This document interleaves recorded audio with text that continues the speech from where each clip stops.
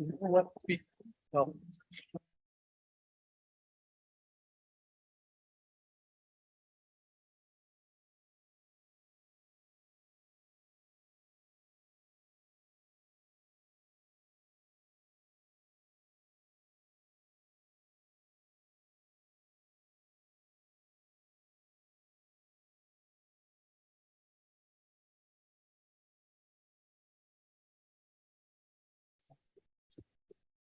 Good morning. Can you hear me? It's clicked on. So this is hard because this is for big people. Good thing this is the last day. Good morning and welcome to the Wednesday, welcome to Wednesday portion of our May CWCB board meeting. We welcome all of you here and thanks to Northern for hosting us. It's really a beautiful time of year to be in Loveland and in the South Platte Basin. So thanks to all of you for making it. Good. Okay. So I'd like to call the meeting to order at 9:05 a.m. and we will start with the Pledge of Allegiance.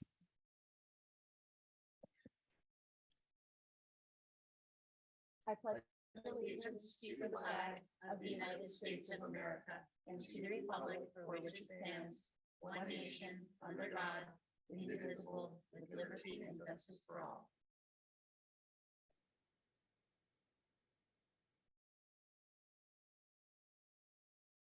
Okay, our first item on the agenda today is the election of officers.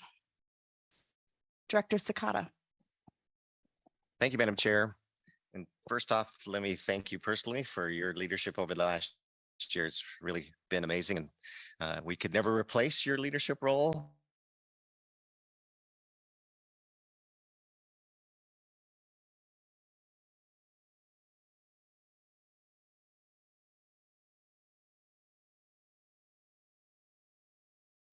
Representing the entire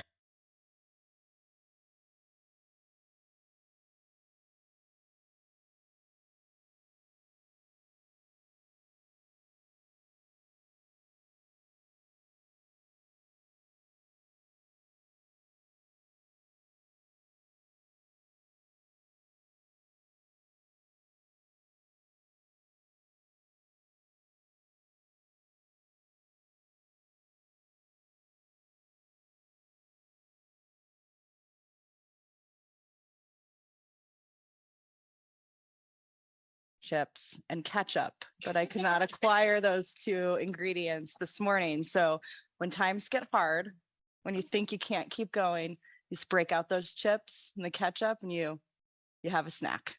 good call. All Thank right. you for that wisdom. I would not have gone there, so I will try it. And before we get going, just a couple of thoughts I'd like to share. First, congratulations to Paul. Paul, I really look forward to working with you as we have been, but maybe in this slightly heightened role. And I know you're going to do great with it. And we all hope you feel better soon and can get back to joining us in person. Madam Chair, I want to thank you for your leadership over the last year and your friendship over the last 3 years. It's been really great working with you in this capacity, and you've helped steer us through some very challenging times, and very much appreciate that. Thank you. I'd also like to say that I have followed 4 really great chairs. Heather Dutton, Celine Hawkins, Jessica Brody, and Jackie Brown. And you might notice that I'm a little bit different from them. I've become very accustomed to addressing the chair as Madam Chair. I thought about continuing that tradition for myself. But I think it might be more appropriate to refer to me as Madman Chair. So with that, I think we'll get going on the day. So our first item is review and approve the agenda. And so with that, I guess we would want to ask whether any of the board members have any conflict or recusal issues on the consent agenda in particular. All good? Okay. Is there a motion to approve the agenda? I move we approve the agenda. Okay, we have a motion by Director Anderson and a second by Director Brown. Okay, all those in favor of the motion say aye. Aye. And opposed? Motion carries. All right, just briefly, we've got our July meeting will be the 19th and 20th in the Gunnison Basin. Viola, I think we're still nailing down location. Is that okay? Oh, great. Awesome. In September, on the 20th, 21st, we'll be in Salida at the steam plant there right on the river. And then November 15th and 16th, and I guess 14th too, right? We'll be in the Denver metro area. Okay, let's move right on to director's reports. And our first report is from DNR Executive Director Dan Excuse me. Gibbs. Oh, Yeah. did I miss something? Oh, wait, hold on. Time out. I'm sorry. I jumped way down, didn't I? Okay, well, it's bound to happen. So we're at number 3. Sorry about that. We have minutes from the March meeting in our packets. And are there any, is there any corrections or concerns about this? Yes, Director Sakata. Thank you. Madman Chair, thank you. I did send some potential corrections to Viola and to you and Jackie Brown. The main one that I was concerned about, did you research that one about the amount? Okay. Okay, so one of the grants in the table, the amount, according to my notes, was not correct. And so we need to get that corrected.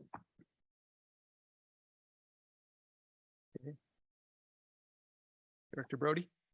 I'd like to move approval of the minutes subject to Director Sakata's correction if needed. Okay, motion from Director Brody. And Second. Director Vasquez, second. Okay, any other discussion? Seeing none. All those in favor of approving the amended minutes, please say aye. Aye. And opposed? Motion carries. Now, let's talk about the consent agenda. Are there any, nobody seemed to have any conflicts or confessions to make, so is there a motion to approve the consent agenda as presented? Director Sakata? So moved. Okay, motion from Director Sakata, second from Director Brown. Man, this is complicated. All those in favor of approving the consent agenda, say aye. Aye. Okay, and opposed? Motion carries. All right, so we've talked about this board meeting dates, and now it's time for director's report. So we'll go to DNR Executive Director and IBCC Director, Dan Gibbs. Great. Hello. Can you all hear me? Yeah, good. Great. Thank you so much. And first, Jackie, thank you so much for your amazing service. You did a phenomenal job while you were the chair and during historic time, I would say too, with the water plan implementation and everything. So just let's give Jackie a round of applause for all her great work. So thank you. Appreciate it. And Greg, congratulations to you as well as Paul being vice chair. Really look forward to collaborating and working with you, and yeah, just appreciate your continued service. So thank you. Update for me is I can't tell you on a personal note how excited I am for selfish reasons that the snowpack is in really good shape overall around the state. As we all know, I think the Southwest received the top award this year for overall snowpack, but even, Greg in the Arkansas Valley, you really increased the numbers later on. You were struggling earlier with snowpack, and it got much better. So overall, the state looks really good. And I say that for selfish reasons, as I'm a avid river runner, and I'm just can't I'm so excited to hit the rivers, to go kayaking and whitewater rafting with my family and just being outdoors. So really looking forward to that over this summer. Last week, I had an opportunity to participate in the signing ceremony for the Conservation Reserve Enhancement Program, known as CREP, at the Capitol. Want to thank my communications director, Chris Aaron, Kevin Ryan, thanks so much for attending that. And then Commissioner Greenberg, thank you so much to you and your team as well. I thought the event was a big success and it was really cool. We were also joined by Lieutenant Governor Primavera, as well as U.S. Senators Bennett and Hickenlooper. And this was as well as the head of FSA. And this was a signed agreement with the USDA Farm Services Agency and the state of Colorado to allow dryland farming to continue in the Republican River Basin under the CREP Initiative Agreement. This is really first of its kind in the country that allows dryland farming to exist and continue in that area. And really want to thank everyone here on the board as well as legislators. I think having that legislative support from last year, Senate Bill 22-208 that provided $60 million for the Republican basin, as well as the Rio Grande, to really help with initial process to make sure that we're going to have success. Also want to thank Mike Sullivan, Kevin's number two for how many years, Kevin? Quite a few years. Who retired. He was really also really instrumental in this agreement. So that was really great to see, to say the least. So the legislative session finished up last week, and I am just so glad that the session is over with. It finished up on May 8th, and I would say it's really safe to say that water won in many ways. It was a big year for water, so really exciting to see that. I'm so grateful for my team for really stepping up big, especially my legislative director, Daphne Gervais. She worked, I don't know how many nights that went into the morning time, literally like multiple 3 a.m. timeframes at the Capitol, which is challenging for anyone, but this was her first legislative session and she really handled things really well. And actually, like, me as a former legislator, I was looking over our legislative portfolio and everything. And I was thinking, okay, this isn't really going to be that big of a year for us, because the year before, or, we had our Keep Colorado Wild Pass, and we had a lot of like huge kind of signature, a lot of oil and gas reform type stuff too. And I was like, okay, we should be okay. But it just, a lot of bills popped up and it became a very, very busy session. So a big thank you to Daphne.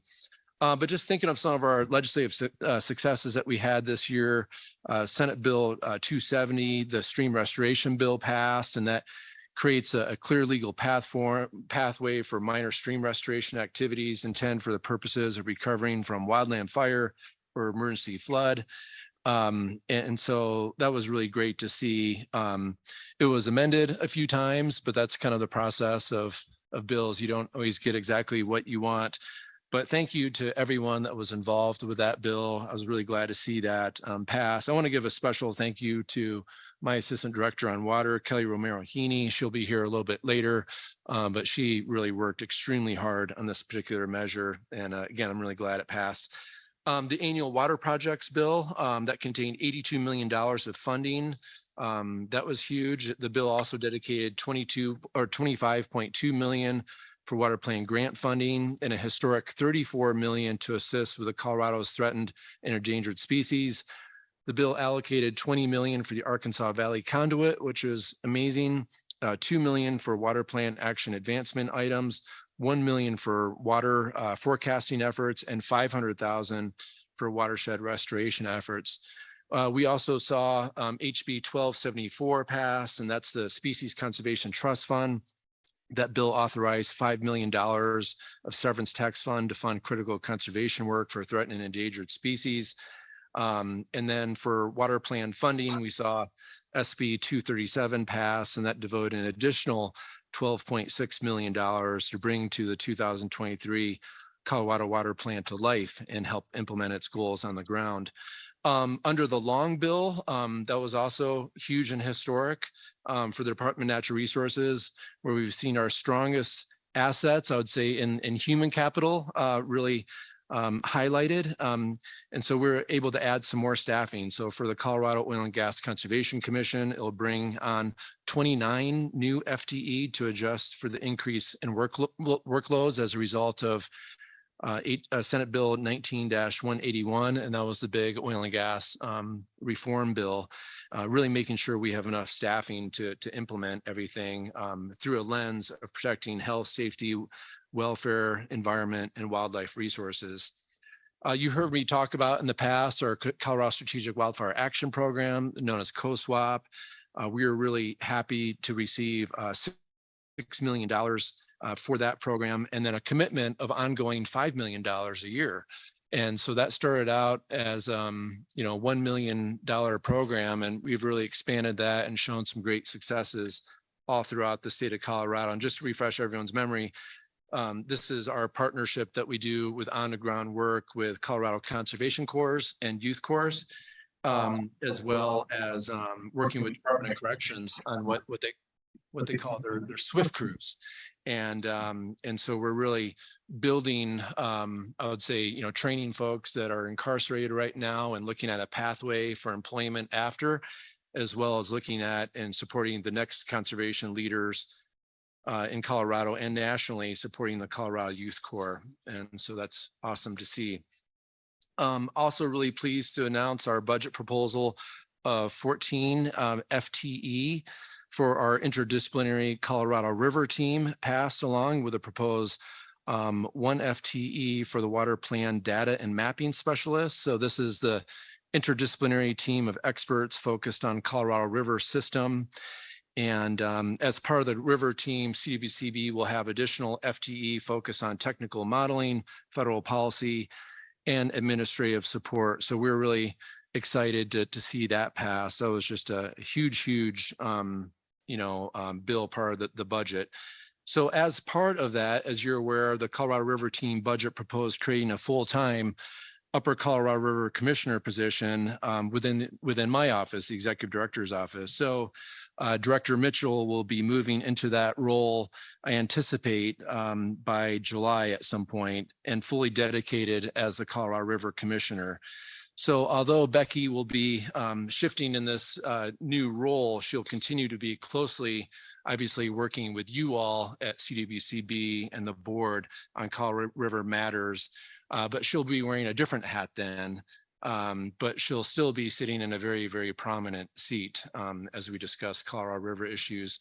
So with that, I just also want to recognize that this is likely the last meeting that Becky will have as a CWCB director. And Becky, I want to give a huge thanks to you for putting your heart and soul into this role, and also being here within CWCB. I know you're not, leaving the DNR family or anything, but from your work of helping to put together the first Colorado Water Plan in 2015 to updating it more recently, and really being a huge leader of making sure we're making transformational, really important change. I'm grateful for your leadership, and you and I will actually be working even closely together, because you'll be situated just right down the hall from me where you've been, really. But let's give Becky a huge round of applause for her amazing service.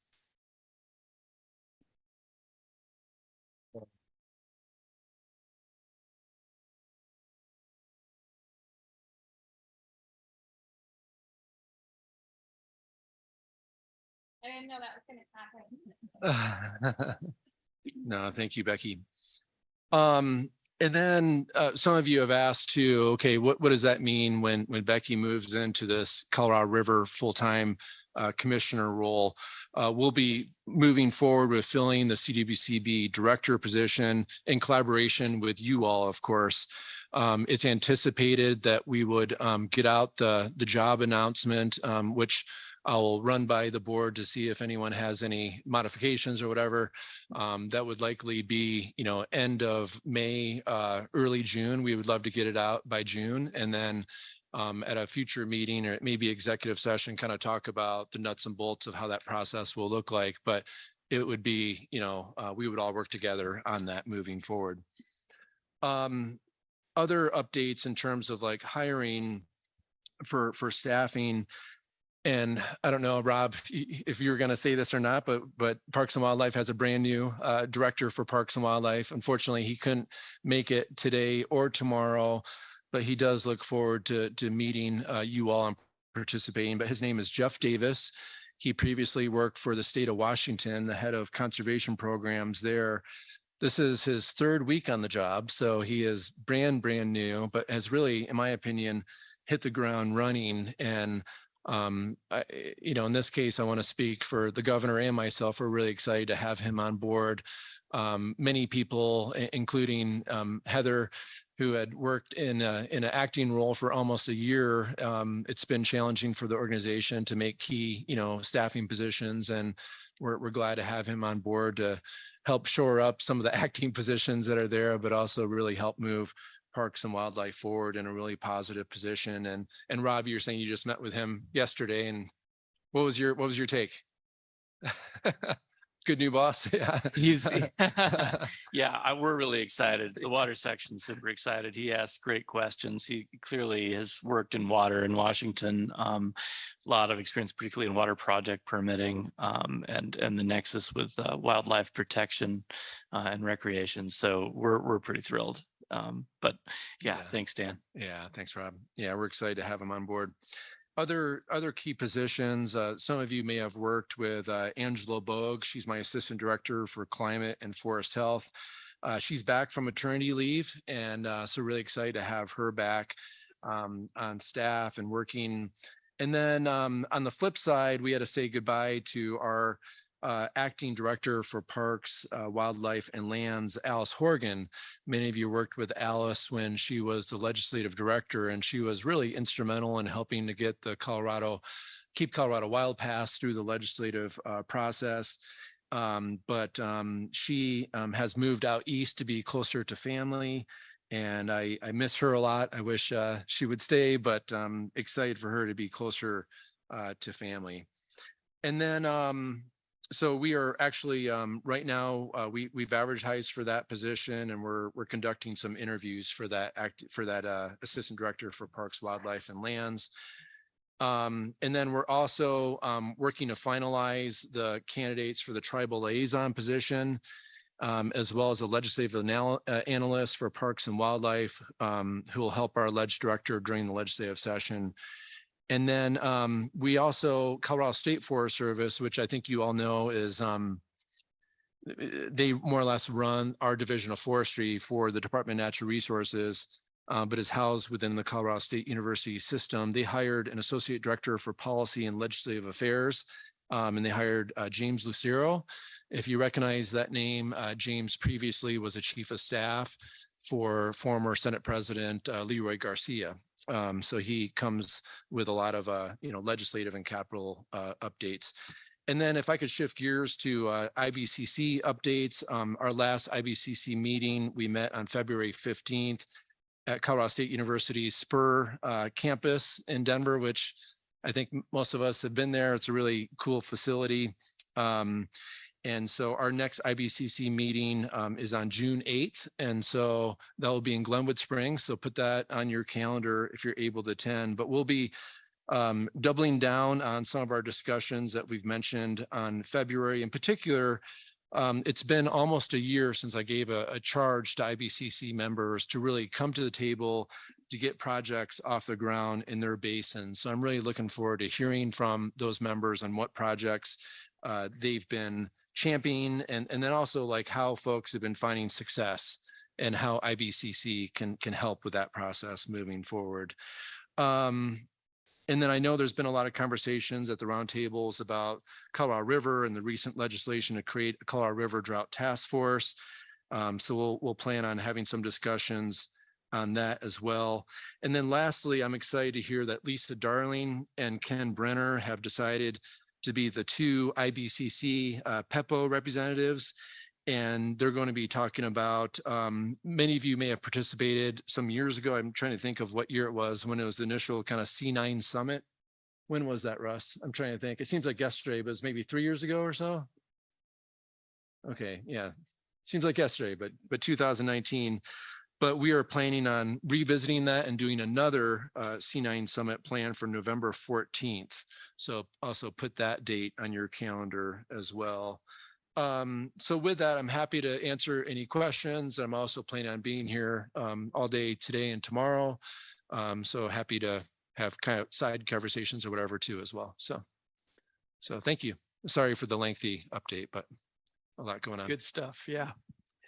Thanks, Director Gibbs. One thing before we move on to Director Mitchell, I neglected to pass along a couple public safety advisories from Viola. One is the restrooms are at the other end of the garage. Another is if you go out that door, you will set off an alarm. So save that for fires. And if there is a fire or some other safety issue making you want to get out of this room, there is doors on either side here behind the curtain. So just in case. Okay, let's go to CWCB Director Mitchell. Thank you for that. I want to start out with some good news within the agency. So first of all, I have to welcome some of our newest members to the CWCB. Kaylee Salazar was previously with the DNR's controller office. She replaced Peg Mason, who retired at the end of February.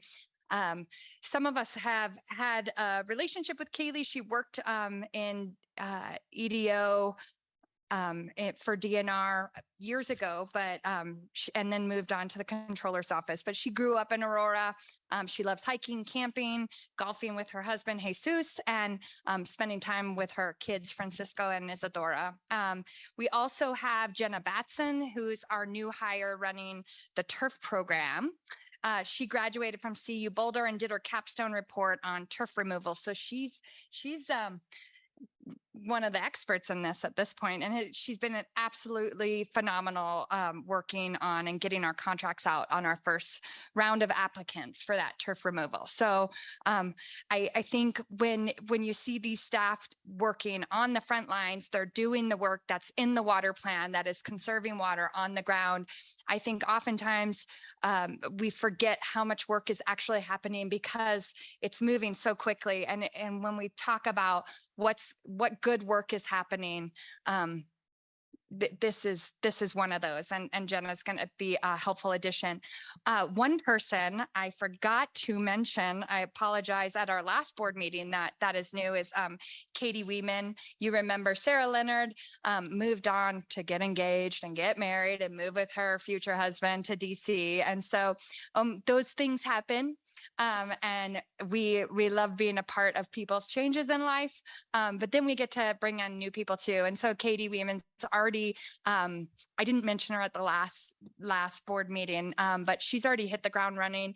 She focuses on a lot of our outreach and communication for the agency. And so again, when we talk about the good work that is being accomplished on the ground by the agency, part of our work is to get that message out so people know what you all are doing, know what the staff is doing, and really focus on those successes. And while I think this agency is filled with a bunch of people that don't want to get credit or the limelight, I think it's important that that's one of the focuses of the agency. So in other news across the agency, of course, much of the last few years have been about drought and responding to that and being supportive on the ground, whether it's for recreationalists or environmentalists or agricultural producers during this struggling time of hydrology.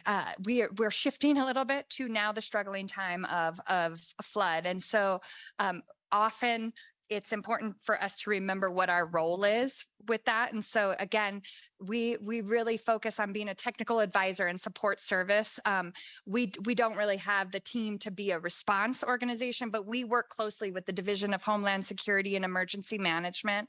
That's in the Department of Public Safety. We work with the National Weather Service, Natural Resources Conservation Service, USGS, and occasionally FEMA. So you'll see this team right now getting really busy because there's a lot of areas of the state that are concerned about flood. And I know we'll be talking about that through director's reports and such. In terms of what's happening in the water supply planning section, again, going back to the work that's happening on the ground and implementing several actions from the 2023 water plan, some important work that is happening or that's recent or upcoming includes the Colorado Drought Summit. I was hesitant to bring this up because we are already at capacity for that. And with 275 registrants and this now has a waiting list. And so that's May 31st to June 1st at History Colorado in Denver. It's a 2-day event. It'll be recorded. And so I think when we talk about accessibility for information, these conferences are critical, but also being able to have them available to anybody who wants them is also an important role of the state and this board. Anyone, if you are a board member and would like to attend and haven't signed up yet, we do have some access to reserve tickets, but we need to know as soon as possible because there are people that are there. There's a waiting line. I just want you all to know. So there's that. Again, also in other good news, the Urban Landscape and Conservation Task Force, the governor's Urban Landscape Conservation Task Force kicked off its first official meeting April 20th to begin exploring practical and informed approaches to advancing action 1.7 in the water plan. We're really focused on sustained water savings to enhance vibrant communities. And remember, those are the goals of our water plan. Everything we do within the agency is through that lens and pushing forward on these initiatives. Also, the turf replacement program, you heard me talk about Jenna. Staff has already reviewed its first round of applicants for the state's turf replacement program. About 40 applications were received, and the new Jenna's been reaching out to those and folks and letting them know the status. So apparently she is diving right into her work. Some other meetings of note. This list is not as long as Director Sakata's, but a couple of things that have happened. And it takes about 60 of us to get to the amount of meetings that Director Sakata goes to, apparently. But staff has been presenting at the Face Hazards Tool, the National Conference of State Legislators on May 12th. We also have our next Water Availability Task Force meeting virtually May 25th. There was a water loss initiative. There's a water loss initiative meeting coming up. At present, we have 75 utilities registered for that program. Denver's been chosen as the site also for the next North American Water Loss Conference, December 5th through the 7th. Also, Kevin Reedy's been participating in the core planning team for the Denver One Water Plan, funded by a water planning grant. And this increased interest in turf replacement or turf removal, really this group is focused on sustainable landscaping. Remember, it's not just about ripping out turf. It's important to recognize we want to not have detrimental consequences to our actions. And so we have to do these things in smart ways. And I'm sure Director Brody can probably talk to that even further in her director's report. There's a few other meetings coming up also as it relates to water and land use planning. The AWRA Specialty Conference for Water and Land Use Planning takes place in July. And I think that's an important one, and we will have a presence there. in terms of other water plan initiatives that we have been part of, water reuse. While we're not heavily focused on water quality, I think you all may recall as part of the first water plan was to break down those silos between state agencies. And water reuse is one of the tools to being smarter and efficient with our water within the state of Colorado. There was a water reuse Colorado symposium May 2nd. And I had the pleasure of being able to speak at that a lot with regarding the water plan and some of the water reuse related projects that this organization, the CWCB, has funded and been a part of, really been a part of moving the needle, including the direct potable reuse rules that the Water Quality Control Commission passed last October. Kevin was also there, heavy presence, might have been the star of the show, and presented on funding opportunities. Funding opportunities are often the star of the show, just so you all know, for funding opportunities available for water reuse projects. In terms of what's happening in interstate federal water information section, a lot of the news of late is regarding the Colorado River.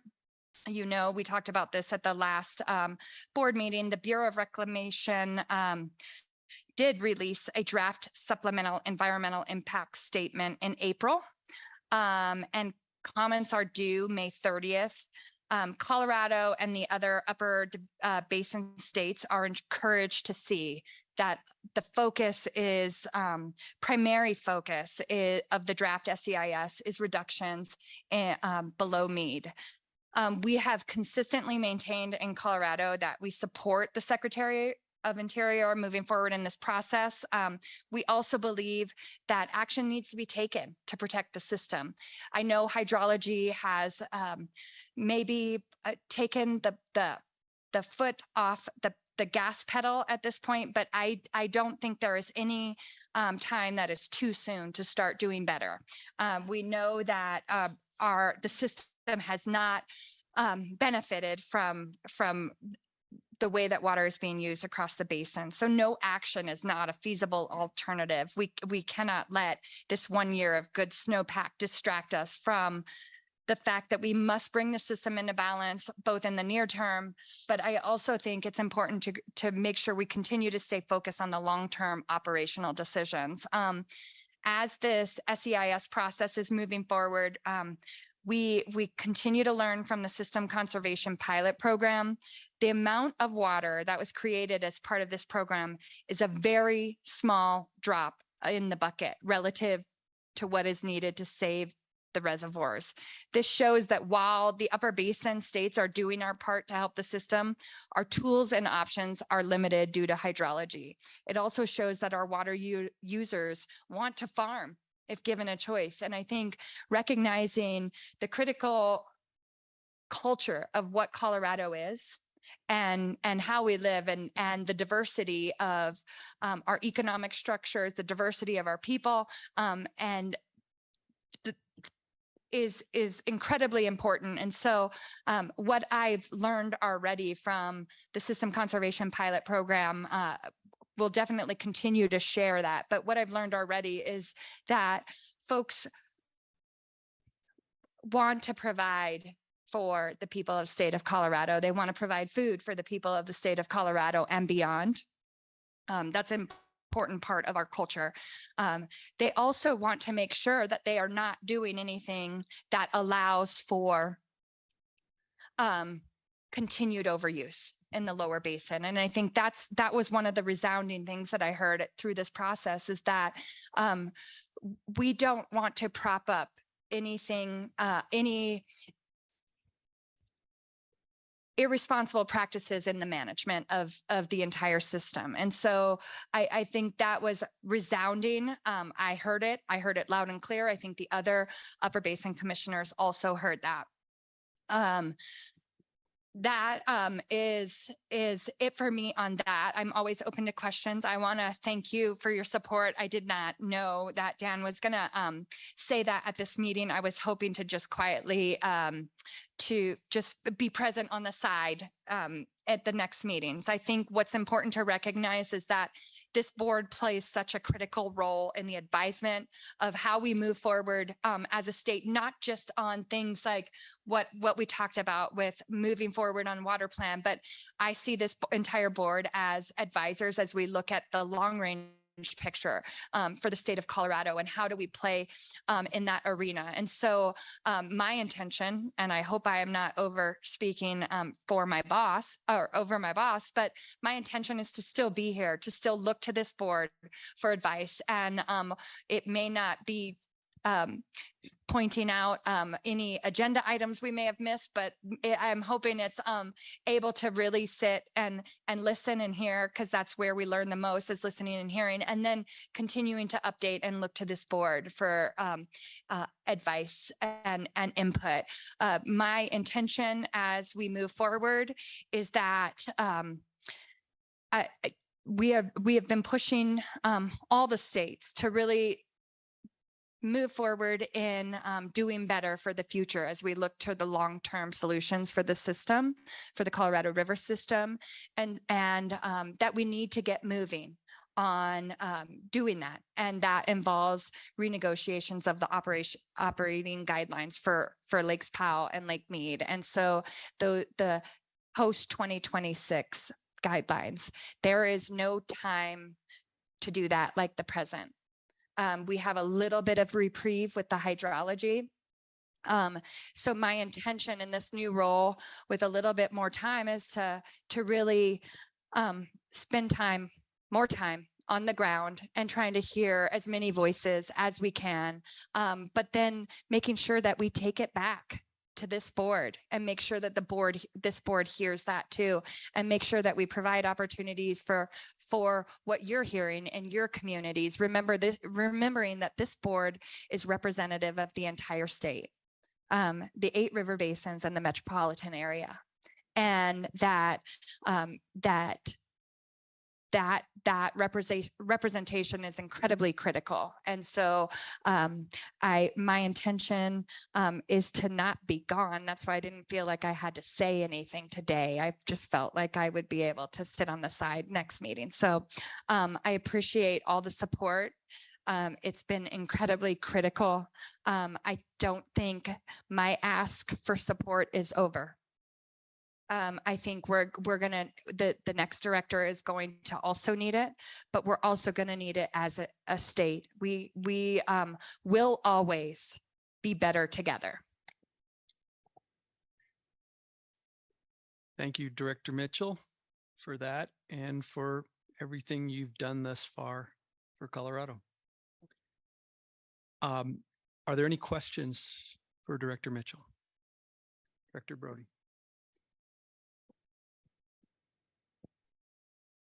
Thank you, Chair Felt. Not really a question, more of a comment.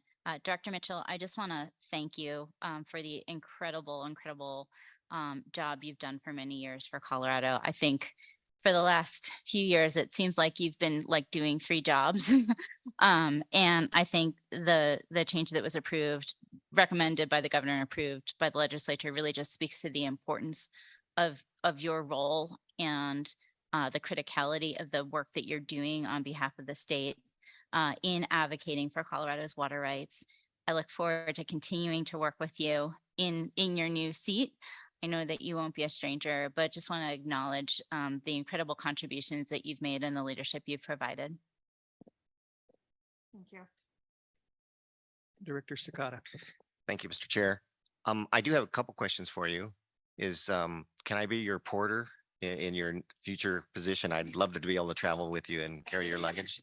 I can't keep up with you, Director Sakata. I don't know if there's anyone that can. And then, But yes, you can drive me. thank you. I would appreciate that. I would welcome that opportunity. I think I'd learn so much. It would be so exciting to be able to do that. The second question was if I could get a couple of those Drought Summit tickets, I think I could put them on StubHub. But really, thank you, Director Mitchell, for your leadership. I think the draft SEIS really is proof to you and your staff's hard work. I mean, you were telling us from the beginning that it's how important it is for us to stand together as a state. that we carry that message forward. And I know it's hard wrangling all of us together sometimes. We all have different viewpoints and come from a different perspective. And so it's always challenging, but you have done an amazing job doing that. And we look forward to continuing to work with you on that. So anytime that you need our assistance, I know you're a good listener, but also let us know in what ways that we can help you. Director Vasquez. I think we should craft a new award, the Herding Cats Award. That would be an interesting bronze.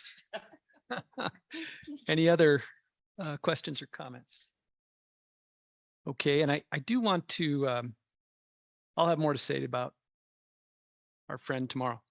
I do want to point out that all 8 basins and the metro area are represented today. We have Director Boucher and Director Cloud online.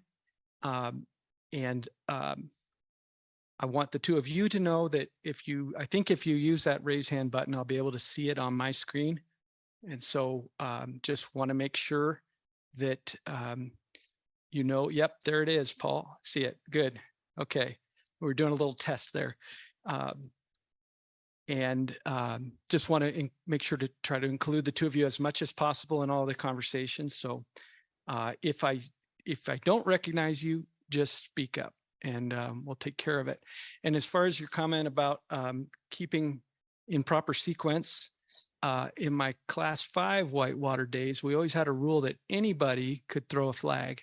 And I extend that to everybody in the room. If you see me messing up, just say so. This is a little trickier than I thought it would be, actually, with so many colleagues. So just throw that out there. Want to stay on track. And with that, I didn't ask for questions for Director Gibb. So would anybody like to raise any questions for him? Yes, Director Sakata. Thank you, Mr. Chair. Director Gibbs, it may be too early to ask this question, so I apologize if it is out of place, but with your experience as a former legislator now, could you have any lessons learned or takeaways from this past legislative session, you know, as we move forward that we could do to improve the situation? Thank you, Director. I would say it's this year in particular, I can't remember the exact numbers, but out of 100 legislators, there was a really high percentage that were brand new. And so I think it's important, whether you as CWCB directors or me as the head of the Department of Natural Resources, but you know, reach out to your legislators, you know, that you live in or within the basin that you represent being here. And for some of you, you may have multiple legislators depending on what seat you have. But to really, you know, help educate them on, you know, the role of CWCB and really of water policy in many ways, because there are multiple different entities. Like you name the entity, there's people are represented at the Capitol. It doesn't matter what your profession is or whatever it may be. And the folks that are at the Capitol are the ones that have the most access to legislators all the time. And so I would say, like, you know, starting almost now, like during the off season, it's really, now is a good time. I know Daphne is my legislative director is planning on meeting with, you know, legislators all throughout the summer and fall and saying, hey, what's on your mind? Or this is how we're implementing this program or that program. Do you have any questions about what we do for parks and wildlife or oil and gas or water or whatever it may be? But to educate folks on the front end before they sometimes hear from other entities that, I don't know, will not be as favorable, I would say. Yeah. Thank you, Director Gibbs. Yeah, that's a great point. I never thought about that. I know the Water Education had those sessions during the session, and I heard there was a lot of interest and attendance because of the new legislatures. And I'm maybe a charge to our roundtables too, to invite local officials to their roundtables to have those discussions. So that's a great comment. My second question to you, and again, maybe it's too early.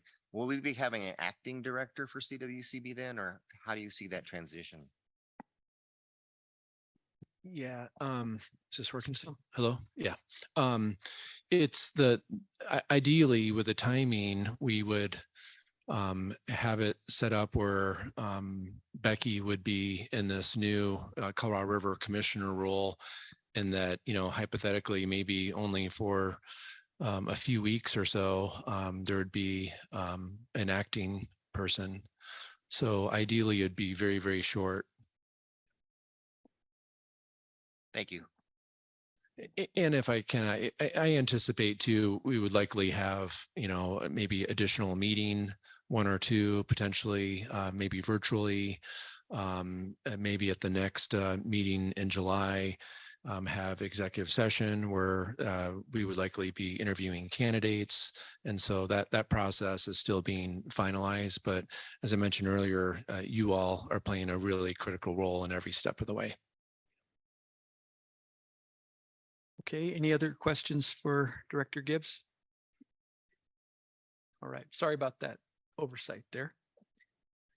Okay, let's move on to the director report from Agriculture Commissioner Kate Greenberg. Great, thank you, Chairman Felt. And congratulations on your new post. Congratulations to Director Boucher as well. And Director Mitchell, congratulations in my most heartfelt sense. It's been such an incredible partnership that we've developed in these roles these last 4+ years. And even before that on the previous water plan, but couldn't think of a better person to be stepping into the role of commissioner at a time when we need you more than any. And your voice on behalf of the whole state of Colorado, and in particular for agriculture, from my vantage point, has been outstanding. So thank you for representing us all, going to bat for us all, keeping us together, and making sure Colorado is at the top of our game as we move forward.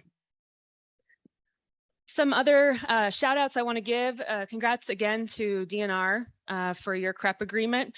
To Director Gibbs, Director Ryan, your teams. It was a great event being with you all, with Senators Bennett and Hickenlooper, Lieutenant Governor, FSA Director Ducheneau, and many others, including producers from the Republican River Basin at the Capitol last week, to make the first in the nation announcement on dryland CREP.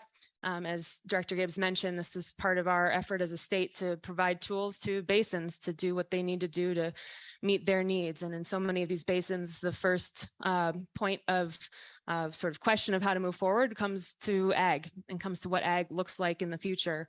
And so the fact that we have been in the last, year and a half, 2 years, been able to get $60 million to our groundwater dependent basins, get the first dryland CREP signed, those are all tools for agriculture. And I'm just, again, so appreciative of DNR's commitment to a future where agriculture continues to thrive in the state of Colorado, and we're not seen as a reservoir to solve our problems, but as a problem solver at the table. Speaking of water and weather, of course, we're coming out of an amazing winter. A lot of our folks in northern Colorado have struggled with the amount of snowpack we've had. So certainly don't discount that whatsoever. And now we're entering flood season, and working with producers who are, seeing sinkholes and roads washed out that are their ways in and out of their farms or ranches and their roads to market. So also appreciate CDOT and their efforts to get roads repaired as soon as possible. We have done a lot of work with Farm Service Agency on emergency support programs for producers.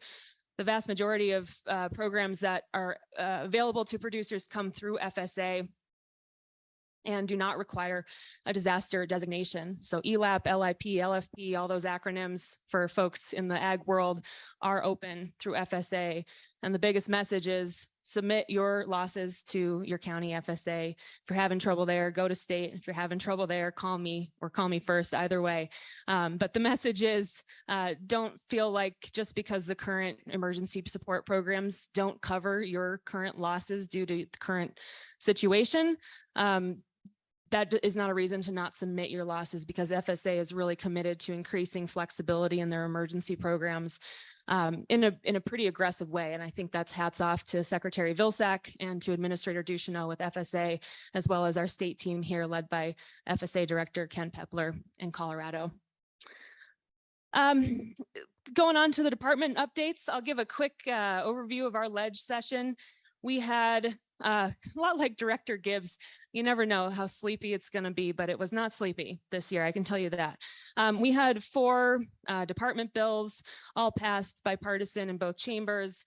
So we extended our ag workforce development program. That's our paid apprenticeships for young farmers and ranchers in the field. We updated our Livestock Health Act to allow a quicker response to foreign animal disease outbreaks. You know, we've been dealing with high path avian influenza this last year, and we've found some places where we can be more efficient, move quicker, and hopefully save, if not more birds, then help our businesses and producers react more quickly. We also increased or expanded the eligibility for our future loan program. This is our beginning farmer and rancher loan program. We also have the ability to lend to processors across the state. And essentially what we did was clarify that our lending program can go to farmers and ranchers who don't yet own land or own a business. Essentially, land is the top barrier young and beginning farmers face. And if we are expecting them to already own land, what's the point of having a very flexible land access loan program? So now it's clear that if you're a beginning farmer and rancher, let's say you've been a manager for the last 10 years, but unable to purchase land, you'd be a great candidate for this very flexible and now very competitive 4% loan program with very flexible payback terms as well. And then for our ag producers, we're doing a lot of support for our fruit and veg team down in the valley. We've got folks down there that do all the potato inspections. So all the crops that leave the state get inspected by my team, and that's critical for trade. We can't trade, let's say, to Mexico without that team. So we just want to make sure we've got a good, stable sort of operating and financial situation with our fruit and veg team.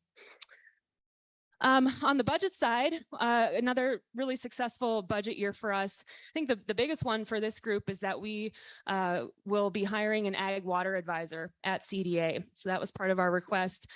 We've been a lot like our emergency response to Director Mitchell's point. We haven't been set up as an emergency response agency, but I'm really trying to push us in that way.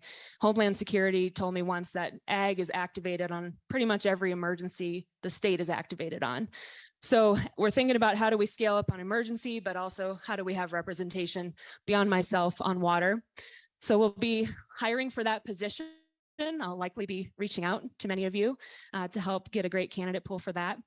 We also were successful in the budget request in getting a climate marketing specialist. So this is part of our work in growing our soil health program, in, of course, our voluntary incentivized stewardship efforts across the department, but how can we make the economic justification for this work that goes beyond grant investments from state government and moves into a new marketplace where buyers are showing the value to producers for their stewardship work.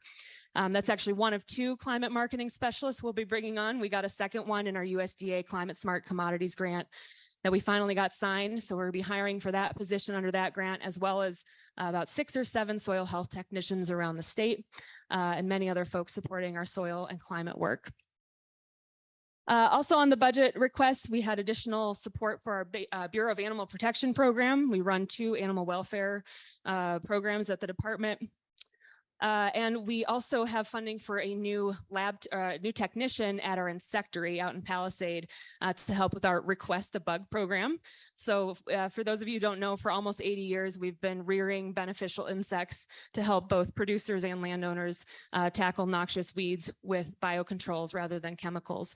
And we have such demand for our Request a Bug, where landowners can order these beneficial insects from us, and we ship them to them, that we needed more support. So you'll see hopefully more of that coming out of the insectary and some really great work. And then lastly, just a couple of other non-agency bills I want to mention. Food accessibility, there's now an 85% tax credit for our community food access program, which we're building right now to help both local farmers and retailers essentially sell more fresh local food to communities in need. Colorado was also the first state to pass, and the governor was the first governor to sign the Right to Repair bill, ensuring that Colorado farmers and ranchers have what they need to repair their own equipment, including the modern technology and software. We also are going to be helping administer an agrivoltaic grant program, really focused on agrivoltaic research. I'm really excited about this. I think, we're seeing a lot of interest from my ag commission, from our ag community on renewable development, but not in a way that strips the land of its productive capacity. And so a lot of conversations of how do we keep ag production going underneath solar panels? How can we invest in pollinator habitat, biodiversity, while generating renewable energy? So very excited the department gets to be working on this. We had 3 sunsets, they all passed. So we'll continue our custom meat processing inspections, our noxious weed advisory committee, and our pesticide applicators act. And then lastly, on the legislative front, we are also entering into the wild horse world as a department. So CDA will be responsible for setting up a working group and looking at how we use various humane treatments such as fertility control to help manage our wild horse populations across the state, obviously in very close coordination, hand in glove with BLM. So that's a cross section, a few of the growth areas for the department after this legislative session. I'm just really excited about the ways we are getting to grow, and all the ways that we are growing that have been led by the department have been led by farmers and ranchers. And we just expect ourselves, our expectation of ourselves that we keep staying in touch with reality of the needs on the ground. That was ledge session, but of course there's all the federal dollars coming down. Just in the last about week and a half, we had 2 other major announcements for the state of Colorado. We've been working with CSU as well as a number of other states in the Northern Rockies and Pacific Northwest to apply, and we were successful in becoming one of 12 regional food business centers in the country. So CSU and Colorado are going to be the hub. That means we're going to be providing technical assistance, business support to farm, ranch, and food businesses, not just in Colorado, but across that Northern Rocky region. In tandem with that announcement was another USDA unveiling of a new program called the Resilient Food System Infrastructure Program. This will be activated through cooperative agreements with state departments of ag. So we'll be taking on a minimum of $2 million, but likely more to support investments in non-meat related processing. And it's non-meat because there's already the meat and poultry enhancement program for meat and poultry processing. So this is everything else. This is, whatever value added you can think of, whatever processing you can think of, we're going to be able to put money in that for real expansion of our processing local and regionally across the state. So that's some growth in some really key areas. I mean, really everything that I've been describing hits on our 4 major strategic priority areas: economic resilience for producers, voluntary stewardship, supporting future generations, and animal health and welfare. We're going to continue driving those forward. But just in wrapping up, as we move into this next sort of planning cycle, which we're in right now, it's very clear that community food access, so essentially food security and food equity, as well as water resilience, are becoming much more of focal points for us as an agency. So you'll see what we won't let down on our soil health development and marketing efforts. We're going to be putting more effort behind how can we support our ag communities in the water challenges they face, and how can we support our families across the state who are struggling to feed themselves and their kids. So I'm really excited about that work. A lot more to come. I think it aligns very well with the fact we're in a Farm Bill year. It was great being on. I didn't know I was going to be on CPR this morning. I'm not sure Director Sakata or Director Boucher did either, but it's of course an honor being on the radio with you. And I just want to thank you both and so many others for your ongoing Farm Bill advocacy. I think I've been to a number of Farm Bill roundtables at Director Sakata's farm, and this year is a really, really big year. It's hard to overemphasize how critical advocacy out of Colorado is. We're lucky we have Senator Bennett on the Ag Committee, as well as Congresswoman Caraveo on the House Ag. So really strong contingent from Colorado representing Western agriculture. In closing, just want to say thank you to CWCB staff. You continue to be such great partners with my team. Of course, Jordan Beasley, my deputy of external affairs and ledge liaison, as well as Bev Zupke, have just been incredible throughout the session, and can't say enough good things about Daphne and your team as well, Director Gibbs. So just look forward to continued partnership throughout the summer. Happy to answer any questions. Are there any questions for Director Greenberg? Director Vasquez? Oh, okay, Director Coombs, sorry. Uh, two things. I really like the word insectary for some reason, but Sure. on the work with the wild horses with BLM, can you tell us a little bit? Is that kind of like a designation between what's feral, what's actually wild? I mean, I don't want to get down in the weeds on it, but just a little more. Absolutely. Yeah, thanks for that question. So wild horses are protected under federal law, and they have a specific designation. Feral, as what the Valley has been, kind of dealing with, is a much different sort of realm. And we have been engaging on the feral question, but this is specifically targeting wild. And so it'll be those populations that are designated as wild and protected under federal statute. And that's why partnering with BLM is so critical. So it's those places where BLM has been responsible for roundups, if you will, and we're looking at how can we do it differently to get populations to a place where, carrying capacity is essentially the populations meeting the carrying capacity of the land. Okay, Director Sakata. Thank you, Mr. Chair. Thank you, Commissioner Greenberg, for everything you do. It's amazing when I look at your schedule and all that you've accomplished for the state. And thanks for that comment on the Farm Bill. If I can, Mr. Chair, I'd like to, since you mentioned Congresswoman Caraveo, I'd like to actually introduce Lucy Kellerman with Congresswoman Caraveo's office. Lucy, why don't you stand up and say hi to everybody? I got to know her at the Farm Bill listening session at our farm, and she is specializing in the natural resource area. So I wanted to introduce her to our excellent board, I feel like, and would love the interaction. Any questions that the Congresswoman has, please don't hesitate to reach out to us. But thanks again, Commissioner, for all the work that you do. Director Vasquez. If I might, I'd like to follow up on Commissioner Coombs' question on the wild horse and burro issue. I sat on the Northwest Colorado BLM Resource Advisory Council for 7 years. I know how emotional this issue is for many people, and I know how many poor horses are incarcerated. So I'm curious regarding control of reproduction. One of the big challenges is a number of these animals are living in very remote and difficult to access regions of the state, particularly on the Piceance. Very difficult to get close enough to do any kind of darting. And I'm wondering if your organization has any new ideas on how to control the rate of reproduction. Maybe I can come back in a year with some answers. And it's brand new. So I'm grateful we get to be a part of this because I'm very interested in finding new ways of doing management, and BLM is too. I think that's why it's such a great moment, because we've got alignment with our federal partners in the state. And, Doug Vilsack at BLM is very much look forward to working with him. But as part of the directive to CDA, we're going to be setting up a working group.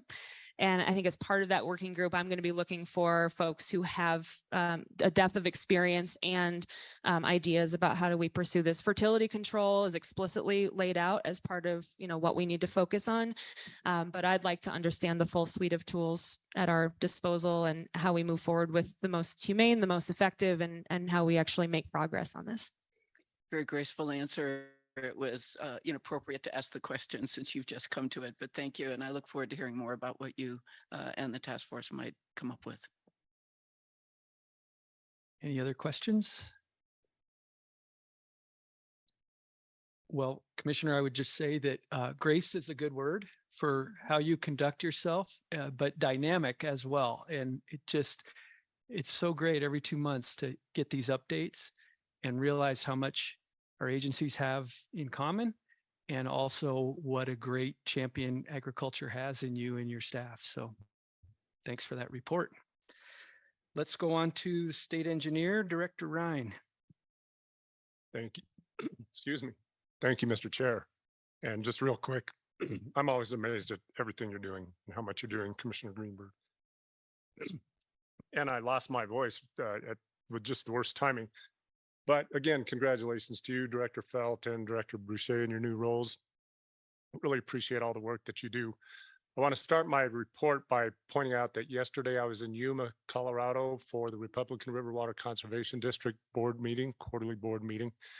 And that allows me to just maybe give a little bit of Director Gibbs and Commissioner Greenberg's report a little bit more.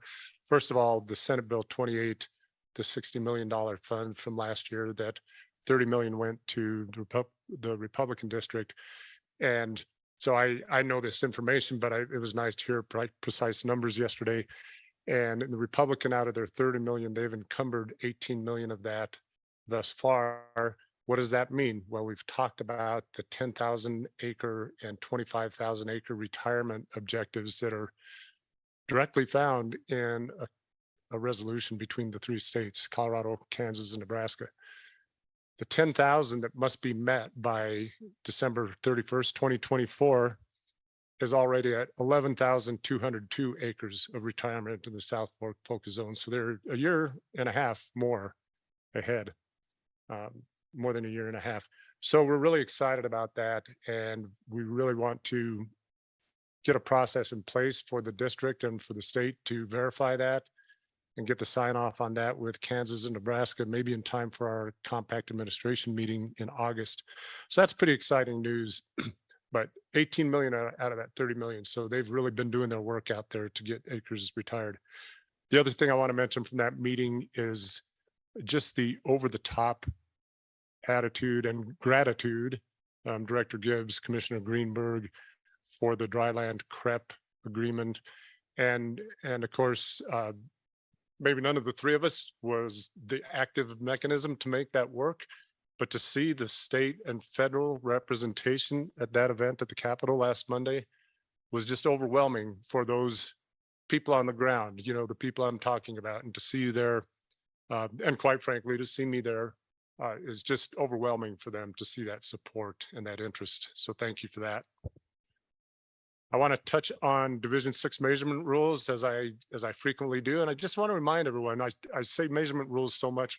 What are we talking about again? And just to put that in context, in Colorado and in several basins in the Arkansas, the Rio Grande, the Republican, the South Platte, we have groundwater measurement rules. And those have come over the last 20 years. And it's really because we've had so many wells that divert groundwater, and you just really don't know how much water is coming out of a well unless you put a meter on it. You know, it's different with surface water. You can at least see what's being diverted. But the Division 6 measurement rules that are really coming to fruition through the court right now, first of its kind in the state of surface water measurement. And the state and division engineers have the authority right now to order head gates and measuring devices for surface water diversions. And we do that, but the rules give certainty and structure and process, and it's really good for the water users in the basin. So we're finishing that up in Division 6. And Director Cloud, I want to let you know that I'm going to be in, Cortez and Durango next week. And I've been invited there by Steve Wolf, the manager of the Southwestern District, and to talk about the measurement rules that we've done in Division 6 for Southwestern and their constituents, in the Dolores District and their constituents, and just talk about what measurement rules are about and the benefits. And again, the certainty and structure that you get from having promulgated rules, adopted rules that people can look at and rely on.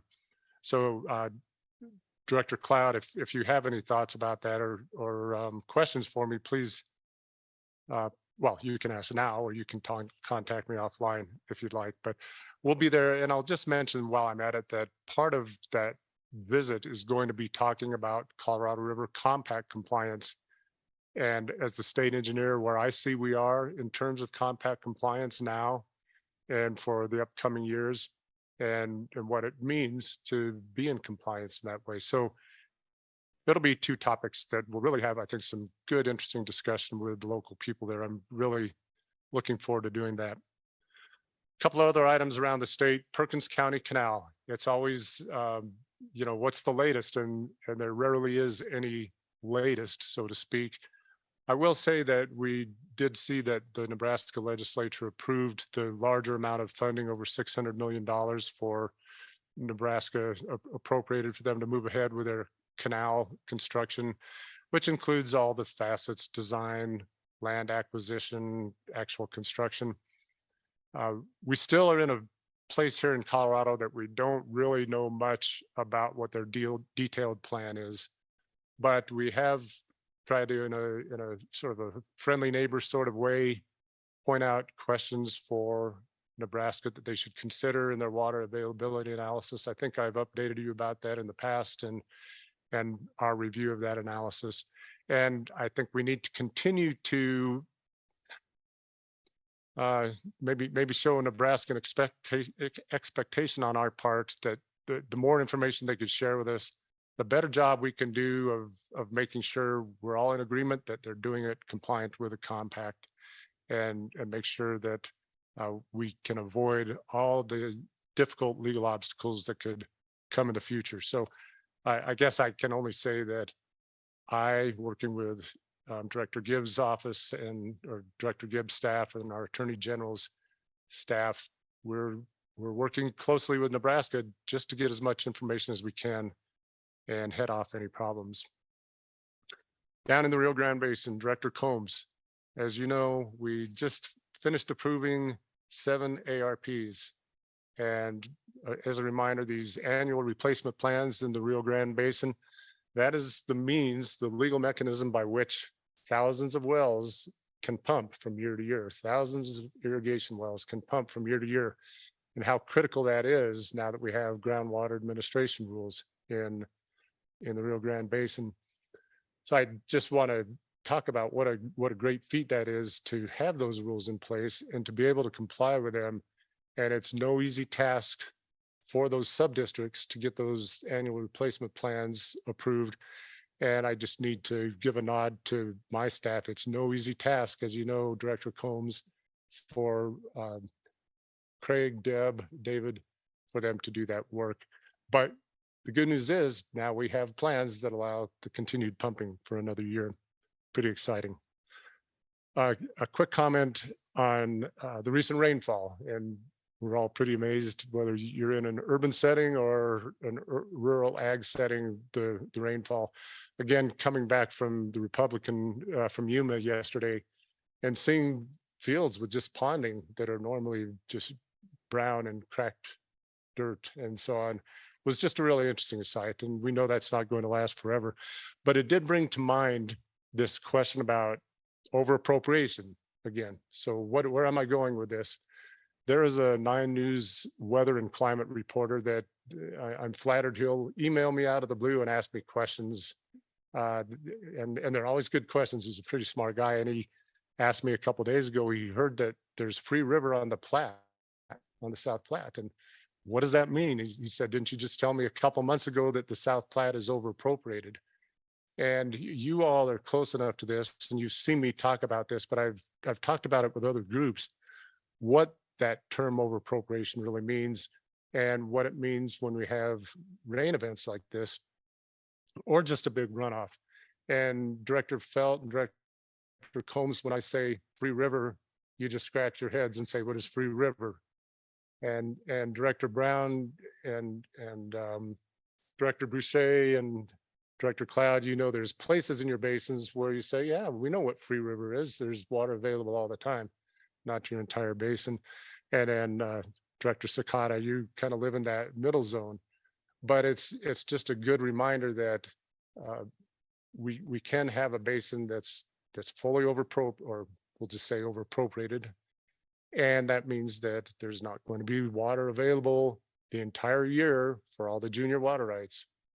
But it may mean, Director Sakata, that with events like this recent couple weeks and with a good runoff, there are times when a junior water right or someone with no water right can take water off the river. But again, Director Felt, Director Combs, that just doesn't happen in your basin. So very, very good reminder. And they know it better than I do. But I'm going to end with just one slide, and you can advance that, my 2-slide slideshow to the second slide, if you could. And I'm not sure how much of all of you, how much of that you can read, but I want to point out that we did fill another position in our executive leadership structure in Denver, and that is the assistant state engineer position filled by Sarah Brucker. And this is not a very good org chart. I didn't intend it to be an org chart, but just to give you a sense for our executive leadership in the Denver office. And as the state engineer, I oversee, among others, the deputy state engineer, deputy director, and that's Tracy Kozloff. I told you about her, recently filling that position for Mike Sullivan. And of course, I also oversee the division engineers in our 7 water divisions. But more to the point, under Tracy Kozloff, we have Jason Ullman, deputy state engineer, who does that public safety, water information, hydrography. That includes dam safety, and that's his oversight. And Sarah Brucker, in her new role, will continue with this position, overseeing what we call our water supply, our interstate water supply, well permitting, water court, administrative approvals, that sort of thing. So that's the kind of leadership you're looking at in Denver right now. And I'm just really excited about it, because when Mike Sullivan was retiring and when I knew he was retiring, I started looking forward to how I was going to get that solid leadership. And thanks to, quite frankly, help from our human resources department, among others, we've done a great job of filling those positions. That's the way the DWR executive leadership looks right now.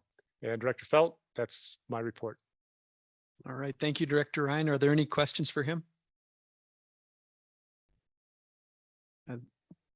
One of these days, I want to experience one of these free rivers you're talking about. Sounds wild. I want to acknowledge that we're already over time on item 5, and our presenter for item 6 has to leave by 11. So we're going to keep going here, but we're going to push the break to 11. And so I recognize the biological imperatives that arise. And so people may just have to slip out if they need to, but we'll keep rolling. So Director Harris, I just wanted to say, as I was sitting here thinking about it, I'm just starting my 4th year on this board.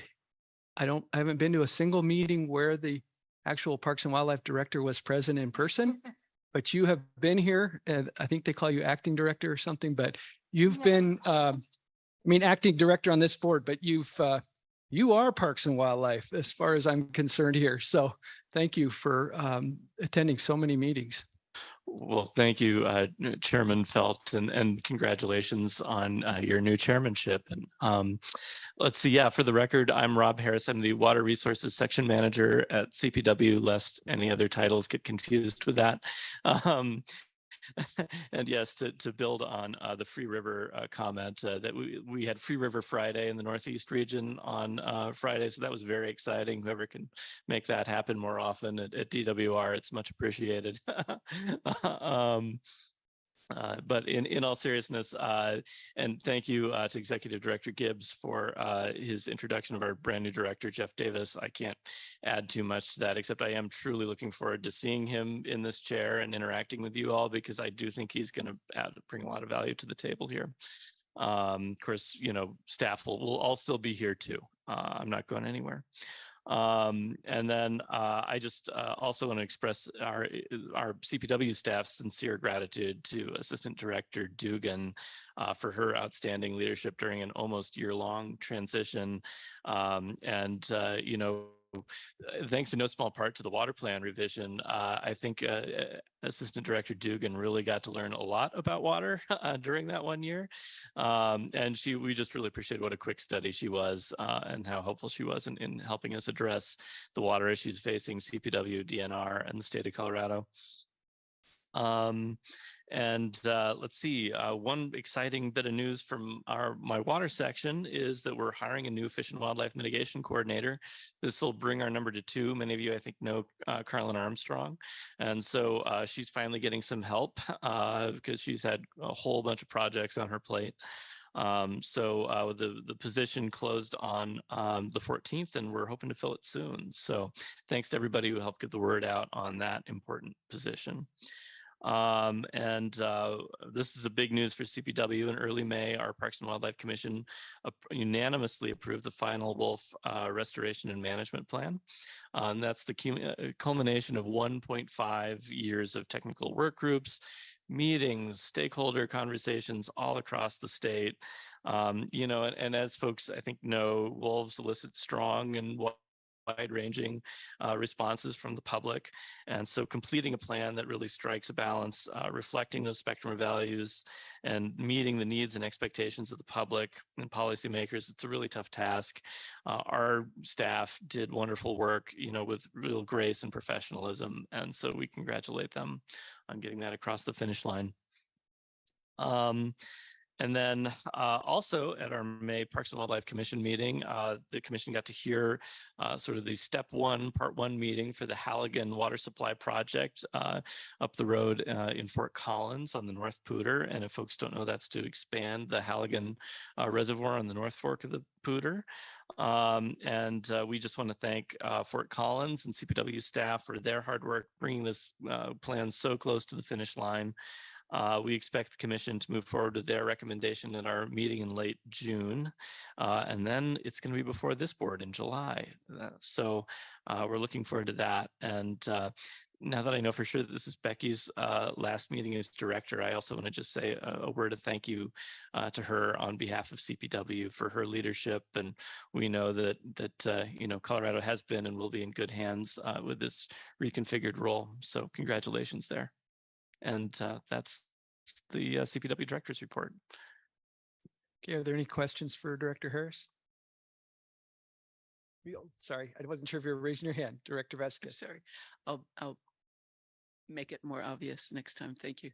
Thank you very much for the comment about the Wolf Reintroduction and Management Plan. And I just want to thank your organization and Director Gibbs for your visits to Jackson County or the North Platte Basin, where wolves have reintroduced themselves and created quite a kerfuffle. But your listening skills and your ability to deal with different perspectives, I personally really appreciate. So thank you. Any other questions? Yes, Director Greenberg. Thank you, Director Felt. I just want to also reiterate CPW's incredible professionalism and dedication over the last 2 years of wolf management plan activities. Obviously not easy from the ag perspective, but you listened time and time again, incorporated feedback where possible. And I think we came up at the end of as good a process and good as plan as we could get to. So I've told that to CPW, but I want this board to know what incredible team Director Gibbs has and on the other agency as well. Okay, any other comments, questions? All right.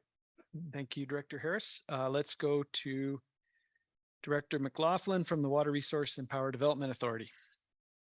Thank you, Director Felt. Can everybody hear me okay? Yep, sounds good. Thank you. Congratulations to Director Felt and Director Boucher. I also want to reach out and congratulate Director Mitchell. Thank her for incredible leadership. More on Director Mitchell in a minute.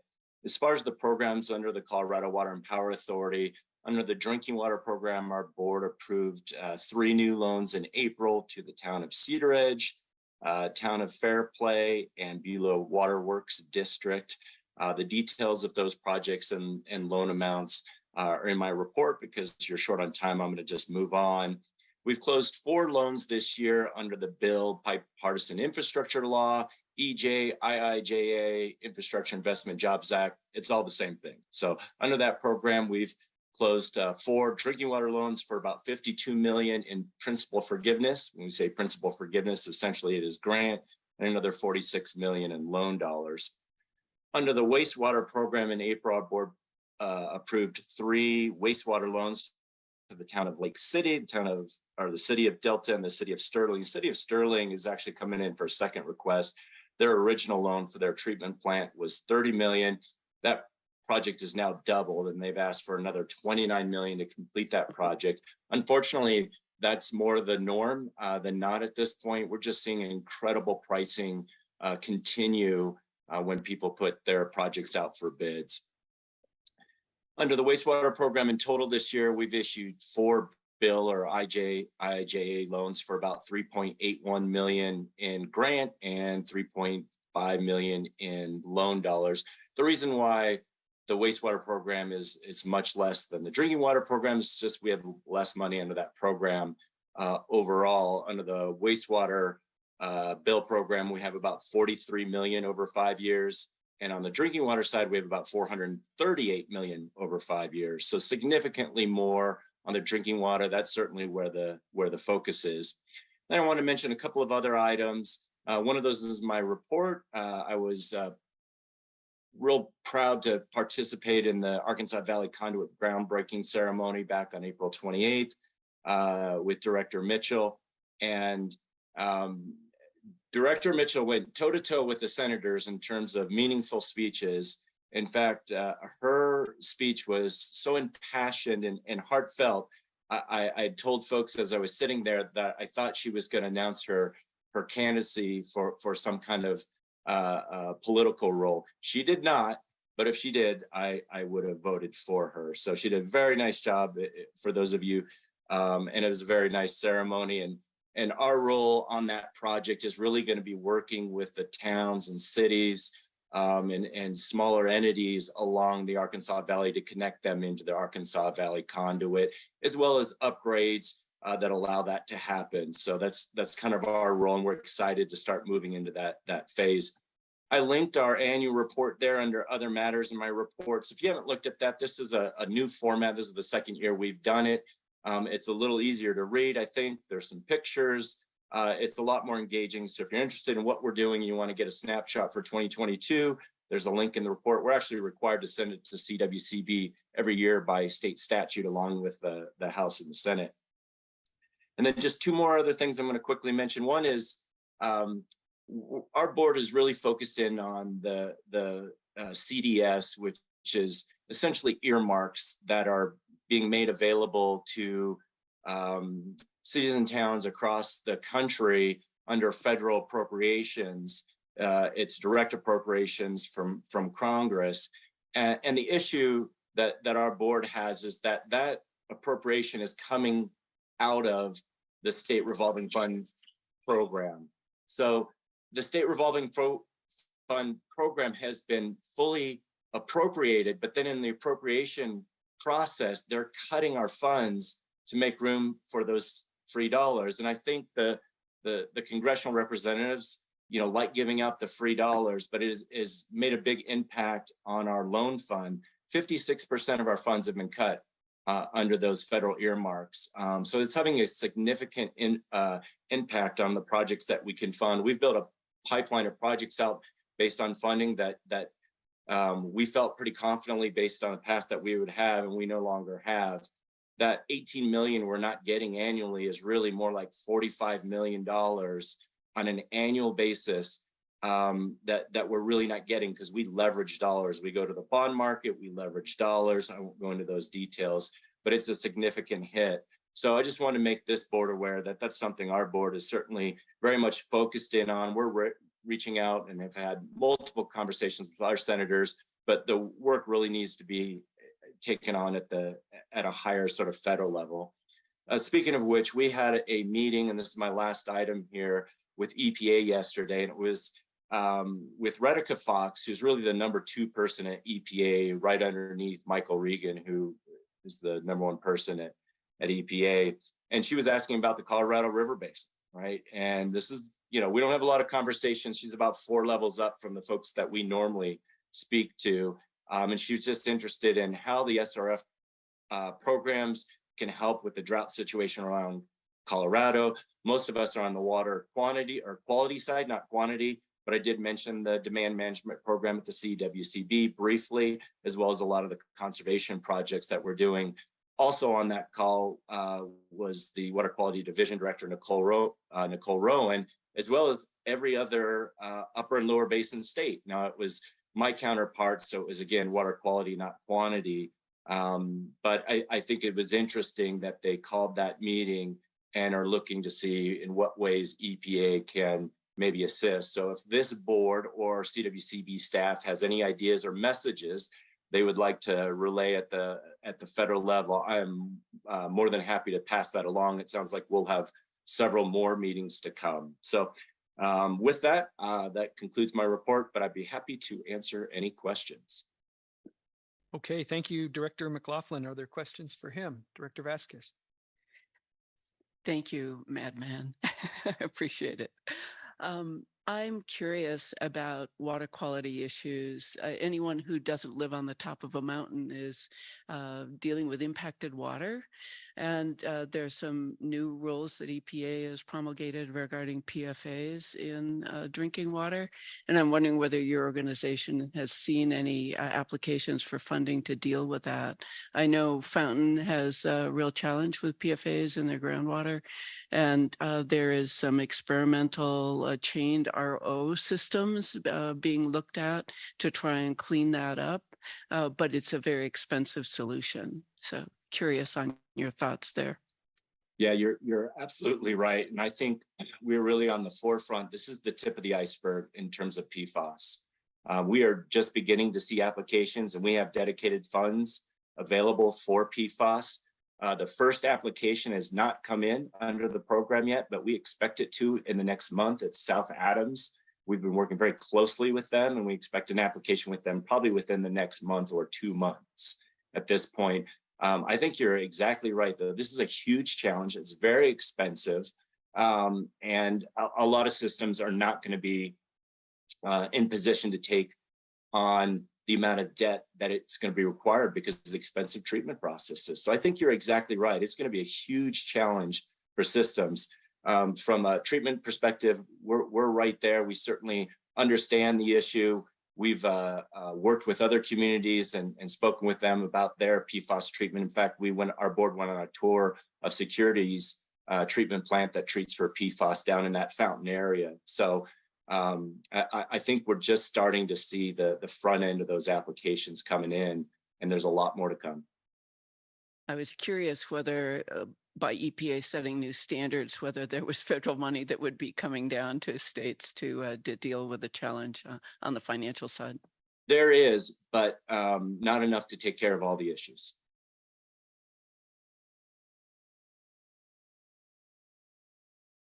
Any other questions? All right, thank you, Director McLaughlin. Thank you.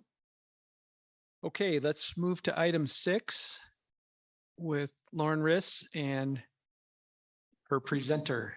Thank you. I wasn't quite sure where we stand here. Good morning. I'm Lauren Riss with CWCB, and this is agenda item 6. Thank you for being flexible with the break so that we can make sure we have time to talk about this morning. This is the operational planning discussion, and I'm really just here. Oh, do I need to start my video? Sorry, technical issues. Okay, thank you. And I'm really here to just introduce this item before I bring up the main presenter we have with us today. As I think most of you are aware, creating an annual operating plan was an item in one of the 50 actions that CWCB committed to in the water plan that you all just adopted this past January. And it's a really important item, and we've never done it before. So in light of, I think, trying to recognize the importance of starting it out right and kind of going through a process for the first time, CWCB has brought on Greg Bellomo, who's with us here today, and he's from Government Performance Solutions. He has worked with agencies throughout Colorado, public-facing agencies, and CWCB actually worked with him and his team in the past as we went through an organizational assessment that really helped us justify the additional FTE that we were able to bring on for our water plan grants management. So I'm going to let Greg kind of walk through the process as we're envisioning it to create an operational plan that will very much involve you and your thoughts and insights as we walk through that. But really wanted to introduce Greg, and I'll turn it over to you. Thank you. Yeah. How do I advance? You got one of those babies? Yes. Thank you. Morning, everybody, and thank you for having me. My name is Greg Bellomo. I'll introduce myself here in a moment. What I was going to do with you all today, we have just 30 minutes, and I don't want to get in the way of biological needs. So I'll move quickly, and then if you all have questions, we'll pause and dig in where you think it's worthwhile. Okay? I'd like to just introduce myself, talk a bit about what the approach that we've proposed and why we think it's beneficial, what it is that we need to get and how we'll get there. And then we're going to have an ask of each of the directors that I want to interview each of you. And I want to tell you how I'm going to speak with you and how to get in touch and how we do that as efficiently as possible. All right. So again, I'll move quickly, pause if you have any questions. Alrighty, the water plan, 4 months old now. It has 50 actions to be implemented over 10 years. One of them is that operational plan, annual operational planning. I think it's 5.10. The plan helps the board refine its options. And what we're hoping for is we make sure we're focused on the things that are most important and within your control. We also think that the plan will help maintain consistency and continuity as board members transition on and off. You are a dynamic board. And so I've been asked to help you all in a facilitation capacity to understand what should this thing look like. The water plan is intentionally quite brief on what operational plans look like. And so we'll work with you all to define that and go through it for the first time. All right, let me introduce myself. I work for a firm called Government Performance Solutions. We're in our 10th year of operation. We're based in Denver. What makes us different from most management consulting companies is we only work with mission-driven organizations. So social sector, nonprofit, anybody who has a mission, not a profit motive, is a good client for us. Over the last 10 years, we've worked with 60+ clients, including DNR. We're currently engaged with Commissioner Greenberg's Department of Agriculture. We've led over 300 engagements. We're a team of 8. Everybody is gray and wrinkled. We're all 20+ year pros. And I say that simply because we have a decided preference for the practical. Right? So we try to practice what we preach. We have our own plan of what it is we exist to do, how we add value, and how we treat each other. The engagement that we've been asked to lead, as it's somewhere in the middle of this page, from our our offerings on strategic planning and stakeholder engagement. Really, I think this is around operational excellence and organizational effectiveness. We also do this amorphous thing called collective impact, which is when you have different agencies who have shared desires, but different mandates and different governance, how do you cross those boundaries to make a good impact on communities? 100% of our work is in Colorado. So things you should know about me personally. I'll be your consultant on this. My partner, Laura Sigris, will step in if some tragedy befalls me. 25+ years in the workforce, 20 of them in consulting. I say that only because I've got repetitions. We should be able to get relatively efficient toward our products. I'm a degreed engineer and I know very little about water.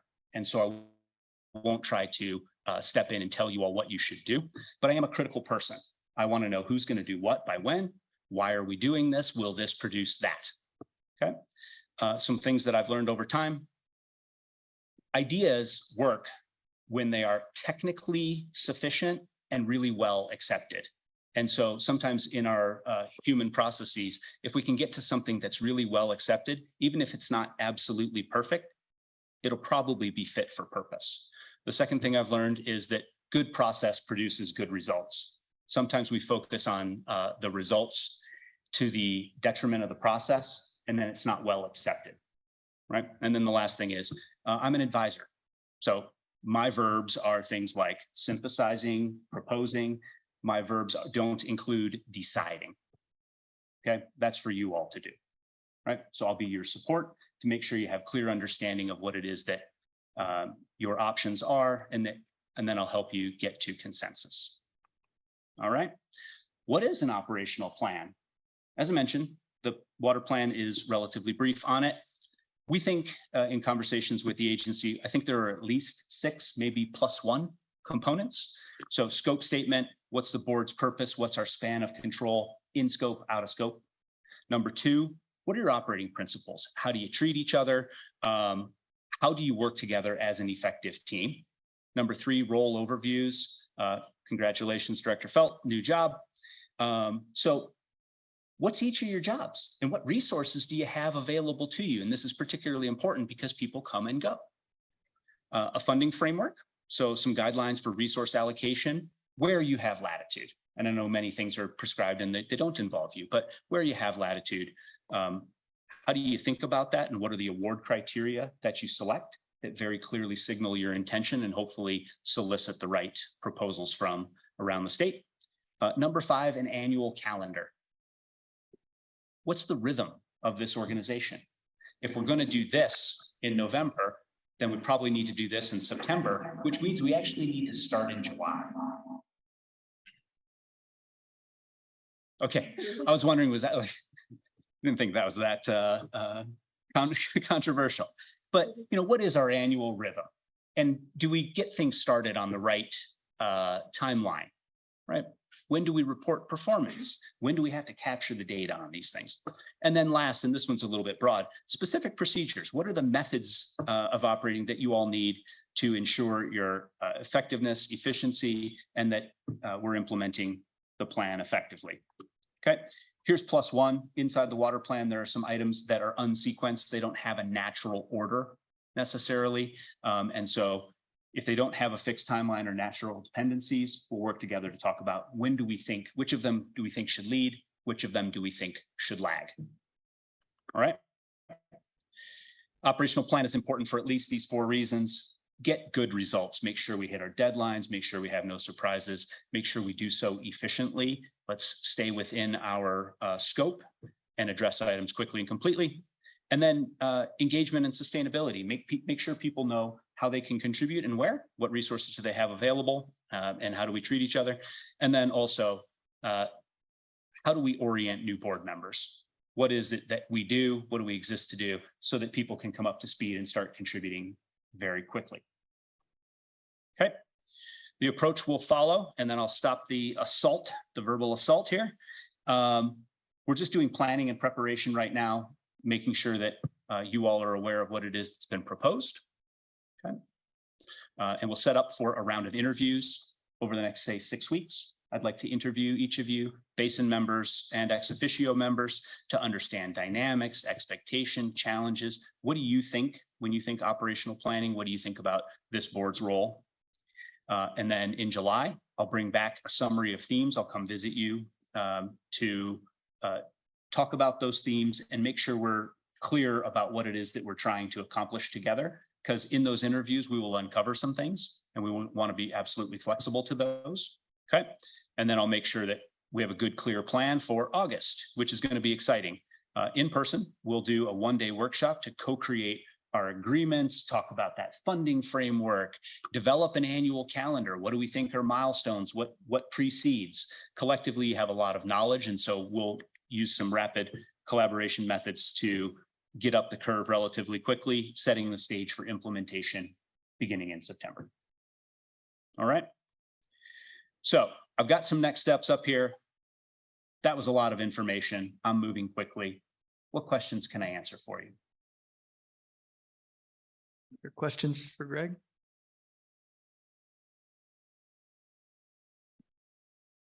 Did you have one, Nate? I couldn't.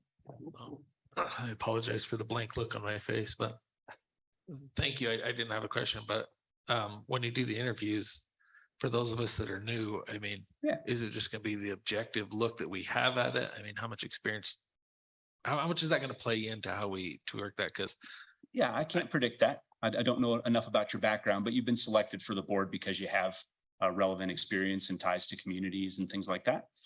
So I think it's important that I speak to each of you, but the nature of those conversations will probably follow directly to the nature of your experience and your wants, needs, observations, et cetera.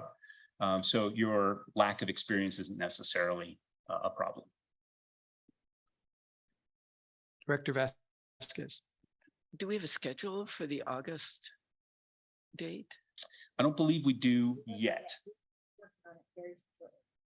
Yeah, but the idea would be in the next couple of weeks, we lock that down so that you all have that on your calendar far enough in advance, but we didn't want to put it on there without explaining what that thing would be, because a full day is a lot to ask. Director Sakata. Thank you, Mr. Chair. And I'm sorry if I missed it. This also, are you doing this with key staff as well, or just with board? Yeah, so we have a little internal working group led by Lauren Riss, and we're doing that. So I have conversations with a number of senior leaders within the agency, the core staff, as well on their observations, because a lot of what you all discuss and review, they prepare for, and there's significant work that they invest to make sure that that your deliberations are effective. And if I may, Mr. Chair, and is there any big conversation to extend that even to the basin roundtables to see the interaction between the board and their representative of the basin roundtables? Yeah, thank you, Director Sakata. I mean, that's an interesting angle, and we could certainly explore that. I think it would be interesting to hear, you know, how the roundtables view the role of the CWCB and the board. So we can think about maybe the best way to get that input, and maybe it's just asking for agenda items at upcoming roundtable meetings and soliciting feedback verbally that then we can bring into the process that Greg is leading. But yeah, I think that's an interesting idea. Thank you. Hey, Lauren, on a second. It sounds to me like what Greg's describing this process is maybe it's a updatable periodically, but kind of a one-time thing to establish a better foundation maybe. But then is there sort of a second part to this that is more annual that would be then, okay, now that we've laid out how things work or improved how they work, that kind of thing, that we'll be better able to identify and implement an annual sort of operating plan and priorities?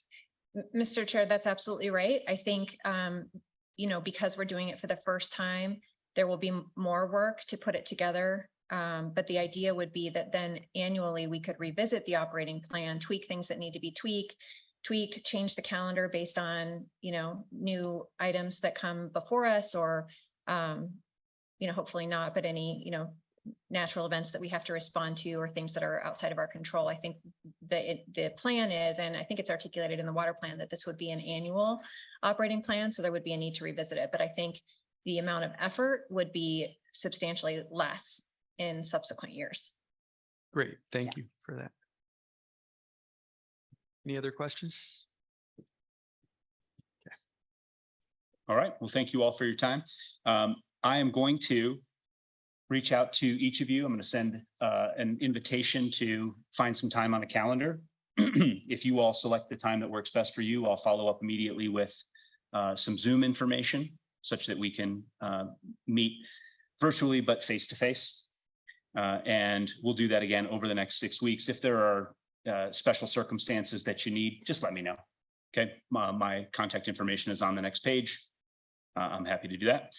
And again, recap where we'll go. We'll take all of those themes, and I very much appreciate Director Sakata's suggestion around engaging the roundtables, those themes, and come back and talk with you about what we heard in July, which I suspect would be a range of things. And then we'll zero in on a good plan for August. And in August, that's the roll up the sleeve day.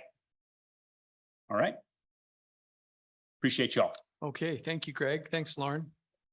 So clearly we have a busy summer ahead of us, if we didn't already. Okay, we are going to take our break now. So that's 15 minutes. And so if we can be back at 10 after 11. Be there. Thanks.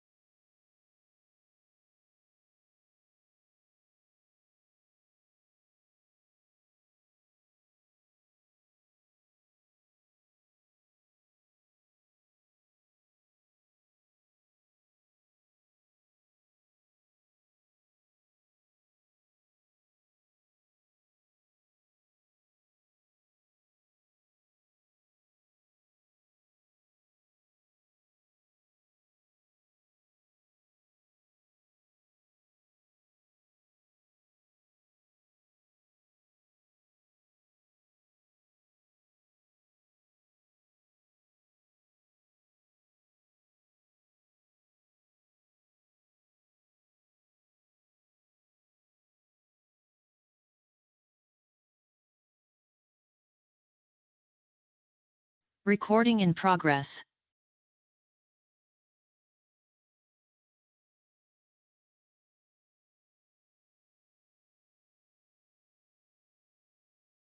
Are we good to go, Viola?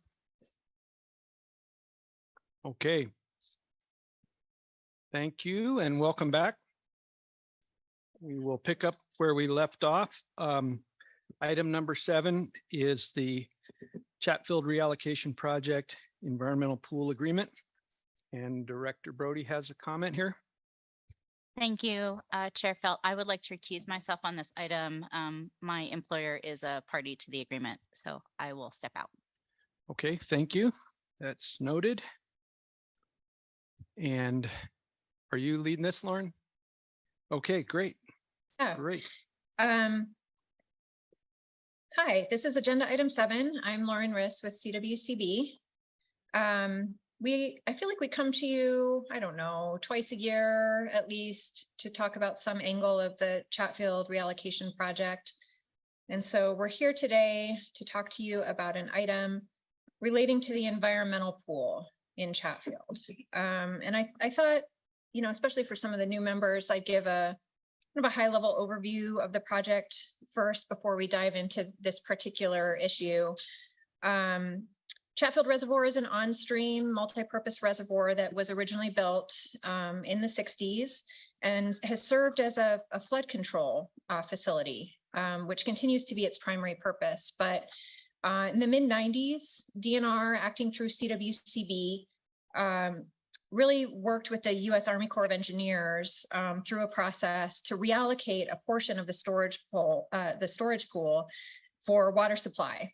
And fast forward 20 years, that reallocation project was approved by the Corps. There are a number of participants in the project, and I have a slide that that lists all of the participants, but it really has become, I think, a showcase project for how we can be creative with existing storage facilities in the state of Colorado and bring together a number of entities to have multiple benefits and multiple purposes. You know, that's our tagline in the water plan. And this really is a showcase project for that. There are ag water suppliers that participate in the project. CPW has space, as do a number of small municipalities along the Front Range, and including Denver Water. So I'm going to go ahead and fast forward through this slide. CWCB has played an interesting role in this project, and maybe you know, one of the sort of the first ever opportunities that we've had to both be an owner of the storage space, a lender of funding for a number of the participants in the project to acquire space in the project, and have also really been the lead proponent in many ways as the non-federal project's sponsor over the course of a couple of decades. So the CWCB does own just over 4,000 acre feet worth of space in the reservoir, and this is just space, not water. And the purpose, or the sort of the mission of CWCB in this project has really been to get the project to the finish line, which we've crossed the finish line. The storage space is, you know, now able to fill, but we've also sort of propped up the project where there weren't interested participants in owning the full storage space that had been reallocated. We stepped in and have been funding that, both through paying O&M expenses, yearly operational expenses for the project costs, and have been, you know, long talking to potential participants in the project about future purchases. And so this is a pie chart that shows our current ownership, CWCB's current ownership, and how that kind of breaks out. In this last year's projects bill, there was an item relating to Colorado Parks and Wildlife purchasing, giving CPW the ability to purchase 924 acre feet of space, and that's on top of 1,000 acre feet of space that they already own for the environmental pool. So they would buy an additional 924. We have 1,000 acre feet of space that's been reserved for Central Water Conservancy District that we've been in discussions with them about a future purchase that we'll hopefully bring to you at a later date. We have a number of shares that are currently under an option agreement with Castle Rock. They're an existing participant and they are looking to purchase an additional about 1,200. And then CWCB is the owner of 600 acre feet of space, which is dedicated to the environmental pool. And we plan to continue as owners of that 600 acre feet of space. And then there's this additional 500, that's the 12% in orange there, that we're talking about today. And that is an amount of space that we have been in discussions with the Greenway Foundation and Denver Water about a donation that they are proposing to provide to CPW to retain that space for the environmental pool. And I'm gonna get into more about the environmental pool and what that looks like and how it operates. So this slide shows the whole project and how the storage space breaks down. There's 20,600 acre feet of space that was reallocated on top of the flood control for water storage. And you can see a number of the slices are fairly small. The biggest players are Central, Centennial, Castle Rock, and then Denver Water. CWCB is up there with the 5%, the darker blue sliver at the top. And the breakdown is just what I showed you in the previous slide. So this just gives you an idea of all the participants in the project and their relative, slice of the pie, so to speak. Okay, so the environmental pool was created through the Fish and Wildlife Mitigation Plan, and this is the statutory obligation. It's often referred to as 122.2, where the project participant comes forward and works with CPW and CWCB about how they plan to mitigate the impacts of the water project, and that's documented through a Fish and Wildlife Mitigation Plan. In the mitigation plan for Chatfield, an environmental pool of 1,600 acre feet was set aside. 1,000 shares are owned and controlled by CPW, and that's already been established. 600 is owned by CWCB that I previously mentioned. And we are, in conversation with Central and Centennial also about the water rights that will be used to fill that environmental pool space. But this conversation is really about the space, not about the water. There was also a subsequent agreement that's referred to as the management agreement that expanded the environmental pool by an additional 500 acre feet for a total of 2,100 acre feet of space that would be considered and managed by CPW as the environmental pool. And that additional 500 acre feet of space is what we're talking about today. So as I mentioned, we've been in discussions with the Greenway Foundation and Denver Water for a number of years now. To come to an understanding about how this additional 500 acre feet of space would be operated and crafting an agreement that would allow the space to still be in CWCB's ownership column, but also ensure that it's protected in perpetuity as part of the environmental pool. And so the basic terms of the agreement are outlined on this slide. The Greenway Foundation and Denver Water would each donate funds totaling just over $3 million that would be used towards basically reserving this amount of space for the environmental pool. The Greenway Foundation and Denver Water would not receive any ownership interest in that storage space. But as I said, it would basically require that CWCB not sell that space to another participant and would retain it for purposes of the environmental pool. The Greenway Foundation and Denver Water would also not have any responsibility on paying O&M or any yearly costs associated with storage. And the Greenway Foundation and Denver Water would not have the ability to direct operations of the environmental pool. That's very specifically articulated in the Fish and Wildlife Management Agreement that CPW has the sole responsibility for operating the environmental pool. So the action that's before you today is to approve the CWCB entering into an agreement with the Greenway Foundation and Denver Water that would be signed by the CWCB director to secure 500 acre feet of storage space in the reallocation project for the purposes of the environmental pool. I mentioned that those two partners, Greenway Foundation and Denver Water, have raised just over $3 million for this agreement. The total cost per acre foot of space is $8,388.61, if you ask Kirk.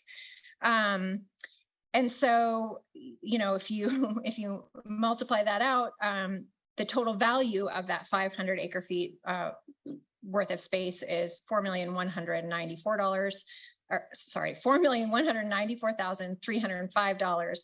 And so I want to be clear that, you know, part of this recommendation is also asking the CWCB to, I guess, contribute towards the financing of this space by a total of $1,144,305, which would essentially be kind of an opportunity cost that we would no longer be able to sell that space, and the donation doesn't fully make up for the total cost to the organization. And so we would be, you know, essentially out just over $1 million. Not that we would actually have to pull it from a cash fund or, you know, write a check, but rather we would just be prohibited from selling that and recouping those expenses going forward. That was a lot. Happy to take any questions if there are any. There are questions? Yeah, Nathan, or sorry, Director Coombs. No problem. I answered either. Thank you, Lauren. I was just gonna say, so on this one where they won't take on Greenway and Denver won't take on any more O&M costs by acquiring this other 500, do we gain a percentage of more O&M costs on their behalf then? And what is that? I mean, Yeah, that's a good question. Very insightful that you picked up on that. We would continue to pay the O&M costs on that 500 acre feet worth of space from CWCB. And I might have to ask Kirk what that would total, if you're interested. Yeah, so it's about $50 worth a share annually. So. Okay, thank you. And to clarify, how big is a share? 1 acre feet of space. Okay. So it's a 1-to-1. Yeah. Okay. Are there questions? Director Sakata? Thank you, Mr. Chair. So Lauren, is this kind of like, in my terms, I think, a conservation easements? Exactly right. Yeah. Any other questions? Director Scott? Thank you, Mr. Chair. Did you contemplate at all then just selling the number of shares that amount would cover? That was certainly an option. But I think our feeling is that the 500 additional space in the environmental pool really is important. And the participants in the project have come to an agreement that will be protected from exchanges. And so I think it really is a good use for the space in the project. And I think certainly CPW agrees with that sentiment and, has been really great in partnership working through these issues. But, we think it's consistent with the CWCB and CPW missions to set aside this space.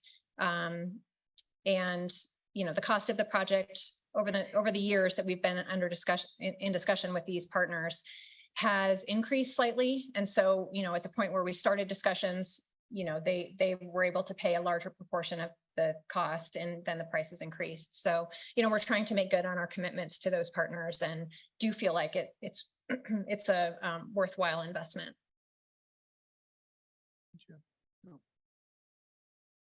Yeah, Director Combs. Director Sakata brought to mind then. So I won't use the right word. I mean, I think that's guaranteed. Everybody expects that, right? But so is this 500 acre feet in competition? Is there some threat? Is there some other entity looking for it? Or is this just in case for the indefinite future? Are we getting into competition with someone over this? Was it offered just to CWCB? What is the? Yeah, Director Coombs, are you asking about competition and as far as other potential buyers of the space? So I guess what I'm asking is that whenever we do something in perpetuity, Mhm. we kind of start attaching this word, we've protected it. So I guess tell me what the threat is that we're protecting it from.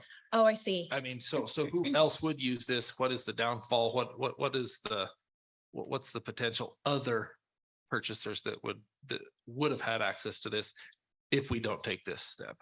Yeah, thank you. I understand. So the purpose of the environmental pool for this project is really to protect against added low and no flow days that would be the result of the reallocation. So there really is, I think, a benefit for the downstream environment to the project. As far as, you know, who we're protecting it from, it's really just mitigating for the project's the additional storage space that the project allows for.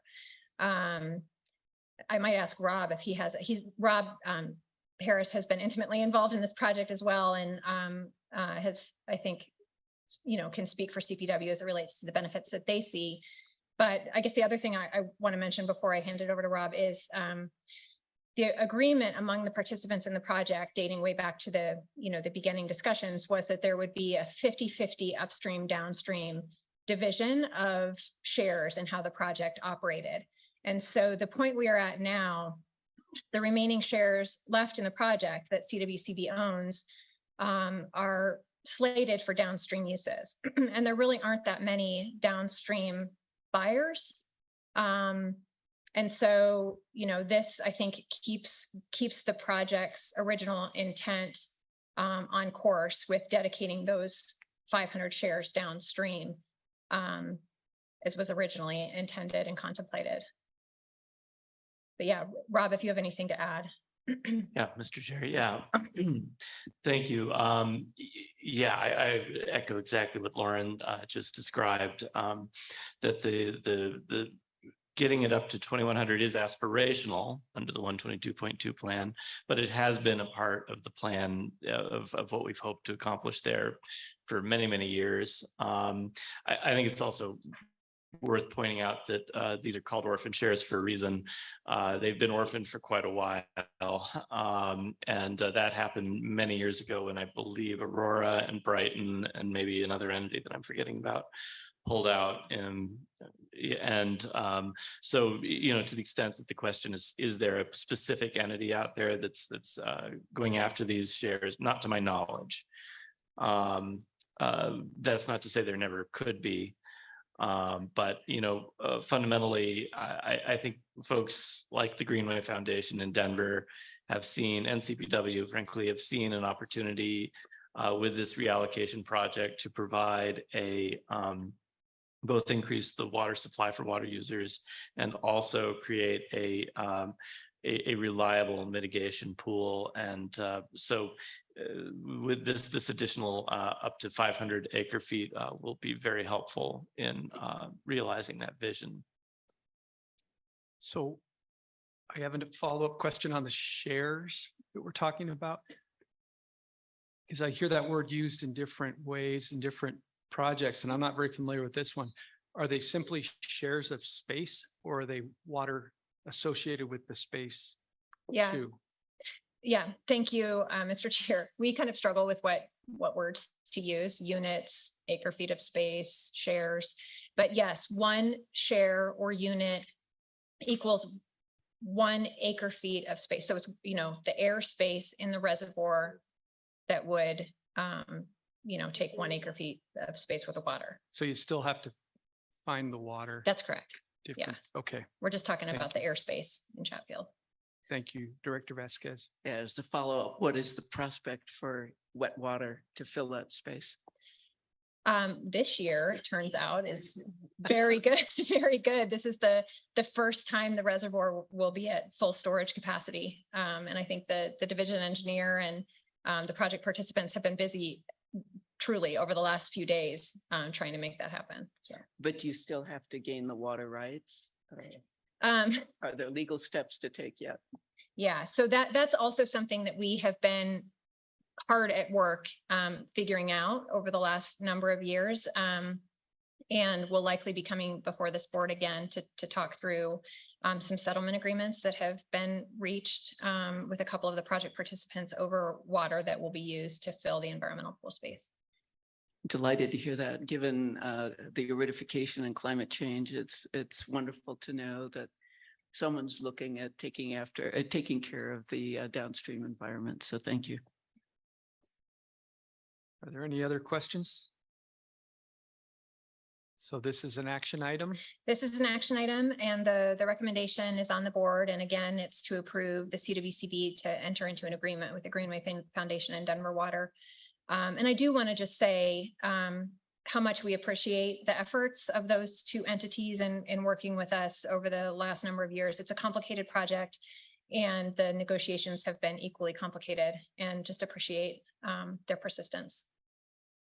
Is Denver Water's participation just part of fulfilling their mission? Or is this part of mitigation for something else? So Denver owns space in the project, in the reallocated space in the project. And, you know, this is a partnership arrangement that they have with the Greenway Foundation to match the amount that Greenway has raised for the effort. And I think, you know, I hate to speak on behalf of Denver Water. I don't know that anybody's here. But I think they felt like it was a show of good stewardship for the Denver metro area. Perfect. Thank you. Yeah. Anybody have a motion? Director Vasquez? I move the CWCB approve item 7. Okay, we have a motion by Director Vasquez and a second by Director Brown. Any other discussion? All those in favor of the motion say aye. Aye. And opposed? Motion carries. Thank you. Thanks, Lauren. Okay, next up, we have item 8, Fish and Wildlife Resources Fund criteria update. Oh, yeah. With Chris Sturm. Welcome, Chris. Good morning, everyone. Chris Sturm, CWCB staff, presenting on agenda item 8, the Fish and Wildlife Resources Fund criteria update. I'd like to start by welcoming our new board members. This is a draft criteria for the Fish and Wildlife Resources Fund. I think Lauren queued us up well with talking about the statute 122.2, and they were discussing the first paragraph of the statute that deals with the need for a statewide fish and wildlife mitigation plan. And what I'm bringing for you today is a grant criteria that addresses the rest of the paragraphs 2 through 5, I believe, in the statute that discusses the different types of grants that the CWCB provides through the program. So I'm going to be looking at the grant guidelines that are provided in the board packet that says draft November 3, 2022. As some of you may recall, this is what we discussed at the November board meeting, at which time I was given direction to make some modifications so that it's hopefully more easily understood. I'll say that I did not create this statute, but I respect it. And there's some language in there that is difficult to follow. And we have tried our best to digest that and put it in this criteria to make it easier to understand. That said, in my over 15 years with the board, we've only had 11 grants out of this grant program. So we don't use it a lot. It's still important. Of those 11 grants, we've only had 1 grant under this category that we're calling new projects, one that was triggered by a state fish and wildlife mitigation plan. And coincidentally enough, that was for the Chatfield reallocation project. The rest of those grants, the other 10, have all been for projects related to the last paragraph of the statute, or what we call existing projects, to provide mitigation for existing projects.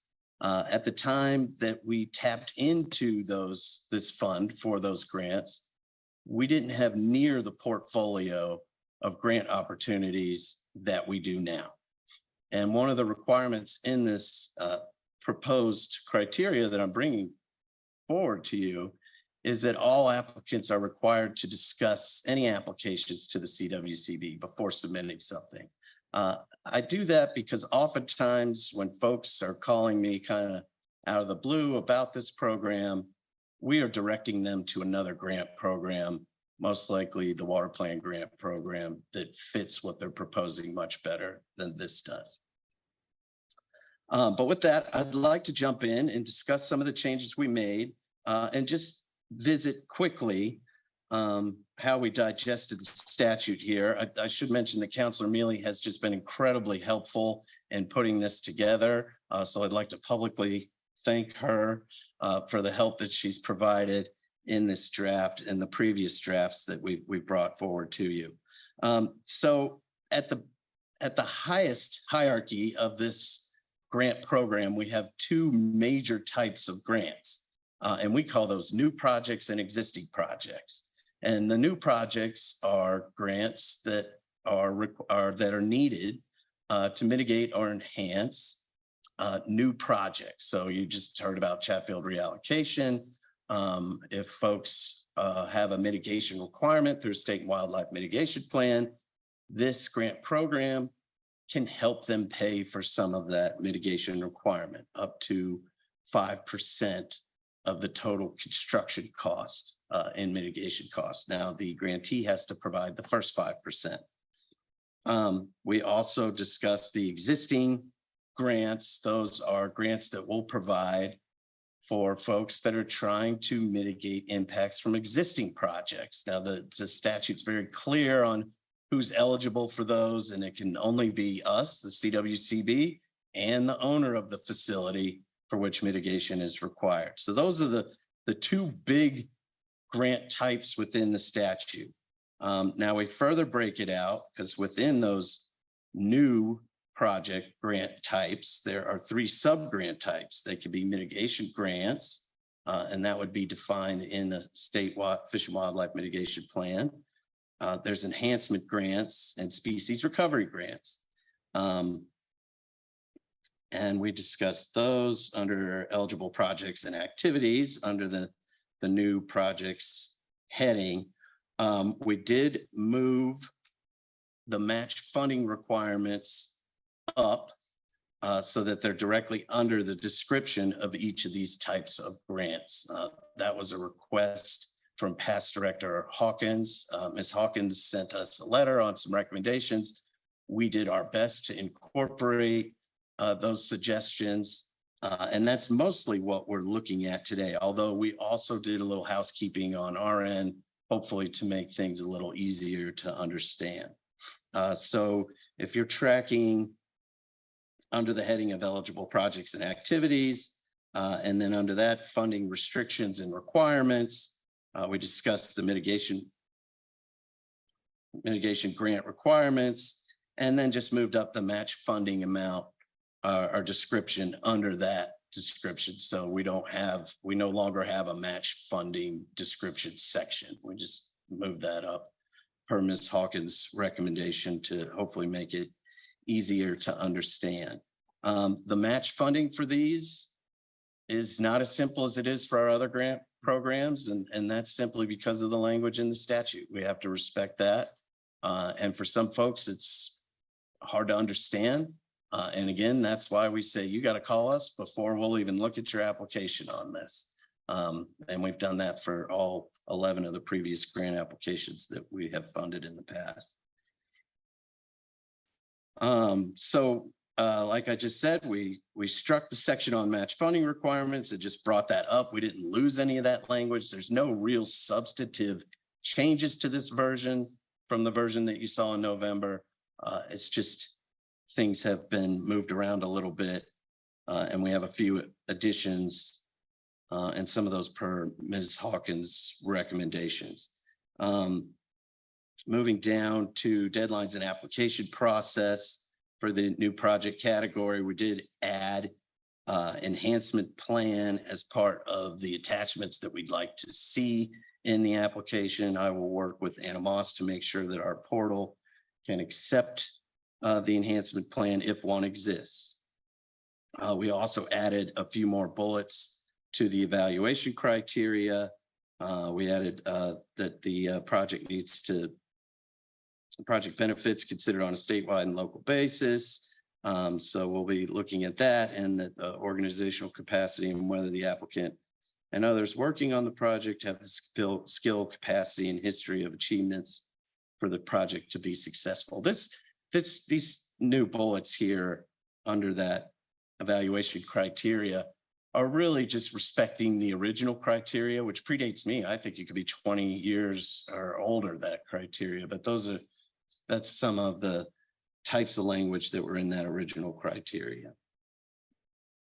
And we also amended the last bullet there so that it's more inclusive and that participation is open to all affected stakeholders, so that the applicant must demonstrate that. And I think that's in line with a lot of our grant programs, including our water plan grant program criteria. Scrolling down to the next area where we have just a few additions, we get into the B type of grants, the grants for existing projects. Again, this is to mitigate for impacts from existing projects. We could do stream restoration out of this. We could do appropriation of water rights or acquisition of water rights to mitigate as well. In my 15 years of experience, we've only used the subcategory 2 for river restoration feasibility studies and construction projects. And again, that's 10 out of the 11 grants that we've awarded it in the past 15 years out of this program. Scrolling to see if we actually did make any changes to that section, and I do not see any. So that gets us caught up with where we were in November. And at this point, I'd like to open it up to the board for questions. Okay, thank you, Chris. Are there questions on this?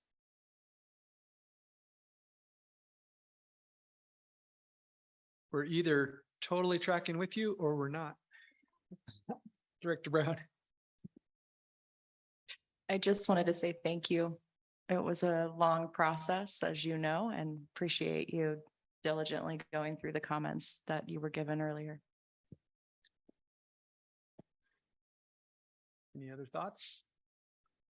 I'd echo that. This was one of those really detailed, convoluted things to unravel and put back together, and it's appreciated.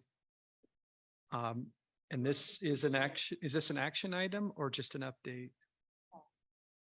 Oh. Awesome. Director Boucher. Thank you, Mr. Chair. First of all, I wanted to also echo Director Brown and Mr. Chair's comments to you, Mr. Sturm, for your patience in dealing with this over the period of time. And if there's no further discussion or questions from the board, I would like to make a motion. Okay, we have a motion from Director Boucher and a second from Director Brody. Any further discussion? All those in favor of the motion say aye. Opposed? Motion carries. Thank you, Chris. All right, thank you. Yeah. Yes, Director Sakata. Thank you, Mr. Chair.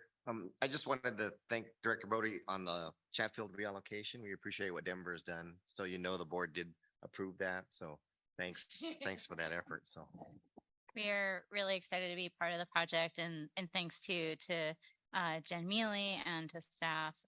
This has been a long time in the works, and it's exciting to see it move forward. Great.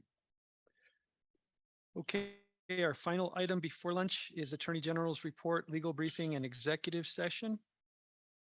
Jen Mealy and Scott Steinbrecher. Yes, thank you, Mr. Chair. First, I'd like to say welcome to our new board members. I look forward to working with you, and I know AG Weiser does as well. And Mr. Chair, congratulations on your new role, and Director Brown, thank you for all of your work as the former chair. You have the AG's report in your briefing materials. I won't go into too much of that, but I will highlight one case in there called State v. Hill, formerly known as Hill v. Warsaw. We argued that in the Colorado Supreme Court 2 weeks ago, and I am optimistic that we could see a decision before July. The court is issuing decisions pretty quickly right now. And at its core of that case, we've talked about it a little bit, but I'll sort of highlight what it's about. It's really about who can assert title to land on behalf of the state and which branch of government is best suited to address these big issues of public policy that have wide-ranging impacts like river access. So the case comes from a dispute between a fisherman and a landowner on the Arkansas, where the fisherman liked to wade and trespass onto the landowner's land, and the landowner liked to try to expel him, sometimes violently. So the fisherman ended up filing a lawsuit asking a court to say that the landowner can't exclude him because of his theory that the state actually owns the riverbed, under his theory that the river was navigable for title in 1876 when Colorado became a state. The case has bounced around over 5 or 6 years between a lot of different courts, and then most recently was in the Colorado Court of Appeals, where the Colorado Court of Appeals said the fisherman doesn't have standing to quiet title to the riverbed on behalf of the state because he's not asserting his own interest. He's not asserting that he owns it, he's asserting the state owns it, so he couldn't do that on behalf of the state. But the Court of Appeals said he could go to court and get a declaration that that landowner can't exclude him because the state owns the land. So we said, wait a minute, that sounds like the same thing to us, and appealed that part of the decision to the Colorado Supreme Court. And what the position that we took in court in the Colorado Supreme Court argument was really that those were the same, that any declaration that he could be there required the court to find that the state owned the land, and then to really focus on the fact that this was an attack on Colorado's historical policy decisions around river access and who owns title to that land. And if Colorado is going to choose to change that policy, that's best in the hands of the legislature or the executive branch. So those are really the core of our arguments. If you're curious, you can watch the argument on the Colorado Supreme Court website. It's a fascinating argument, and you can see the justices engaged. And then last, I don't know if Dan Stoyer from our office is listening, but I'll say thank you to Dan. He's been lead on that case for the past few years and was really instrumental in getting our Solicitor General prepared and leading the charge on that case. So thanks to Dan. I have a question for Go you, ahead. Scott. I don't know if it's answerable, but it seems like there's been some question over the years as to whether it's simply the fact that a river was navigable at the time of statehood, or that the state took positive action to assert that right at the time of statehood. Do you have an understanding of whether it's one or the other? So in this case, thank you, Mr. Chair. In this case, the parties conceded and agreed that the landowner actually holds record title tracing back to a federal patent. So under the facts of this case, the state had never taken any action to assert its ownership in the land. And we all agreed that the landowner actually holds that title. So it would take some change under those facts.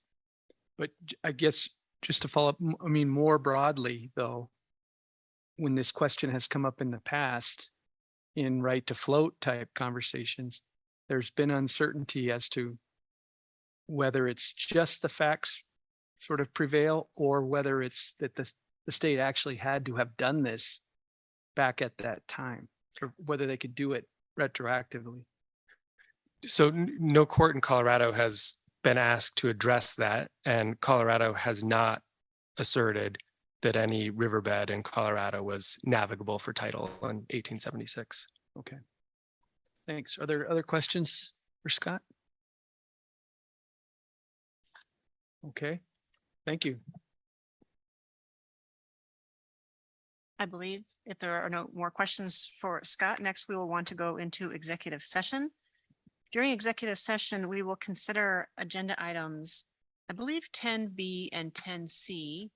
10A has been stricken from the agenda that I'm looking at, though I can see that online it may still look like we're going to be discussing that. So,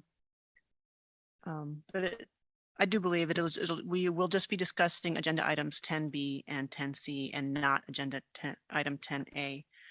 Jen, you might need to pull the microphone a little closer. Thank you. This executive session is authorized pursuant to section 24-64023A2 and 3 of the Colorado Revised Statutes. We are ready for a motion to go into executive session. And so just before we do that, to clarify, we're going to go into executive session, but then recess for lunch. Is that Yes. the sequence? And Thank then- you. Okay. But we can talk about whatever during lunchtime. No. Could be a weird lunch. Okay. All right. Any questions on what we're doing? I'll move, we go to executive session. Okay, motion by Director Anderson, second by Director Brown. Any further discussion? All those in favor of going into executive session, say aye. Aye. Aye. Opposed? Motion carries. So we'll take, are we on schedule? Wow. Okay, we'll take a 50-minute or an hour for lunch. And then we'll return at 12:50, let's say, for, to go into executive session. All right, we're in recess.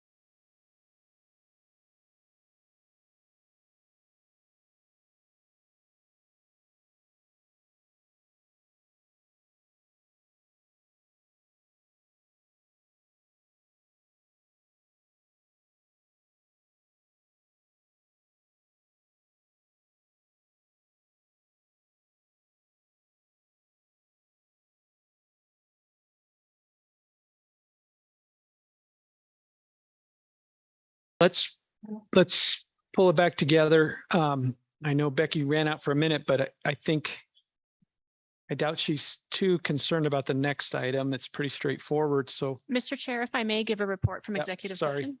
and thank you. Thank you. This is Jen Mealy. This is the report from executive session. The board went into executive session to consider items 10B and C. During the executive session, limited discussion was limited to those agenda items and no action was taken. We are out of executive session. Thank you, Mr. Chair. Thank you, Counselor Mealy. So let's move. You're good. Let's move into item 12, which is approval of the litigation fund for fiscal year 2024. Thank Amy? you and hello to the board members. My name is Amy Ostick with the Interstate Federal and Water Information Section, and I am here for agenda item number 12, the litigation fund request. This is an annual request that comes to this board. These funds help fund our wonderful attorney generals, the litigation that we find ourselves in, and preparing for potential litigation and negotiating so that hopefully we don't end up in litigation. So like I said, it's an annual request this is for fiscal year 2024. Included in your board materials is a letter from the Attorney General explaining what these funds will be used for. And with that, I will go ahead and, I guess it's already up, put up the staff recommendation that the board authorize the expenditure of $1,970,000 for litigation activities for the coming fiscal year. I'm happy to take any questions that you all might have. Okay, are there questions? Director Anderson, do you have a question? Oh, you just give me that look. I don't know. I don't seem to have the nuance down on this yet. Director Brown. I move that we approve staff recommendation on agenda item 12. Second. Okay, motion by Director Brown, second by Director Anderson. All those in favor, or is there a discussion? Thank you, Mr. Chair. I guess I just wanted to point out that South Platte only took one small paragraph and we didn't use any money last year, so. For the South Platte. Would you mind sharing a little more with the Arkansas then? We're kind of just stringing it along out down there. Okay. Yeah, right. Okay. Okay, we have a motion and a second. All those in favor say aye. Aye, opposed? Motion carries. Thank you. Item 13 is the Colorado Weather Modification Program with Andrew. Is the mic on? Yep. Okay. Good afternoon, board. Andrew Rickard for the record. At least we can talk about something non-controversial now, weather modification. Yeah. So I know we have a lot of new faces in the board. I didn't get real into the nitty gritty with all the science behind weather modification, but I wanted to make sure everybody understood the process. So basically, a small amount of silver iodide solution is sprayed across a propane flame that travels up with orographic lift over the mountains, gets into the cloud, forms ice crystals, and then falls out as snow.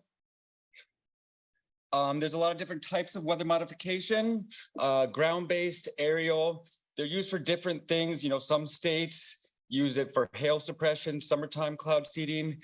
In Colorado, we're strictly glaciogenic, which is just wintertime cloud seeding. A couple main points I want you to take away today is silver iodide is not bad for the environment, naturally occurring, inorganic. And what's really important is in water, it's insoluble. So there's really, there's no detrimental effects to the environment, wildlife, or any aquatic species. Here's a map of all the permitted programs in Colorado. We have 8 permitted programs. Starting in the bottom at the south, that purple, that's the San Juan. Up above that is the Gunnison. The darker blue, Grand Mesa, green, our Central Colorado Mountain River Basin, CCMRB, Those two little spots inside that green is our Vale Beaver Creek permanent program. They have a permit as well. That purple crosshatch spot, most north, that is our North Platte program that targets the Never Summer Mountain Range. That is the one program in Colorado that has both a ground-based and aerial. And then that new yellow section is our new St. Vrain left-hand program, which is our first program on the west side of the state or east side of the state. Okay, so a little background of what CWCB does. We don't operate any programs. We support local initiatives to expand operations. We support program upgrades, retiring older equipment with new state-of-the-art equipment. We conduct studies and modeling, and we conduct periodic evaluations of the program. And there's just one of our IPC generators, a picture of that. So funding for our program is kind of split into thirds. We get a third from the state, a third from our local partners, ski areas, water conservancy districts, ditch companies, and then we get another third from the lower basin through our Colorado programmatic agreement. And you can see the breakdown there. We count New Mexico as lower basin, but those are the four agencies that give us funds through that Colorado programmatic agreement. We can get up to 500,000 annually. We've usually been right around the $450,000 mark. And then the other thing to note on this is through the projects bill, since I started at CWCB, we've always gotten $350,000. Just this year, that was bumped up to 500,000. I just want to show this real quick. This is just a breakdown. I go in front of a panel from the lower basin every year at the end of June, and I basically present them a budget for Colorado of what I'm going to ask for, where we want to continue operations, extend operations, where we'd like new equipment. And I bring them this to this technical committee, and they usually approve everything I ask for. They ask for some minor changes, but this is where that $443,000 came from last year. So just a real quick recap of this water year. We just finished this winter. I mean, we had a great year in Colorado. Everybody knows that. A lot of my programs had record number of seeding hours. We had a purchase order through Desert Research Institute, DRI, for 5 remote generators. We finally got the last 2 of those installed this season in the Grand Mesa and San Juan program. And then one thing that, no, I don't know, we extended or we suspended operations in a lot of our programs. Sometimes that can be viewed as a good thing because the storms are efficient enough where we don't have to seed them. But, also we're trying to get as much as we can out of every storm that comes through the state. But due to Colorado rules and regulations, criteria, due to 3 SWE thresholds and avalanche concerns, blizzard warnings, a lot of our programs had to suspend operations. And then total generators operated, 72 manuals and 25 remotes, so almost 100 generators around the state. Here's just a graph, breakdown total seeding hours per program. You can see CCMRB did very well. I mean, all the programs did very well. I mean, even going back to some of our better winters, I mean, this was a monumental year for our programs. And here's just the same graph broken down a little different way with all the hours under one program. But I mean, really just pay attention to that dark blue bar. I mean, that was the year we just had. So, I mean, a lot of our programs, or some of our programs, doubled the amount of hours, or at least 1,000 more hours than they've had in the past, which is a lot of seeding time. Here's just a picture of 3 different remote generators we have around the state. The first 2 are both remote generators. That one on your far right is actually a manual. One of the things I'm constantly trying to do is replace the older manual generators with the newer remote generators. There's just a lot more transparency with these.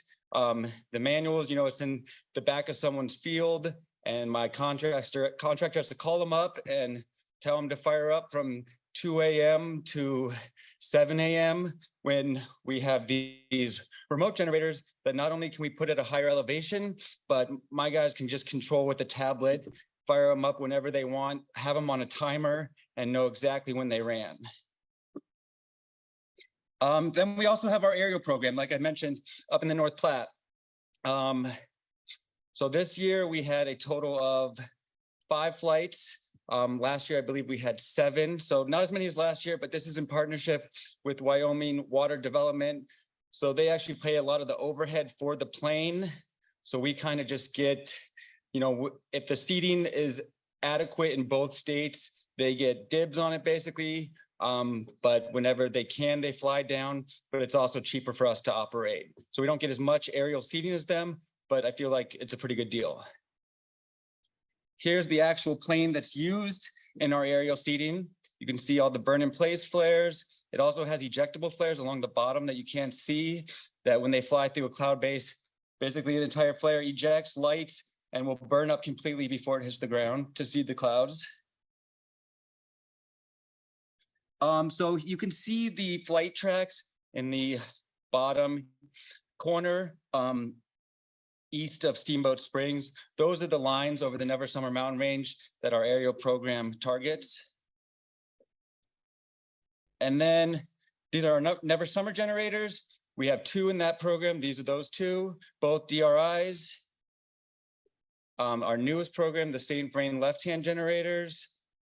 They're from North American Weather Consultants. It's kind of the same design. A lot of them have been switching to this trailer design, so you can really just like hook them up to the back of a truck and get them out of there. And it's beneficial, especially if you have to move them annually.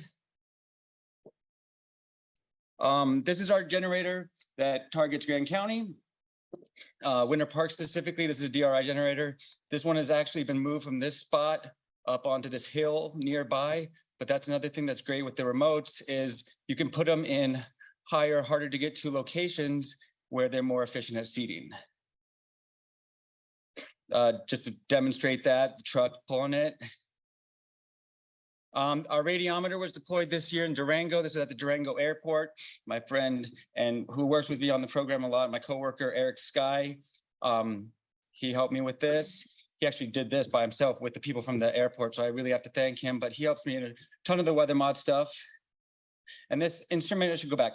This instrument is very helpful. It actually detects supercooled liquid water in the cloud, which is, you know, the main ingredient you need for cloud seeding. So we're actually working on possibly getting a couple more of these. They're expensive, but they're very helpful to know when to seed or not. Another thing that's really cool that DRI is doing is these backpacks.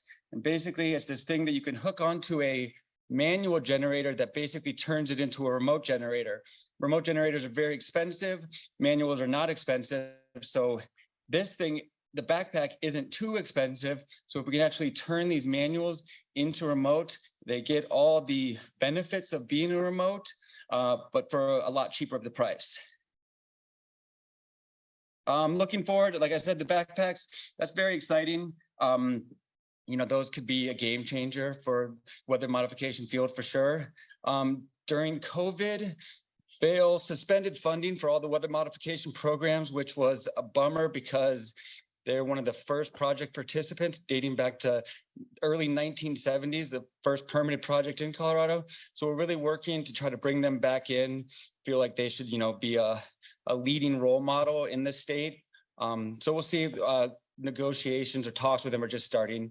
Bureau of Reclamation awarded a grant to Southern Nevada Water Authority for $2.4 million specifically for weather modification activities. That's going to be split between Colorado, Utah, and Wyoming. We've just started discussions on how we're going to spend that money. I mentioned the 500K projects bill. DRI is doing a feasibility study for us up in the Yampa, White Green. I should be getting that any week now, really. Frank's told me that. So that'll be exciting. East River Basin. So we partners with NCAR. You know, one of the things that's hard with cloud seeding is really finding out, you know, how much your solution, how much extra sweet actually added to a snowpack. So we're working with NCAR for this study in the East River Basin, really investigating the potential of cloud seeding to enhance precipitation. I mentioned that I'll be going in front of the lower basin for the programmatic agreement. And then this year, we only have one permit renewal at the North Platte Aerial. How Colorado revised statutes are written. The ground-based permits you can have for 5 years. Aerial, you can renew annually, but every 5 years, you have to hold another public hearing and everything. So we'll be doing that this year as well. Any questions? Other questions for Andrew? No. Paul does. Go ahead, Director Boucher. Thanks, Mr. Chair. Andrew, I always love to see how excited you are about weather modification. Can you explain, please, a little bit more in detail about how the backpacks work for becoming more remote operated? Sure. Let me go back to that slide if I can. Oh, okay. I was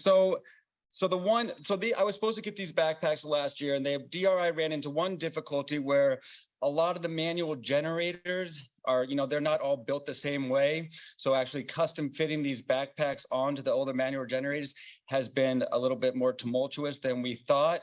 But basically with the equipment, the electronics that it uses, pressure valves, all these different things, you put all these on custom fitted to a manual generator and it turns it into a remote where then they can site it at higher elevations, they can operate it through their tablet. And, like I said, that transparency of just being able to see how much solution it came out, when it was turned on, when it was turned off, I think, really just benefits the program as a whole. Is that what you're kind of looking for, Paul? Yeah, exactly. Thank you, Andrew. Okay, any other questions? Yep, Director. Just a quick question. Will you notify the North Platte Basin regarding timing for your renewal on the aerial program in the Never Summer? Yeah, so we usually always hold the public hearing at the beginning of October because we like to have a start date of November 1st for all of our programs. We run November 1st to April 15th, but a lot of my contractors, if they can, we'll put in a request for extension through the end of April, just so we can see if we can get some of those late season storms to, cover up some of that dust or get a little additional snowpack in the state. I was just looking for advance notice so I can notify my roundtable. Sure. Yeah. And I think we'll do it just like we did last time. We will hold it at that Walden office there with Ty and Jimmer and them. Yep. I think that'll be the plan. Director Brown.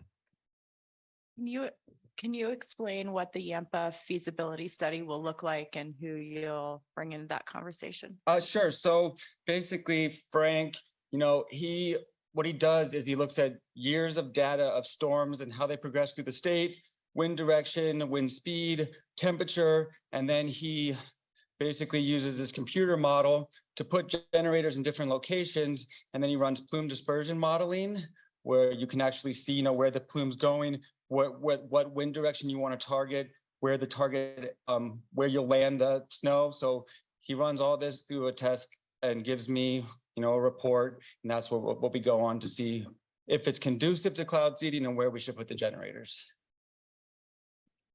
Thank you. I have a follow-up if that's okay.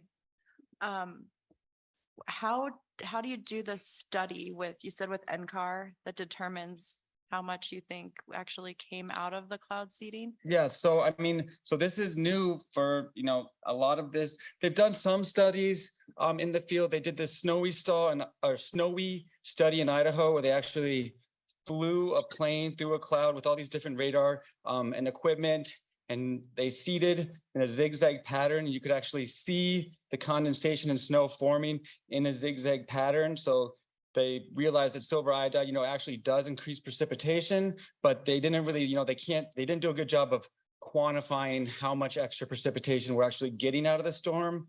So NCAR is embarking on this new study in the East River to try to determine that. And, I don't know, they actually, they're just starting to do it. We're supposed to have a meeting on it, but there was a problem with some of the reclamation funding. So they've kept postponing the meeting, but this is kind of cutting edge stuff. I don't know the exact, equipment they're using, but that's what they're trying to find out. Okay, I'm not smart enough to understand that. So I can tell there's a zigzag. So like they flew a plane burning the flares through a cloud in a zigzag pattern. And then with radar, they could see the precipitation forming in that zigzag pattern, proving that the silver iodide was causing precipitation. So from that, they realized that silver iodide is in fact creating snowflakes and precipitation. They just haven't done a good job of, actually quantifying how much we're actually pulling out of a storm. So did they do that every time they fly? Is that they can see it? Or like, how do you then decide the accumulation of that snow over time? So that's what they're working on now, is trying to figure out how much, we're actually adding to the snowpack. I get a lot of media requests and, usually in the industry, we're comfortable with like an 8 to 12% increase. So, if we're going to get a storm that's going to dump 10 inches, and if we seed that storm, we could potentially get an extra inch of SWE out of that storm. Those are usually the numbers we like to give through past studies, but we're really trying to hone in on that data and know exactly how much we're adding. This seems like a great opportunity for marketing. Powder Days brought to you by the CWCB. Yeah, well, we're constantly Figure this out. we're constantly working with ski areas. You think they'd be one of the advocates in the industry. I think some of the problems is, these generators, you're siting 12, 15 miles away from where the target area is, because you need the solution to get in the wind, have time to get up into the clouds, and then drop over a mountain. So we're looking at new things in the industry, like liquid propane generators, where you could actually put at the very top of a mountain. And as soon as that propane comes out, it immediately forms snowflakes so that you could put that on the top and actually see it increasing snow down the mountain. But there's some things to work through, like people might not want to smell propane. You can buy odorless propane, but you have to buy a train car full. So we're constantly trying to advance the industry. That's not a good marketing plan. Propane powder day. I don't know. People are desperate some years, so they'll take it for sure. Thank you so much for answering those questions. Fascinating. Okay. Director Combs? Okay, Director Vasquez. Yeah, I hate to be a party pooper, but since the North Platte Basin, has this aerial program, we had extensive presentations from your predecessor. And my understanding, the state of knowledge is really pretty shaky in terms of the percent of production by cloud seeding, in particular from ground-based cloud seeding, a little better certainty from aerial seeding. And even then, the numbers are not well defined. So am I misrepresenting the state of knowledge? No, I think that's what I've been saying. I think that's correct. We're trying to get those numbers to a more specific, but right now we give a range because we're not completely sure. And there's definitely pros and cons to aerial and ground-based. You can fly a plane and you're getting the solution right into the cloud because you're flying through it, but you can only fly a plane for 5 hours, where if you have a storm come through for 2 days, you can run that ground-based generator for 48 hours. So, there's a balance. I think that's one of the things I'm constantly pushing for in the state, looking at both. But I agree with you. I think, that's one of the things I'm constantly pushing for in the industry, is to see what we can do to find out how much precipitation we're actually adding to a basin. Yeah, I think quantitative data is really important to be able to launch your marketing campaign. Okay, any other yes, Director Greenberg.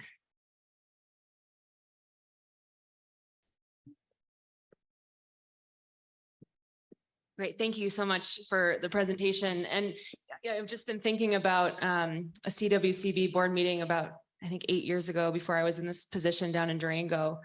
And we had a group of high school students from Durango come out, and there was a cloud seeding presentation. And one of them raised her hand in front of a packed room. Hundreds of water, maybe it was a Southwestern meeting. Anyways, we were talking cloud seeding. And the high schooler said, this is great, you want to make more water, but what sort of unintended consequences are you leaving my generation? And I just don't want to lose that voice or that question, especially from an 18-year-old who's probably I don't know, maybe in the audience right now as a working professional, maybe out making decisions, but kind of thinking of what are potential unintended consequences to this emerging technology. And is there a way to look at researching that question outside of snow water equivalent or water created?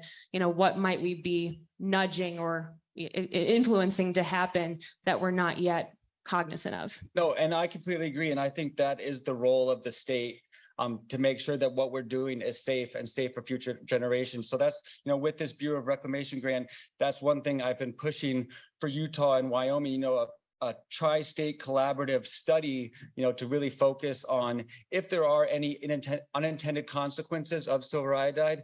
I mean, it's sometimes hard to get people in the field to really look at that, because there has been like lots of conclusive research that has shown that, you know, it really doesn't have any detrimental effects to the environment. You know, North American weather consultants, and I know you would say like, yeah, people in the field have proved this. But so, I mean, I agree. I think that's one of the things we need to keep looking at. I mean, that's one of the things I'm pushing for as a state representative, is making sure what we're doing is safe. Are there any other questions? We were warned that the train would come through at some time and that it might be hard to continue. Doesn't seem that bad, though. So with that, let's move on to item 14, Andrew, the Colorado That's Snow me again. Survey. Sorry, running out.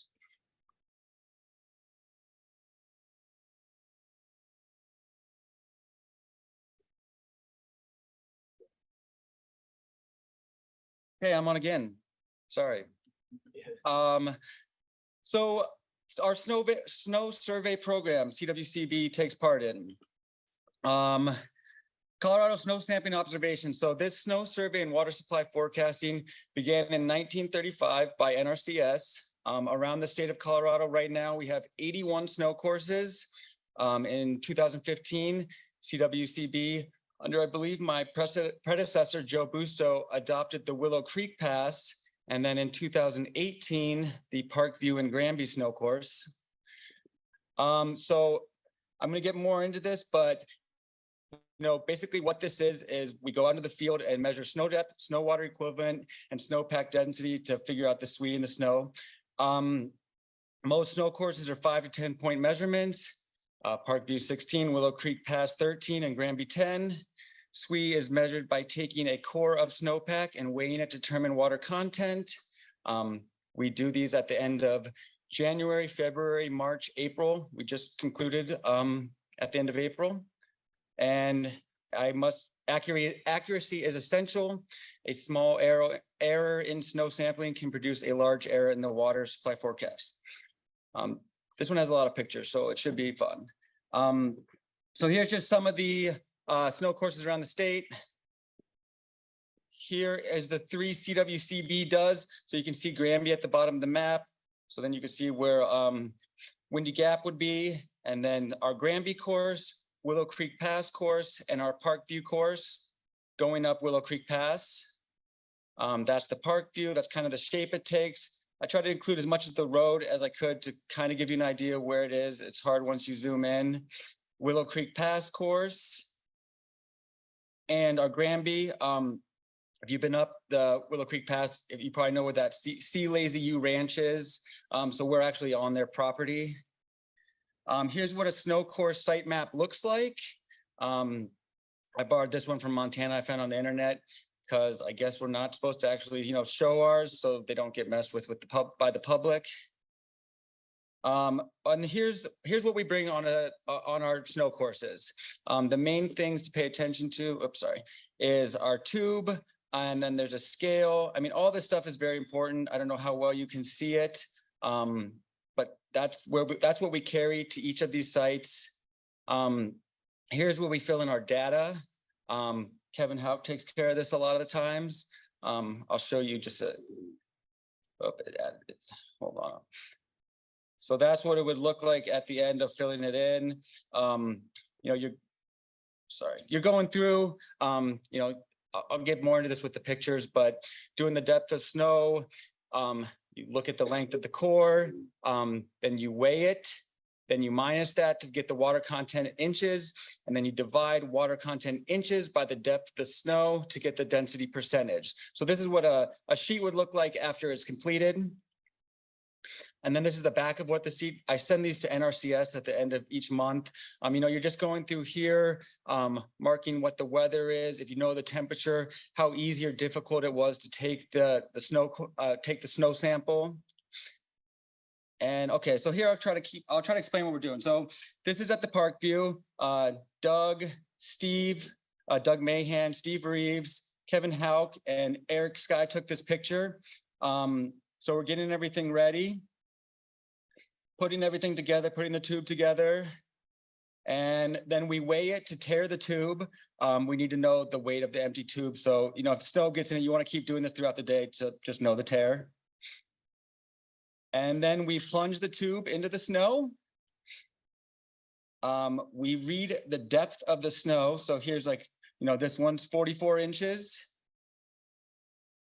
Then we look at the bottom of the tube and see if there's any duff or dirt or leaves and try to scrape that out so it doesn't affect the measurement. And then we look, there's a little slit in the metal tube. You can see the length of the core. You usually want the length of the core to be at least 90% of the depth of the snow to get an accurate measurement. And then you weigh it. And here's me weighing it. Steve Reeves took these pictures. You can, you're weighing it. There's some notches and numbers on that to record. You can kind of see him in that picture. And there's Kevin Hauk taking down the notes. So I'll just be relaying everything to Kevin as we go along. This is the Willow Creek Pass. You can see that's a snow toe in the background. But just the same thing, you go from point to point, depth of snow, core, weight, to determine the density, which this stuff is incredibly helpful for NRCS. I guess two of the courses, they were going to lose that, had 40, 50 years of data before Busto decided to take them over. So they were very appreciative of that. Then we also have, we like to joke, this rag on a stick, that if you get anything in the tube, we put that through it to clean it out. And here's just a marker of one of the courses. We'll just walk up alongside of the course, taking measurements at, every, 10 spots along a course, and then you can find the percent density. These are very helpful. How much these change over the course of a season is pretty incredible.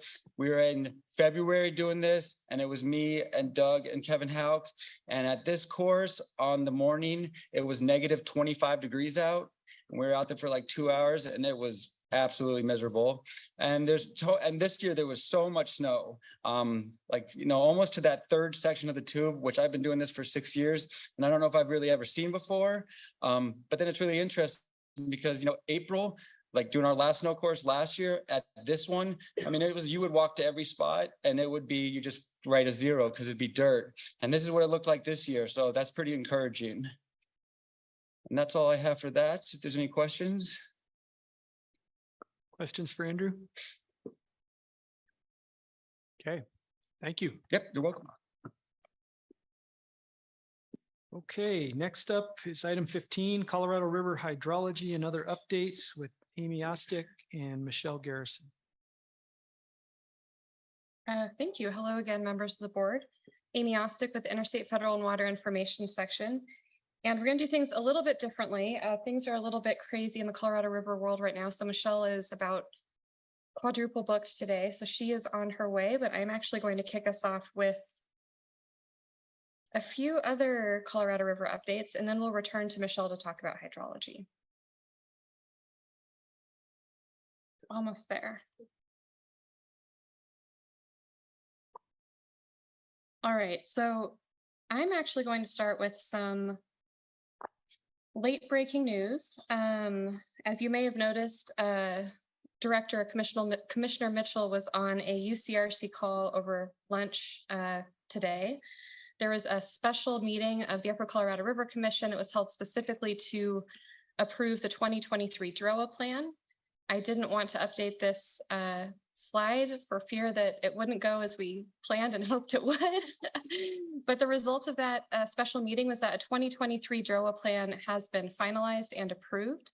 And the key takeaway here is that this plan focuses exclusively on recovery at Flaming Gorge and Blue Mesa reservoirs. We have previously released, I believe the number is 624,000 acre feet of water from those reservoirs. Part of that was due to the imminent need releases from Blue Mesa, 36,000 from Blue Mesa, and additional water from Flaming Gorge. And then the additional water from Flaming Gorge that was originally going to be 500,000 acre feet pursuant to the 2022 DROA plan that was cut back a bit because we had really good hydrology.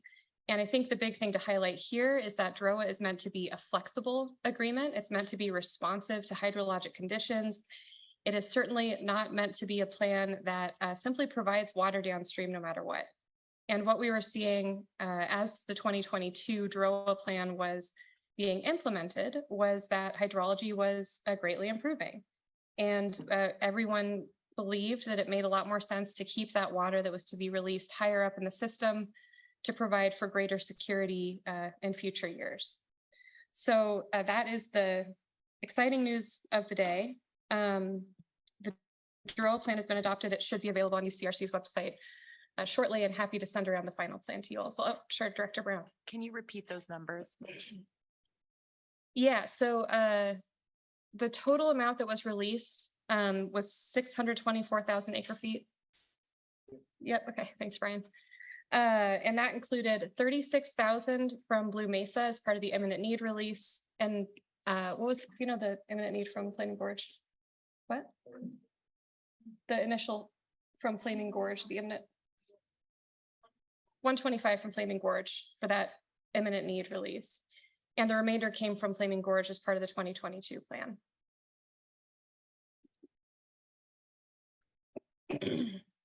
So when people ask you what the Upper Basin has done lately, that's a really good place to start. That's a significant amount of water, especially when you compare it to the amount of water that we use on an annual basis in the Upper Basin.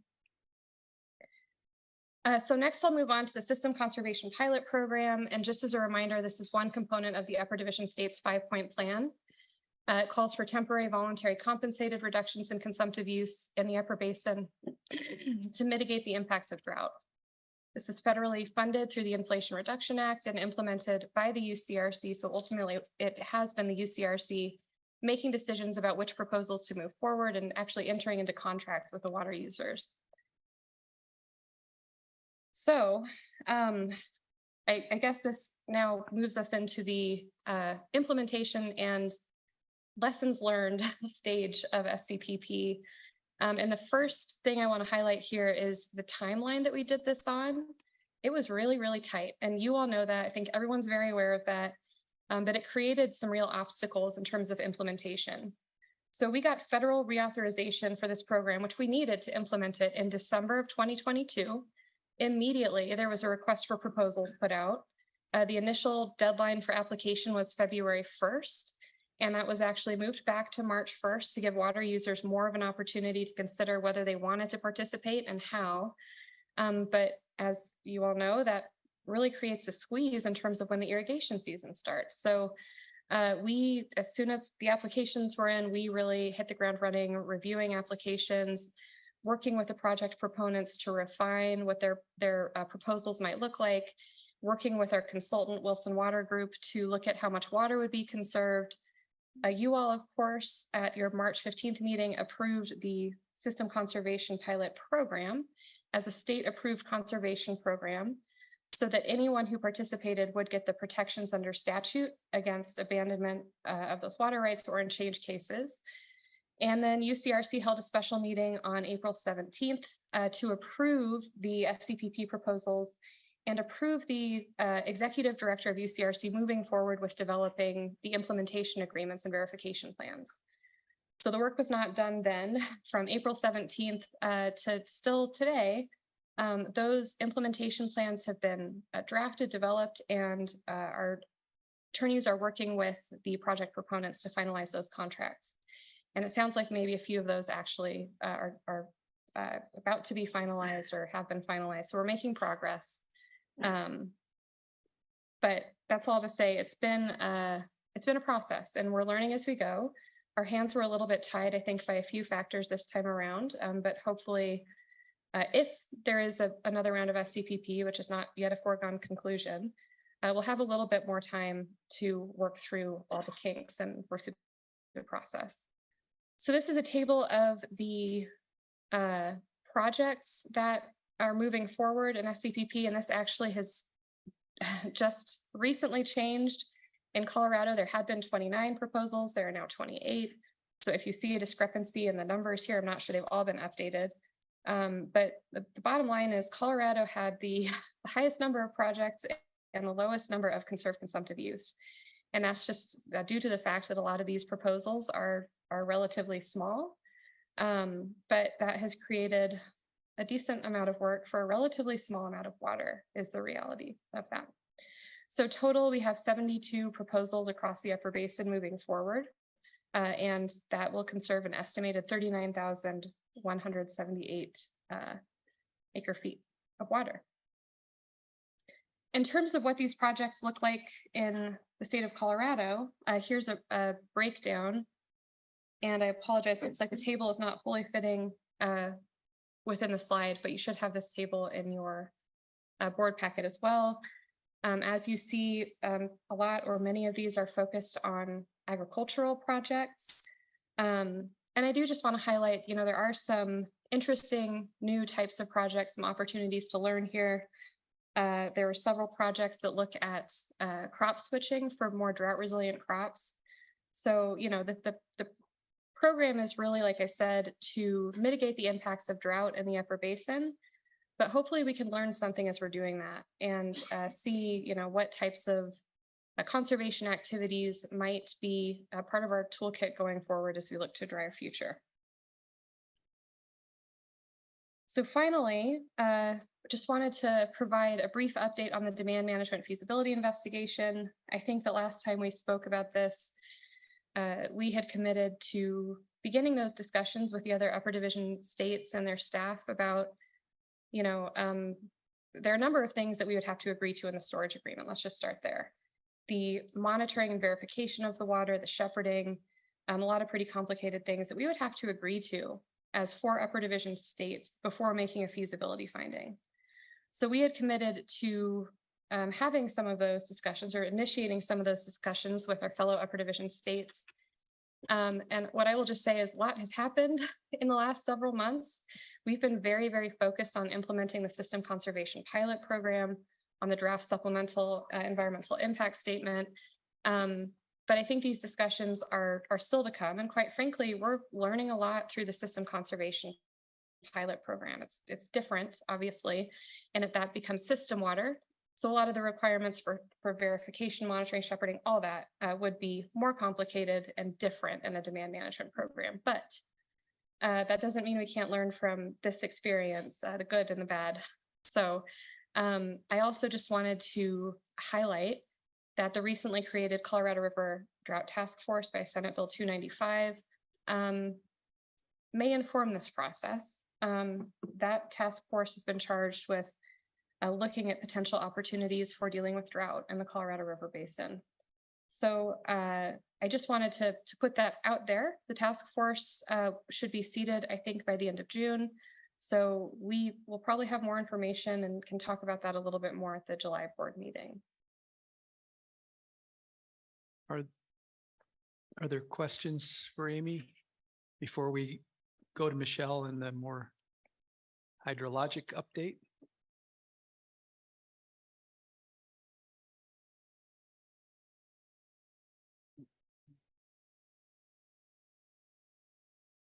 Okay. Or we can hold questions until the end of Perfectly fine. Michelle. Michelle will probably answer all the questions that you might have. So but, stick around and happy to take questions Okay. when she's done. Super. I'm sure there's an easier way to do this, but there we are. I don't know. When in doubt, I ask Anna because she always seems to figure it out. Good afternoon, Michelle Garrison for the record. Sorry for the tight time frame today. Just quickly wanted to walk through kind of where we are and how hydrology has changed so much throughout the spring and what that means. So quickly on the left, you'll see in terms of precipitation across the upper basin, a left is just a quick reminder of where we were last year, below average. The middle is this water year through the end of April, which is above average in parts of the basin, but not so much in some of the headwaters in Colorado, and particularly in the Colorado main stem. And then to the right is May, which for the most part, except for the storms right along the divide and on the east slope, May has been very, very dry. So we had a really wet period in March that changed forecasts across the entire upper basin tremendously. And then April and May have been relatively dry. What could that mean for runoff? Again, on the left, just a reminder of where we were in the past in 2020, when we got those kind of record or near record low runoffs in 2021, it was because of the soil moisture that you see on the left after the really dry 2020. We are doing better now in the middle. This is modeled soil moisture for 2022. And the big question for this year is which drives now. We had a pretty good snowpack in some places, a lot of mid elevation and low elevation snowpack that we haven't seen for a while, and it hung around for a long time because it was cold. And so I guess the question for how things will actually run off is going to depend a little bit on which drives here as it gets warm, and it has been getting warm, and we've been seeing a lot of rapid melt. Sometimes that can overcome these drier soil moisture conditions. So it may not be so much that the snowpack was really deep at the high elevations, but these other combination of factors that are driving some really high runoff, rapid runoff in some places. And so here's just on the left what the snowpack itself looked like, which was pretty high, but started running off somewhat early for a snowpack that high. And then on the right, you'll see we started off the year really with inflows below average because 2022 had been so dry that through the winter months, we just weren't seeing much runoff. And then this drastic change after that really wet March. And then in April, all of a sudden, as things warm up and you start to see snow melt in April, you see this huge jump from below average to above average runoff starting to occur, particularly at Lake Powell. In terms of climate forecasts, May has been dry. We're seeing some signal that the last half of May may be a little bit above average, may be warm and a little bit wet. In terms of looking out further in the middle, you'll see May, which is equal chances, not much signal. And then seasonally for June, July, August, first part of the summer into early fall, you'll see indications of slight indications of warmer than average, and again, equal chances on precipitation. There's just not a clear signal for what to expect in terms of precipitation. We really could see anything from really dry to really wet. So keep that in mind when you look at all of these most probable forecasts coming up on what could happen at Lake Powell. Those are all just using, average. So in terms of what happened to the Powell runoff forecast since we last spoke, it went up a lot. And so that has changed operations at Powell significantly.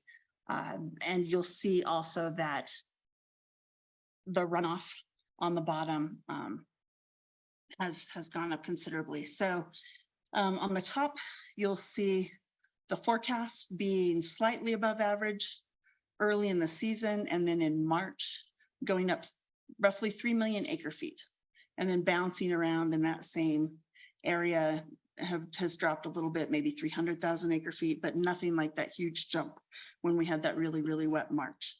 Down on the bottom, this tracks actual inflow into Lake Powell. And so you'll see it was kind of below average, and then you see the runoff hit, and now it's sitting at well above normal for this time of year. So Powell was below that target elevation of 3525. Things were looking pretty grim until you looked out after March. And suddenly it was clear Powell was going to rebound. And the way the interim guidelines work, that means that Meade rebounds as well. So for storage conditions, again, you'll see some improvements at Navajo and Blue Mesa. And also a little bit at Lake Powell. That's going to take a little longer to see. Powell is rising quickly, but the percentage still only says 27%. But Blue Mesa, which had been down in the upper 20%, is now at 50%, 56% of full, and Navajo at 76%. Both of them plus Flaming Gorge then are planning environmental releases through the spring and summer. Those rods for those units for environmental flows really drive their operations at this time of year. So stay tuned. Those change day to day based on projected inflows and projected flows below the reservoirs that they react to. So the exact timing of the releases from those upper units now is uncertain. In terms of what that has done to the forecast for the water year, again, we saw, I've got to quit pushing the wrong button because I'm making lines on my presentation. All right, so this is a really fancy remote. All right, so at Powell, things went up like 3 million acre feet. At Flaming Gorge, things went up like 500,000 acre feet. So we saw this huge change from March into April that you'll see reflected in the 24-month study, and also in those changes where all of a sudden DROA was ceased and we've moved to recovery. It's all been about these big changes for both April to July inflow plus the water year. The big winners for that have been Flaming Gorge, Navajo, and Powell. Blue Mesa hasn't changed quite as much, neither has Fontenelle. But it's been good news in terms of storage for the upper basin. And what did that look like for Powell when we start? Oh, let's just stick around. Awesome. Okay, and so when we look at unregulated inflow forecast into Powell in March, we were predicting a little under 11 million acre feet coming into Powell for the year, which says 113% of average, but really compared to the old average would have been just right at average. And the max probable, which is kind of 10% exceedance, you expect 90% of the time you'll be below that, came in at 14.46 million acre feet.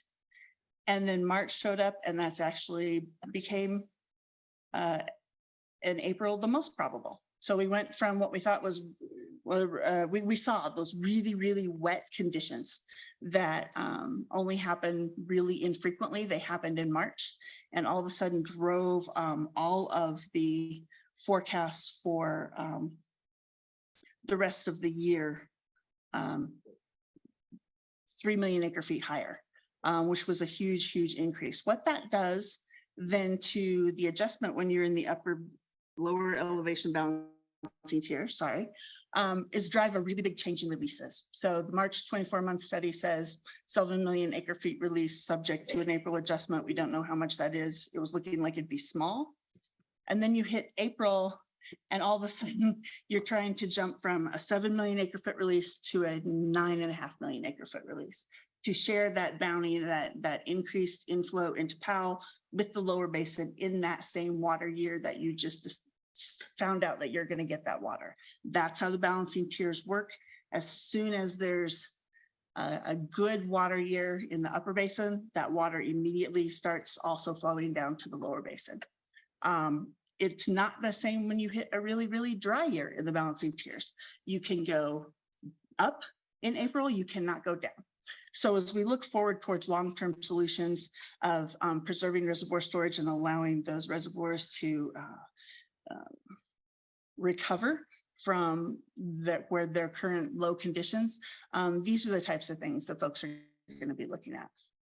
And then in May, a slight adjustment, we've lost 300,000 acre feet in the inflow to Powell. So now instead of looking at a 2.5 million acre feet adjustment to try to push through Powell in the next few months, we're looking at 2.29 million acre feet. And I'll go over really quickly what goes into those balancing adjustments. Those will be calculated now from April through September. Every month, the final amount to be released from Powell will change just a little bit based on updated conditions at both Powell and Meade. and, but will not exceed 9.5 million acre feet.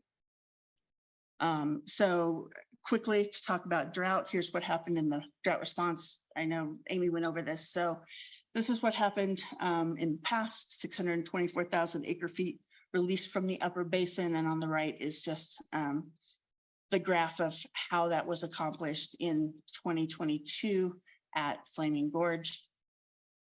To the shift to recovery. And this first graph is Flaming Gorge. And what you'll see is the blue is hypothetically where the reservoir would have been absent those drought response releases. And the orange is where we are now. And then the blue shows what they theoretically would have done if that extra water was still sitting in Flaming Gorge, and the orange is what they plan to do. And again, those rods are very driven by other triggers, biological triggers. So don't focus too much on the dates on these, but just kind of the pattern of how Flaming Gorge is going to try to make up some of the water. A little bit of it occurred in March and April of this year, but most of it's going to occur in the late season as they drop down some of those base flows to the lower end.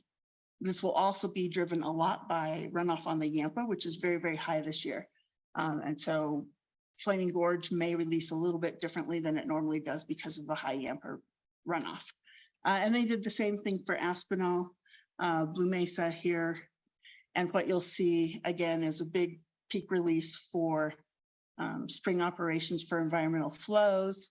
And then the recovery happening later in the season, July, August, September, October, November, December, down to the icing target in December. So you don't see any difference at the bottom. The gray and red lines run together until September. So what we're not going to see is recovery before the balancing releases from PAL have almost finished. And that's of concern to the upper basin. It makes sense from how Aspinall is operated and how those rods operate, that's the time of year that there's some flexibility. But it doesn't make a lot of sense the way those balancing releases work. So again, work for the future to do better, I think, for the upper basin reservoirs. In terms of other things that go into those balancing releases besides what the upper basin units will be doing and how that impacts inflow into PAL is one required savings from the lower basin through shortage and DCP contributions. And so you'll see here two different lines. We've never dropped very deeply into these shortages and contributions. We've stayed only in those second and third lines. Had this year been really dry, we'd have seen the lower basin continue to have to take deeper shortage and provide more DCP contributions. This hydrology means that for 2024, they won't dip into these lower elevations and higher contributions. So we'll see that in a minute. But these are the types of things that go into those balancing release calculations for next year, for this year, and then tier determinations for next year. Here's a big change too, for both 2022 and 2023. That just came up in the April 24-month study because they only updated a couple of times a year, August and April, for these modeling assumptions for lower basin uses. The 500+ plan was meant to conserve an additional 500,000 acre feet in 21 and 22 and another 500,000 acre feet in 2023 in the lower basin. The last time we talked, the assumptions were that the total through 2023, after being offset by certain folks needing to take ICS out of the reservoir, was that the million acre feet they had hoped to create was only going to be about 300,000 acre feet total. That was what they were showing in August. What they're showing in April is now that they're going to get to about 910,000 acre feet of the million acre feet they were shooting for. So a wet year in the lower basin makes a huge difference in terms of how much water they can conserve or take out of ICS. And so we've seen this huge swing in the April and May 23 4-month studies will be reflected in the balancing as well in other places. So as you see these numbers bounce around, I just want you to understand the things that go into this calculation. Also, for the April and May 24-month studies, because it was so incredibly wet in the lower basin, they've changed and looked at actual expected tributary inflows into the lower basin instead of averages. Because there were some systems that spilled in the lower basin and extra water was coming in, and there's a lot of runoff. They've changed the way they do it for the April and May 24-month studies. That actually decreases what's going to come out of POW. The things we're doing in the upper basin to release more water for environmental flows increases the water that are going to come out of POW. So you've got some things that counteract each other going into that final calculation of what comes out of POW. So the May 2023 24-month study, this is their pattern for what they're going to try to release from the reservoir, which is currently the 9.29 million acre feet. And pay attention a little bit, those light blue bars that are on the bottom in December through March, and then kind of in the middle, May through September, were a reflection that things were so bad in November, December, January, that they were withholding water from POW from that part of the year to keep POW up above, well, not even above 35.25, but the best they could do to keep it as close to 35.25 as they could. And then when they do that, they have to release it later in the year. So the light blue was the plan if it had stayed dry to try to continue to protect POW. And then as soon as it gets wet in March, under the current balancing tier that we're in, you immediately shift to trying to dump a lot of water out. So they had to get both the water that they had just saved because things look so grim. You got to dump that out in May through September, and you have to back up into April and start dumping all these other volumes. And so in terms of looking forward, places where maybe things don't make sense in these lower elevation balancing tiers, here's a big one in terms of the way POW is being operated. And just a quick look then, once you add up all those things that are happening in the upper basin and happening in the lower basin that affect the actual or projected elevations at the two reservoirs together to do the balancing operations, this is what you get coming out of the May 2023 24-month study in terms of POW rebounding, getting up into the mid elevation release tier and staying there for 2023. And then we can look at 2024, but that's just fiction. Anytime you go out that far, they're just kind of looking at, you get the same huge spread no matter what you do. So I'm not going to talk about 2024, but the same thing at Lake Mead, and you'll see the immediate impact to Lake Mead of the balancing releases and the way Lake Mead is rebounding very, very quickly up out of the shortage conditions. So you'll see we were in just barely in the level 2 shortage conditions for 2023. They'd been in level 1 last year, and now all of a sudden projected to be probably in level 1 for next year, instead of continuing to decline the way it had shown earlier, down in deeper into level 2 or into level 3 shortage. Now we see them, you know, at level 1 shortage, and if it stays wetter than that, maybe no shortage at all. So a big improvement at Mead as well. And I think that's it, because Amy, those are Amy's slides. So any questions? I think Director Mitchell has some comments. I hope you guys were as excited as I was to listen to Michelle's presentation. And the reason why I think you should be excited is because she covered, she commented on 3 things that I think are critical to be aware of as we look towards the future. She talked about the current guidelines and how we're operating. She talked about the tier structure, balancing, and ICS. And those are critical components to what is in the 2007 operations guidelines. And so when we talk about, I hope when you're hearing her, you're hearing some of what's happening with that, because as we think about how to do better into the future, an understanding of that is going to be important. And so I think today is not the start of that. We've had these conversations on multiple times, almost every single board meeting. And I think I just want to make sure you all recognize the components that are in those guidelines, but they're not set in stone in terms of how we move into the future. And so when you hear of the operations and the concerns and what's happening to the system because of those things, I want us to be thinking about how can we do better moving into the future. And so at some point, I'd like to have further conversation on the details of the tiered structures, as I said, not with any individual year guidelines, but the actual guidelines. At some point, let's get into the details of ICS and the 4.2 million acre foot pool and how that occurs, and talk about is that something that we need to be thinking about into the future, in terms of the advice I want to get from you all in terms of what we can stand behind. The balancing, has it worked? Has it incentivized overuse, or has it helped the system?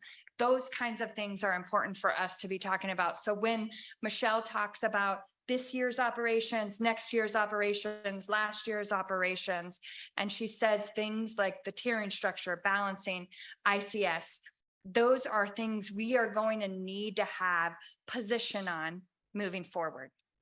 So it seems that maybe it would be helpful to do a little more of a deep dive review on what these things are, how they interrelate, why they're important with new, having new board members, and also just because we haven't done it as a board in a while.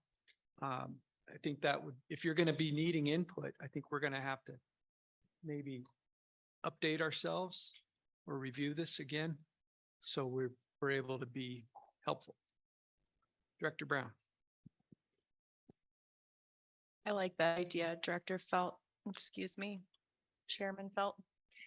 I'm not gonna call you madman. It just seems like then we're all kind of crazy too, and by association, you know. It's true. I think that's a good idea, especially as I know this is an upcoming topic, but as we look at SEIS and how the impacts of those alternatives could, whichever's chosen, impact what the reservoir looks like in the future, will be easier to understand all those repercussions. So thank you for that idea. Thank you for that great presentation. Thank you. Next time, bring will you copy. share it? I need to digest it Yes, alone. Anna has it. We'll make sure we share it. And then if you have any questions, feel free to reach out. I don't have a question so much as a comment. There's a presentation at the Gunnison Basin Roundtable, and the bureaus or the Colorado River Forecast Center is saying 830,000 acre feet flowing into Blue Mesa. And the folks, and the name escapes me, and I apologize for that, but the folks that base their projection on the LiDAR mapping are saying 900,000. That's not quite 10%. It is pretty significant. So I always take these modeling with a big grain of salt. And you've heard my comments about the 24-month study before, but even the Bureau people over a beer will tell you that it's not very good. Maybe we should take it with a grain of silver iodide. Can't hurt, right? Okay, Director Sakata. I can follow that one up. Thank you, Mr. Chair. Yeah, that is. Well, this request is going to beat that one. Michelle, I was wondering what would really help me is, could you make a board game of it? In my spare time, I would love to do that. It would be a lot of fun.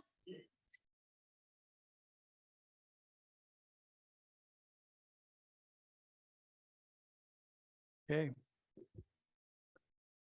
All right, thank you. Thank you.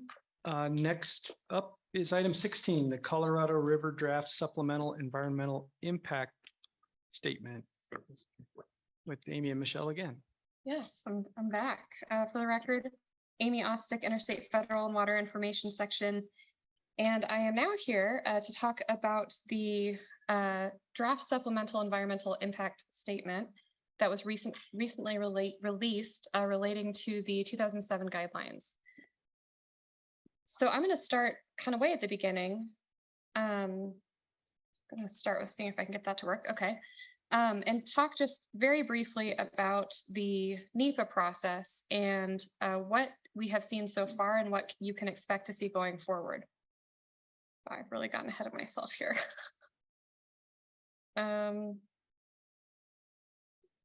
Okay.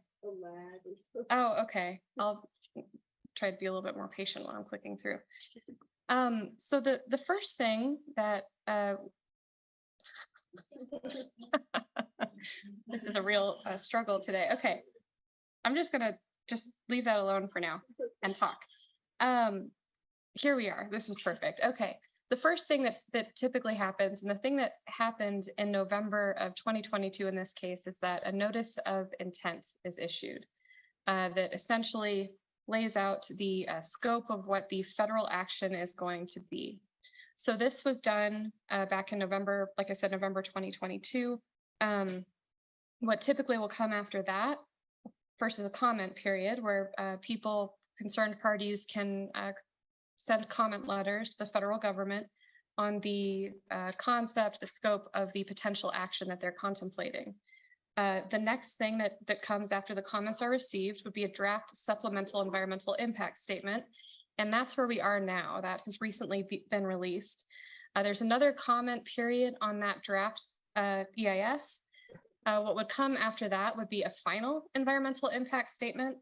And what would come after that ultimately would be the record of decision, which details the action that the federal government has ultimately chosen to take. So that's at a high level, the NEPA process. And if there are more complicated questions, I'm going to defer those to my attorney. But I just wanted to give you an idea of where we are in the process and where we've been and what we can expect going forward.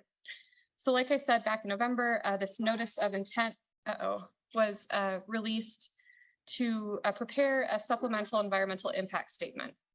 And the reason this is a supplemental EIS and not just a straight EIS is that the scope was specifically to supplement the 2007 guidelines. And so the scope of this SEIS is limited to the scope of those 07 guidelines. And there are a few key components of the 07 guidelines. One is coordinated operations of Lake Powell and Lake Mead. So in other words, how much water is released from Lake Powell and under what conditions? And we just heard a really great report from Michelle about how that works under the current guidelines. They also call for shortages for lower basin states. So there's a table in the 07 guidelines record of decision that Michelle also showed that actually shows when Lake Mead is reaching certain elevations, the lower basin states have to take certain shortages. So that's all to say the scope of the 07 guidelines is Lake Powell and below. The scope of the supplemental EIS is Lake Powell and below accordingly, because it's supplementing the 07 guidelines.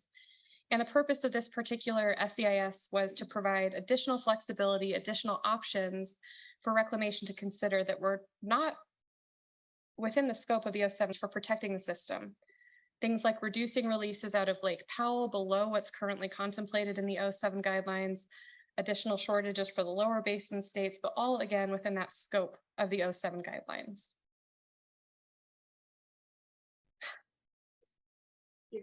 Okay. So the first, like I said, the thing that happened after that notice of intent was published was that the basin states got together and talked about potential comments on that, the notice of intent. And as you are all aware, as we've briefed you previously, a 6-state consensus-based modeling approach was submitted to the Bureau of Reclamation. And I'm not going to go over this in a lot of detail because we've talked about it previously, but the high-level points here are that it was a 6-state consensus-based approach. California was at the table for the discussions, the negotiations, but ultimately did not sign on to this 6-state approach. The key items in this proposal or the modeling based approach were first a focus on lower basin cuts. Again, the scope of this is Lake Powell and below. So additional shortages for lower basin states, contemplation of evaporation and transit losses for the lower division states, which have not actually been assessed against their deliveries to date. And also recognition that the upper division states are constrained by hydrology. So even if the scope of this were higher up, the reality is that the options available to us are really limited by hydrologic shortages that we already face. We also have tools in place in the upper basin. We have voluntary conservation programs, the System Conservation Pilot Program. We also have DROA. Again, DROA, part of the 2019 DCPs outside the scope of the 07 guidelines or the SEIS. Nonetheless, those are tools that we use in the upper basin to effectively manage ourselves, frankly, in our water resources. So we sent our letter, and the next step in this process, of course, was a draft supplemental EIS was released in April with a 45-day comment period. So the draft SEIS at a high level provides for 3 alternatives, and I'm going to get into the details of what's in those shortly. But we were really encouraged to see that the primary focus is on the lower basin, which makes sense for all the reasons I just outlined. But the draft SEIS appropriately recognized that the additional cuts would have to come from lower division states. The scope is specifically outlined as Glen Canyon Dam and below. In terms of what is in the 3 alternatives, I know that there's a lot of text here and it's kind of small, but I'm just going to run through all these. So the first, as is included in any EIS, is draft EIS, is a no action alternative. And what this really means is not that there's absolutely no action that will be taken, but it means that the 07 guidelines will just continue as written. So no change to the current operating procedures under the 07 guidelines. Everything called for there will continue to occur. And then there are 2 action alternatives. And I first want to highlight the similarities between them before talking about the differences. In terms of the actual cuts to lower basin deliveries, they're identical in these 2 alternatives. So the actual amount of water that would be leaving Lake Mead, in theory, would be the same under both of these alternatives. There's also in both alternatives I shouldn't call it an adjustment, so that's a term of art, but change from the lower elevation. Currently, it's a balancing tier. It would be called a release tier, lower elevation release tier. And Michelle just talked through kind of the implications of being in that and what it means, especially when we're in really dry hydrology. But what this would do is set that even lower with an initial release set at 6 million acre feet. Now you'd still have adjustments to be made to that, but that tier would start quite a bit lower than it is now. So the differences between these 2 alternatives is essentially how those reductions in lower basin states are doled out. So in action alternative 1, it's based on priority. And I want to be very, very clear here that when we're talking about priority, we're talking about priority in the lower basin. All these actions, remember, are in the lower basin states. So the priority, the way it operates in the lower basin, is that California high level has priority over Arizona. We'll just put it that way. So Arizona would be taking a lot more cuts under action alternative 1 than California would be taking. Action alternative 2 would be based on a more pro rata approach for each contractor in the lower basin. So each lower basin water user is taking a pro rata 13% cut to their water uses.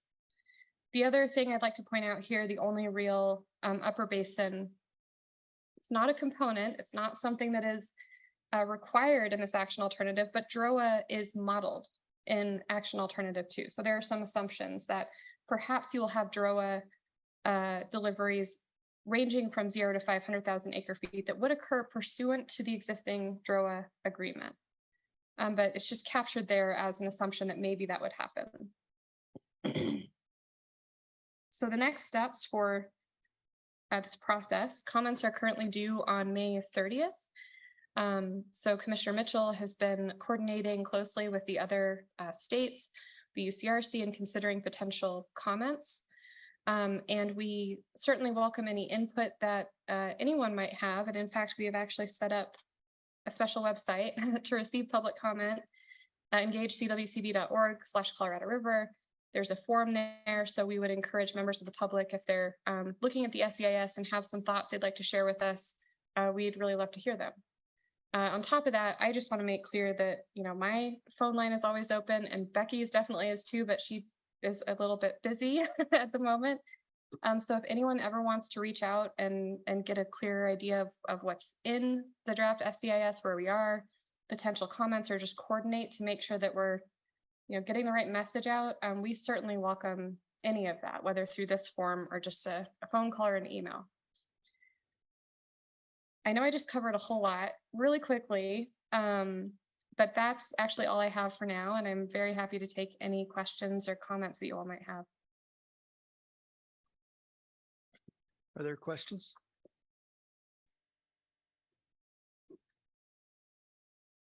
Director Sakata.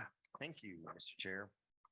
Well, thanks, Amy, for making yourself available, because I know I've been in conversations with people that want to know how they can contribute and the best way to contribute. And as we found out, I think it's really important for us to try to be together as a state carrying this message forward, that we've come such a long way, and hats off to you guys to getting to this point where the focus is on where the overuse is. And that's, I think, a major step forward. And I don't want to jeopardize that by all of a sudden us fracturing into a lot of different areas. And so thanks for opening up your door. Those people that come to me, I will probably send them your way so that we can have a better understanding of how we can work together to secure that message. Thanks. Thanks, Director Sakata. Great comments. Anybody else? Director Brown. Yeah, I just thought maybe I'd open it up for some dialogue with the board, and definitely Amy would love to hear your thoughts on, coming out of SCPP, which was, conflictual for our state. I don't think any of us around the table would deny that. Just wondering, what the board's thoughts are, or how we can look at creating unity around our comments with the SEIS, and how we can collect comments from different organizations and parts of the state as I don't know if it would be as a board, or how we can be unified. I think those of us that have studied the Colorado River for some time know that there have been examples of states in the past that have not been unified. And certainly if there's a way to reunite Colorado, hopefully we can be a convening agency to do that, and show our leadership moving forward. I know, I'll just throw one out there. A while back, I spoke with one of the members of the Colorado River District that's in my river basin. And we talked about, maybe having a joint workshop with our boards, just to kind of bring back the similarities that we have between us, and our commonalities, and how we manage our hopes and dreams for the future of water in Colorado. So I'll throw that out, and I don't know if there's anyone else that wants to make a comment, or Director Mitchell, Commissioner Mitchell, if there's anything you want to say, of course, jump in there too. Maybe just clarifying, when you said a joint meeting with the boards, did you mean the River District? Yeah, that I mean, correct? I don't, it's just sort of food for thought. If there's a way, I know there's other districts out there that, I don't know that we need to just have a meeting with one other district, but is there a way for, our board to convene folks? And again, it's just kind of throwing out there an idea. And I don't know that it needs to be a joint meeting. It could be a workshop. So it's a little bit lighter on agenda items that we have to tackle. I don't know. Yeah. I mean, I'm not chair anymore, so.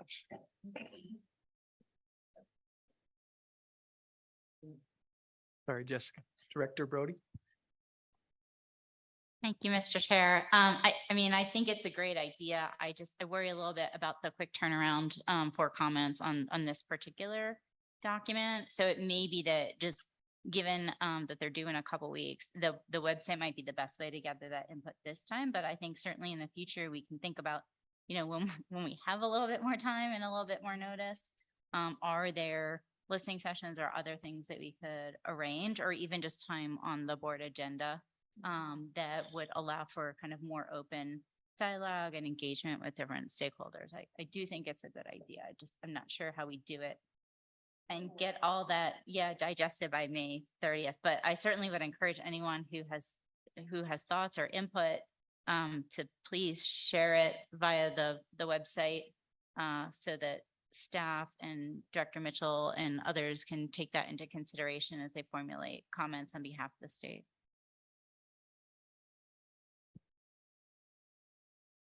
I just want to comment a little bit also. I think that is a great idea. And I think there's I probably agree with Director Brody that I don't know if there's a way to do it before definitely the SEIS comments are due. However, just want to be very transparent that our position on much of the issues that are discussed in the SEIS is out there. It's public. We have our Commissioner's Corner website, our CWCB website, that really talk about the principles, the guiding principles, not only for moving into the future, but that we have across the state now today, as really what guides us on how we're responding to the SEIS. I do think providing more opportunity for joint discussions and meetings, webinars, whether it's educating across the state. I'm thinking as we're sitting up here at Northern Water, you know, I know much of the folks that work at the leadership of Northern Water is not present in the building that we're sitting in today. But I think, you know, the benefit of this board is that it does represent every river basin across the state. And as part of our role, we are going into every river basin within the state. And so I think by meeting every 2 months, specifically for board meetings, that there's opportunity to have people from across the state come, visit, discuss, to have joint discussions, have separate events outside of the actual board meeting where we can have open dialogue and discussion. I also think moving into the future that we're especially with, I foresee that the process will officially begin soon regarding the next set of guidelines. And we're going to have to be on the road and out and taking input and really making sure people understand where we're coming from and why we're making the decisions that we are. I do feel like I specifically have been trying to make sure that people understand where we're coming from as we talk about, and a perfect example of that is the acceptance of the term overuse now. That came from the strength of this board. The term overuse was often disguised as the structural deficit within the guidelines, and really what the structural deficit was evap and transit and system losses, and it is the strength of this board that brought that to the forefront. It's become commonplace dialogue now. It is being called out for what it is. And I think we need to be able and willing to take this show on the road, have those discussions, make sure that the River District understands that any district that we're in, any area that we're in, regardless, understand why we're really focusing on the messaging that we're focusing on. And I believe that the principles that we are carrying, not only here in this board meeting, but that we're carrying outside the bounds of this state, are the principles that all of these districts are behind.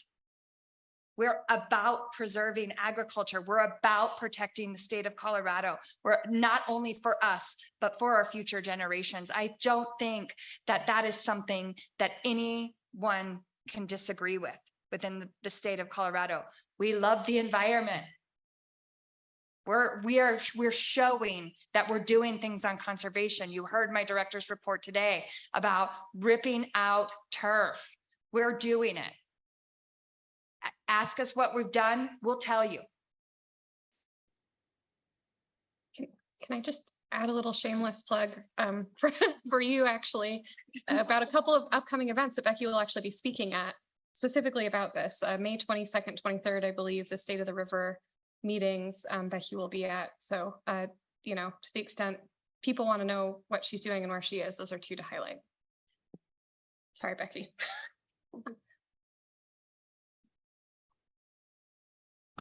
Amy, thank you. Thank you, Mr. Chair. I can attest that Amy does take the time to inform us, and I appreciate you getting on that call with Heather and I the other day to talk about it. Short story that I'll make long. Yeah, we got time. It was a long time ago. Director Sakata and I, we were at the same thing in Florida. We went to a young farmer and rancher World Forum, and that was a long time ago. Say young farmer and rancher.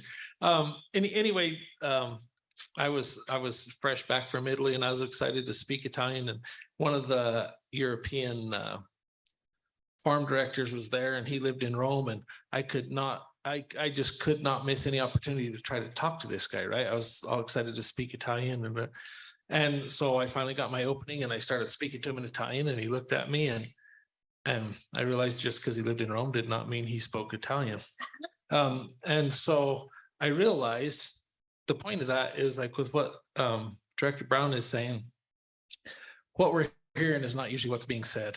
And it would benefit greatly for me in my position to have a forum like what she suggests. I know time is an issue, and I agree with Director Brody that probably the website is the place, but we do have experts. We have them willing.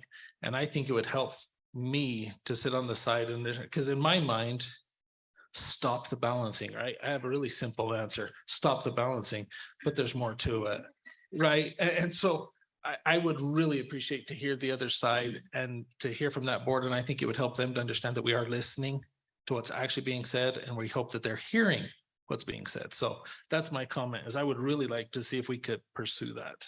And can I just offer one thought, Director Combs, is that I do want to make myself available. If you all have meetings across the state, the Basin Roundtables, I've been trying to make rounds there. If you have existing meetings in place where people are gathering, get in touch, and we'll get someone there. Thanks, Director Brown. Thanks. I'd just like everybody to know that it's been winter at my house until about May 1st. And so I am aware that it's May 17th. But I'm actually still in April. And so, yeah, it's kind of silly to try to do something in 2 weeks. So thank you for that.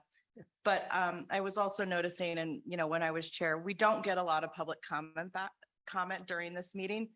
So I guess if there is anyone listening and you have public comment that you just want this board to hear, or Becky to hear, or Amy to hear, that we have public comment, it looks like tomorrow.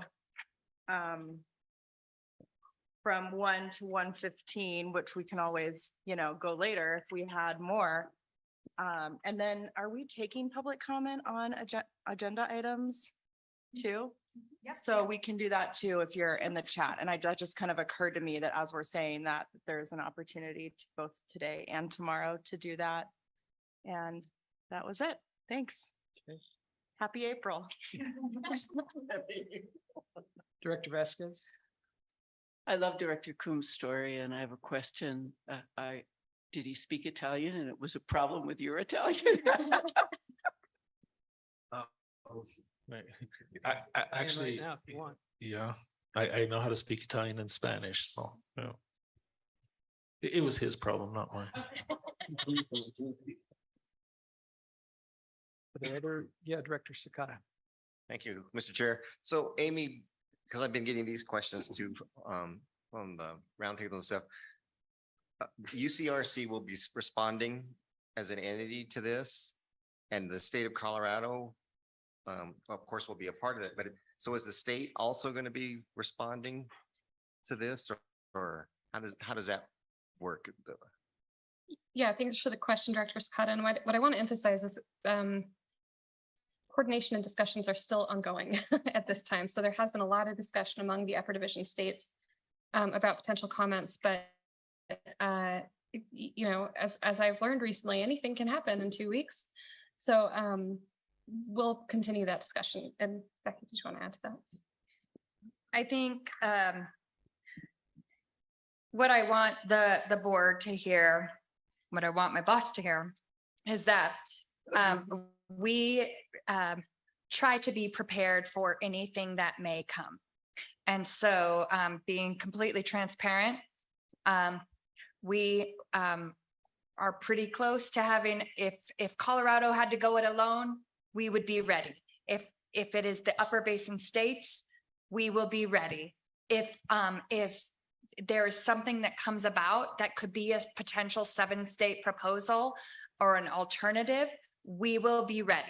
That is what I can commit to you. And so oftentimes things are changing by the minute. Where we were yesterday at this time is different than where we are today. I can assure you that, in terms of how people have moved, what they're thinking, and positions moving forward. So that being said, the answer is we don't exactly know what it's going to look like, but I can assure you that the staff that is here, and you get to hear from the Attorney General's office quite frequently, and because this is such an important issue, will be ready, and they will be ready to preserve all positions that we have. And but at the same time, you all know that we're in this not just as Colorado, but as 7 basin states, and 2 nations, and 30 tribal nations. And so we have to really sometimes bend a little to see if we can bring others into the fold. And sometimes we have to stay very, very strong. Director Boucher. Thank you, Mr. Chair. I just want to take the moment to thank Commissioner Mitchell and team. Watching all of this occur over the last period of time and listening to, where the state and the upper basin's positions are, what our talking points are. And I hope some of the results that are coming to be, demonstrate that the general position and attitude of where the state sits and where our leadership is taking us is proving positive. And I think that, for this board, given the limited time frame that we have before public comments, if we're aware of particular conversations that we can have, or as Amy suggested, go to our roundtables, have a conversation, and kind of air this out a little bit, I think it'd be a good thing. And then also, as stated previously, in this discussion, that if others are tuning in, please make your comments. As Director Brown said, there's an opportunity to do that, the more united we stand as a state, I think the better this will go for us into the future. So thank you very much, Commissioner Mitchell and team. Director Brown.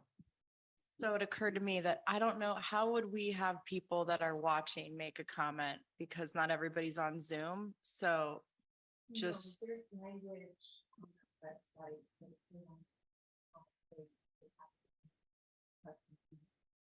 Just wanting to make sure anyone that's listening. Yep, just directing. I never know if people watch us on YouTube or not, but if you are, there's the way to do it. Right. So there's no chance for public comment during this agenda item unless they come to you beforehand. If they're watching it on the screen, Uh-huh. they can click on the email me. Perfect. Awesome. Great. Okay. Thank Good- you. Good clarification. Additional comments, questions? Director Sakata? Yep, thank you. Oh, no, I lost my train of thought. That is bad. Well, I know what I was gonna say. I was gonna say, Becky, my pickup has 455,000 miles. I need you to negotiate for me in buying a new pickup. Oh, yeah. I would definitely want you on my side. No, so reminds me of that point. So I think that's where it is good that you have that engaged CWCB link. And I think I would encourage people that if you're in support of what's going on now, to let Becky know too, or how it would affect you. I mean, maybe the the consensus-based modeling paper, maybe you really want to focus in on the evaporative losses and transit losses, so we have a fabulous opportunity and a fabulous leader and Commissioner Mitchell. So I would really take advantage of that fact. And thank you so much, Director Mitchell. We really appreciate it. Director Vasquez. Yeah, I'm just looking around the table and wondering how each of us can help engage constituents to offer their comments to try and accelerate this coming together as a state.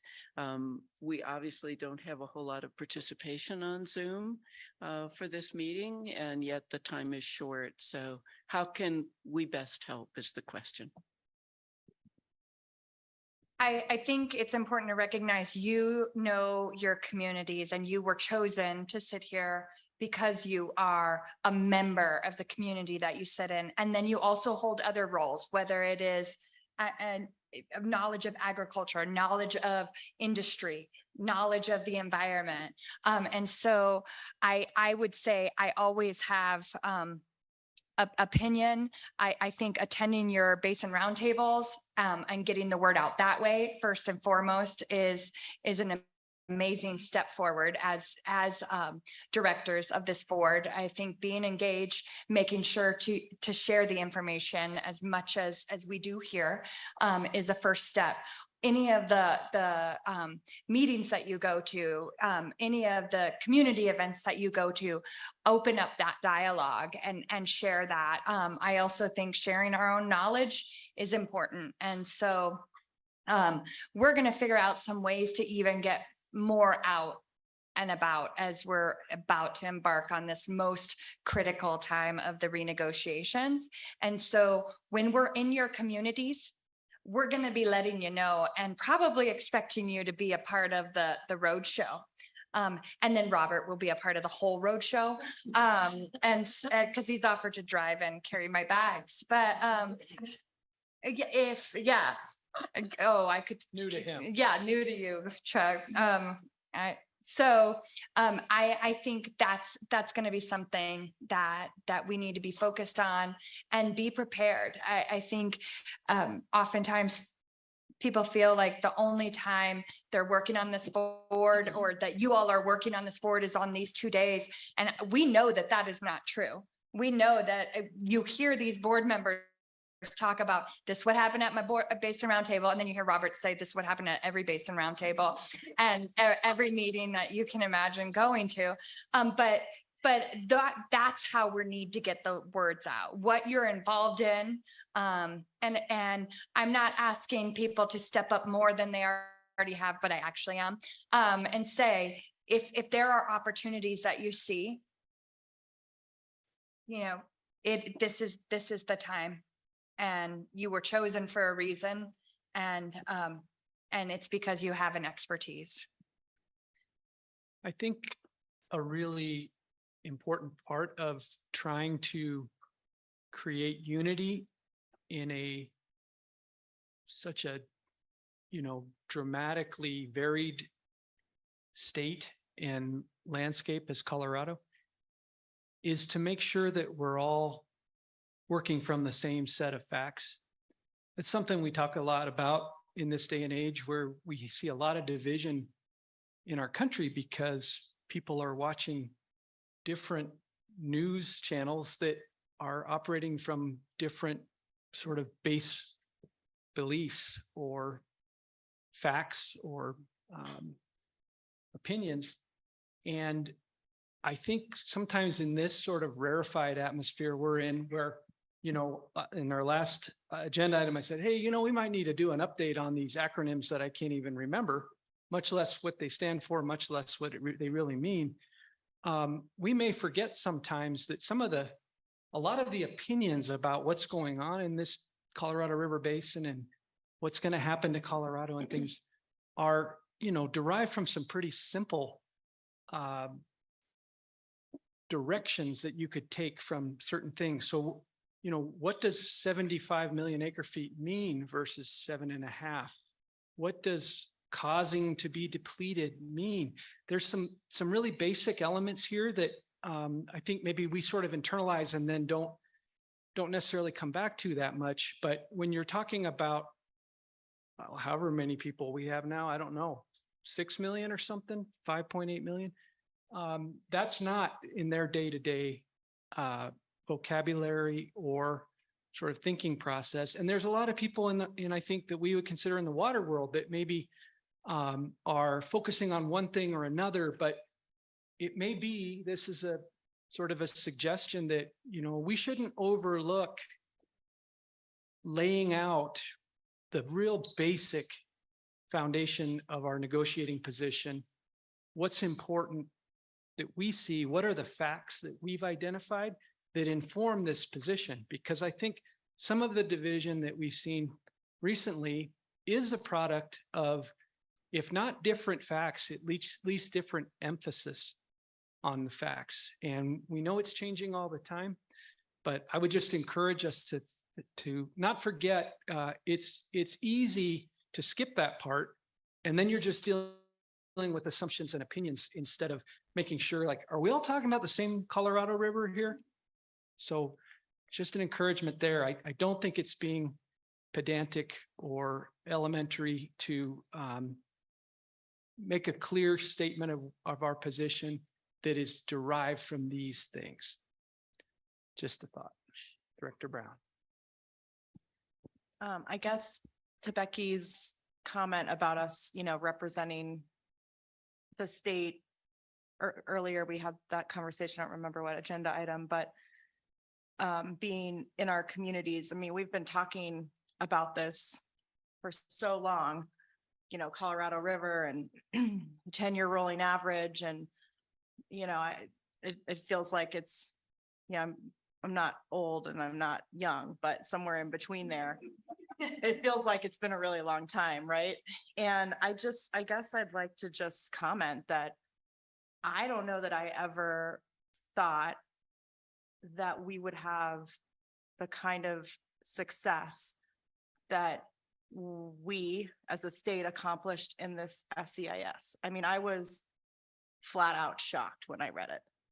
So to the whole team that worked to get us there, and all of the people, that kept commenting on the strength of agriculture in our state and the desire to keep farming and ranching. And I just think that's huge. And to have that type of validation for living within our hydrology, I think was, my jaw dropped open. So, kudos to all of you. And of course to Becky and Dan for empowering your employees and your staff to, do this work.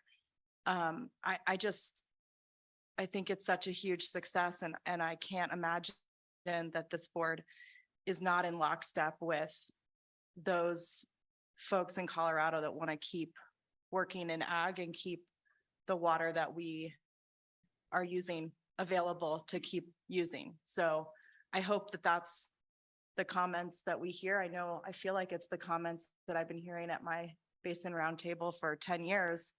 And if it's not, and we have that wrong, I definitely want to hear that too. But I guess I just thought I would highlight that shocking change in the narrative. And thank you. I think we should applaud that change.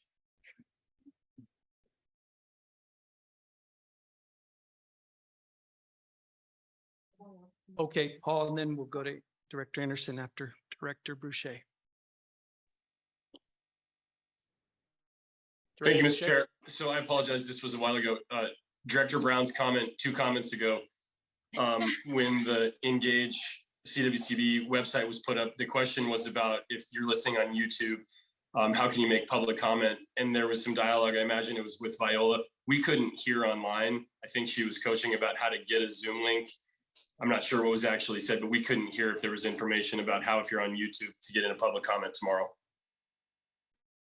Viola? Sorry about that, Paul. I'm not used to talking on the mic.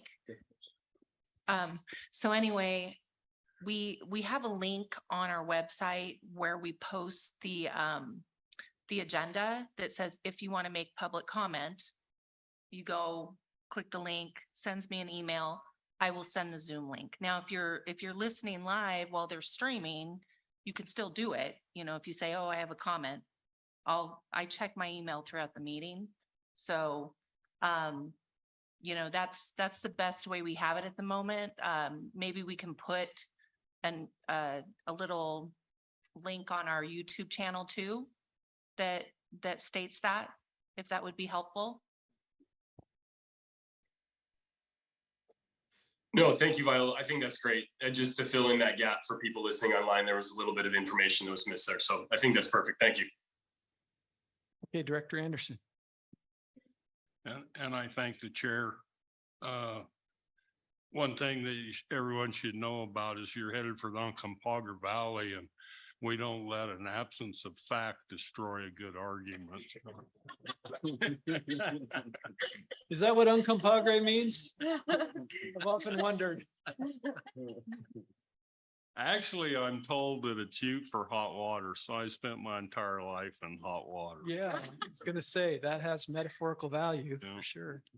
As I spoke earlier, you know, this was quite a conversation at the Gunnison Basin Roundtable Monday, and there is a lot of, and rightfully so, a lot of interest in Colorado River issues. And I guess one of the outcomes of that was that there's going to be a standing agenda item, Colorado River issues. So I think it's all healthy, and I think that there's a lot of people that would be very happy to become engaged in it and try to help us with the issue. I guess that concludes my comments. I thank you. Director Brown. I'm just gonna belabor this since I'm talking so much. This is my like fifth comment. Sorry, everybody. So I really want to make sure that we're making it as easy as possible to comment. So I think this is something we need to work on. And I don't know what kind of technology exists out there for there to be live, you know, if there is some sort of link where we can figure this out, but I think it's kind of cumbersome to do this. Certainly we can try, but I can't believe we haven't really thought of this before. It must be kind of difficult to say your piece in the moment and let's not let this drop now. We need to fix it. And I think one way we can do it is that, what I'm hearing is if you click the link and email Viola and you have a comment on this issue, can we go back if we receive today? So if you're gonna email us and you want to make a comment, we can fit it into the agenda to take that comment today, it sounds like. But yeah, I just don't want to let it drop and we go back to the old ways and miss this opportunity to engage. Right. And also too, people can come. We advertise it, we're in person. There's tags at the back there by the agenda. If you have a public comment, sign it, give it to me. I mean, it's out there. But if you're hearing from people that are saying in your area, I have not had an opportunity, or I can't get through to make a comment, please, that we'll readdress it. Well, yeah, I do think we need to clarify it a little, because here I am sitting here where I'm sitting, and I thought that people needed to either email you in advance of the meeting and you'd schedule them for public comment on a specific agenda item, or we take general public comment at the end. I've never turned them away. Okay. So if they email me while we're talking right now, I send them the link. Okay, Never turned one away. great. Director Vasquez? I have a question how this works with public comment. So in a number of boards and commissions, public comment is encouraged and allowed, but it's not a dialogue. And it sounds like what Commissioner Brown was looking for is actually some kind of dialogue with individuals that are commenting to the board. And so I just looking for clarification how this would work. I think both are quite important. And I think some of the dialogue opportunity is outside of this board meeting. And I think as we talk about ways that we're going to try to engage beyond just this, especially as we're about to embark on this critical topic, that is a lot of opportunity for dialogue and feedback and input. And so I think, you know, we have some tasks before us at every board meeting. And much of the time, I think folks could spend 2 days talking about this and would want to. And we could spend 2 days talking about weather modification and would want to. And so I think we have to kind of do both here, but also really create those brainstorming and dialogue session opportunities outside of this too. Yeah, thanks for the clarification. Director Felt. Yeah, Would sorry. Go you ahead, mind if I just Amy. highlight a couple things that we've been working on? You know, we have a really, really great communications team, and I just want to point out Katie Weeman is here, and Emily Zamak, also on my team, has been doing a lot of work on the communications front, and Chris Aaron to EDO. But some of the things that we've really been thinking about is how do we do even more? And some of this we've already implemented. So I just want to highlight, we do have this Commissioner's Corner, and there's a lot more content now there now than there was previously. We have some fact sheets like FAQs, kind of the basic information that you were referring to. But we're looking at doing even a lot more, putting more content on the website, making a link where people can request a presentation or a talk or a dialogue or something like that. So we have a lot of things that we're thinking about. And one thing I'm wondering is if it might be helpful in the future to have an update and a kind of an overview for this board of everything we have been doing and are continuing to do, so that you all know where to send people if they do have a specific request or question, or, you know, so that you know exactly where to send them. So I'd be happy to work with my team and put together kind of a board communications toolkit, if you will, a presentation at a future board meeting. That would be helpful. Okay, any other questions or comments, Director Brown? Or anybody else? Don't tempt me, Matt Nash. I think a little assignment we ought to give ourselves, if we can, by the July meeting is I mean, I think we're close to an understanding of how public comment works, but maybe really codify it. So like Director Vasquez's question about, are we going to engage when we have someone who emails, or are we just going to take the public comment?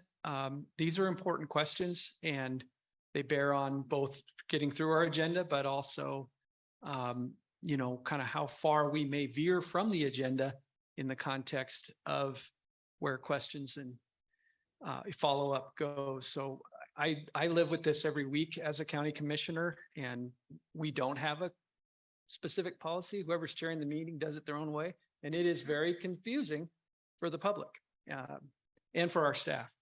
So if I might add, the question is who responds if we're going to respond and take the responsibility for speaking for the whole board. And I would be very uncomfortable in taking that on without some pre-conversation. Yeah, because we may all have different ideas of the proper response. So I do think, you know, I'll give that some thought and communicate with the appropriate folks to try and see if we can get this really clear. So it's everybody understands and it's something you can articulate. Okay. All right. Is there anything else on this agenda item? Yes, Director Greg, Greg. I was just going to say, yeah, you know, we have a lot of different boards and commissions in the Department of Natural Resources. And, you know, I'm happy to get Viola kind of what we do for Parks and Wildlife, what we do for Groundwater Commission and so forth, so we can have some consistency. But for every action that more or less requires a vote, there's always an opportunity for public comment. And that's for Parks and Wildlife, but also if folks are coming from out of town or they want to weigh in, they can weigh in virtually or in person. There's a time limit associated with it as well. And it's normally not like dialogue. It's more like folks showing up and stating they like something or they don't, or they have recommendations, but I can get that information to you. Great. Okay, we're at recess. And so we're going to cut that back to 10 minutes. So it's 3:53. So let's just get back here by 4. Good job.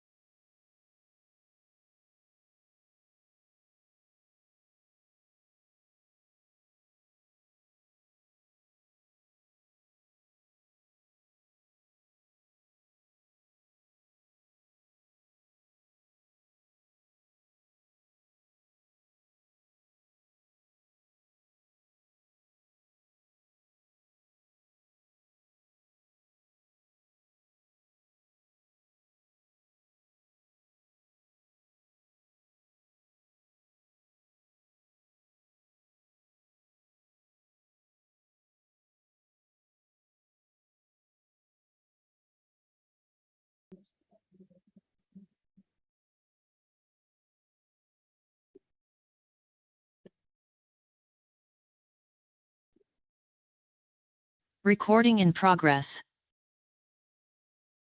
Okay, we're back and we're going to keep forging ahead. So our next item is item 17. This is financial matters, construction fund and severance tax perpetual base fund. We've got two subcategories of financial projections and cash management report, followed by the 2024 projects bill funding projections. So Kirk. Chairman Fell, thank you. Kirk Russell, Finance Section Chief, CWCB staff. The two items A and B kind of fold together, and so I will kind of present them. They are both information only. 17A is our routine look at where we are in the budget for the year. And keep in mind, this is the May board meeting. This is our last meeting to approve a loan. And most of these numbers that you see on the handout that I provided, we're starting to hone in at the end, and we've only got 2 months of revenue coming in, 2 months of loan repayments and things like that. So we start to see those numbers in the two columns under projection and current. We start seeing them close together. There's really no surprises to inform the board on. If I were to start off, I probably would start at this severance tax, the second page. Of note, we are severance tax revenues are exceeding $50 million. And when that happens, the next 10 million from 50 million to 60 million, that $10 million goes to CDPHE per statute.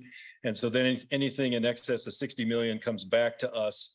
And so it's a little tricky the revenues are showing up right in kind of between there. So I typically look at, we're going to get 50 million at least.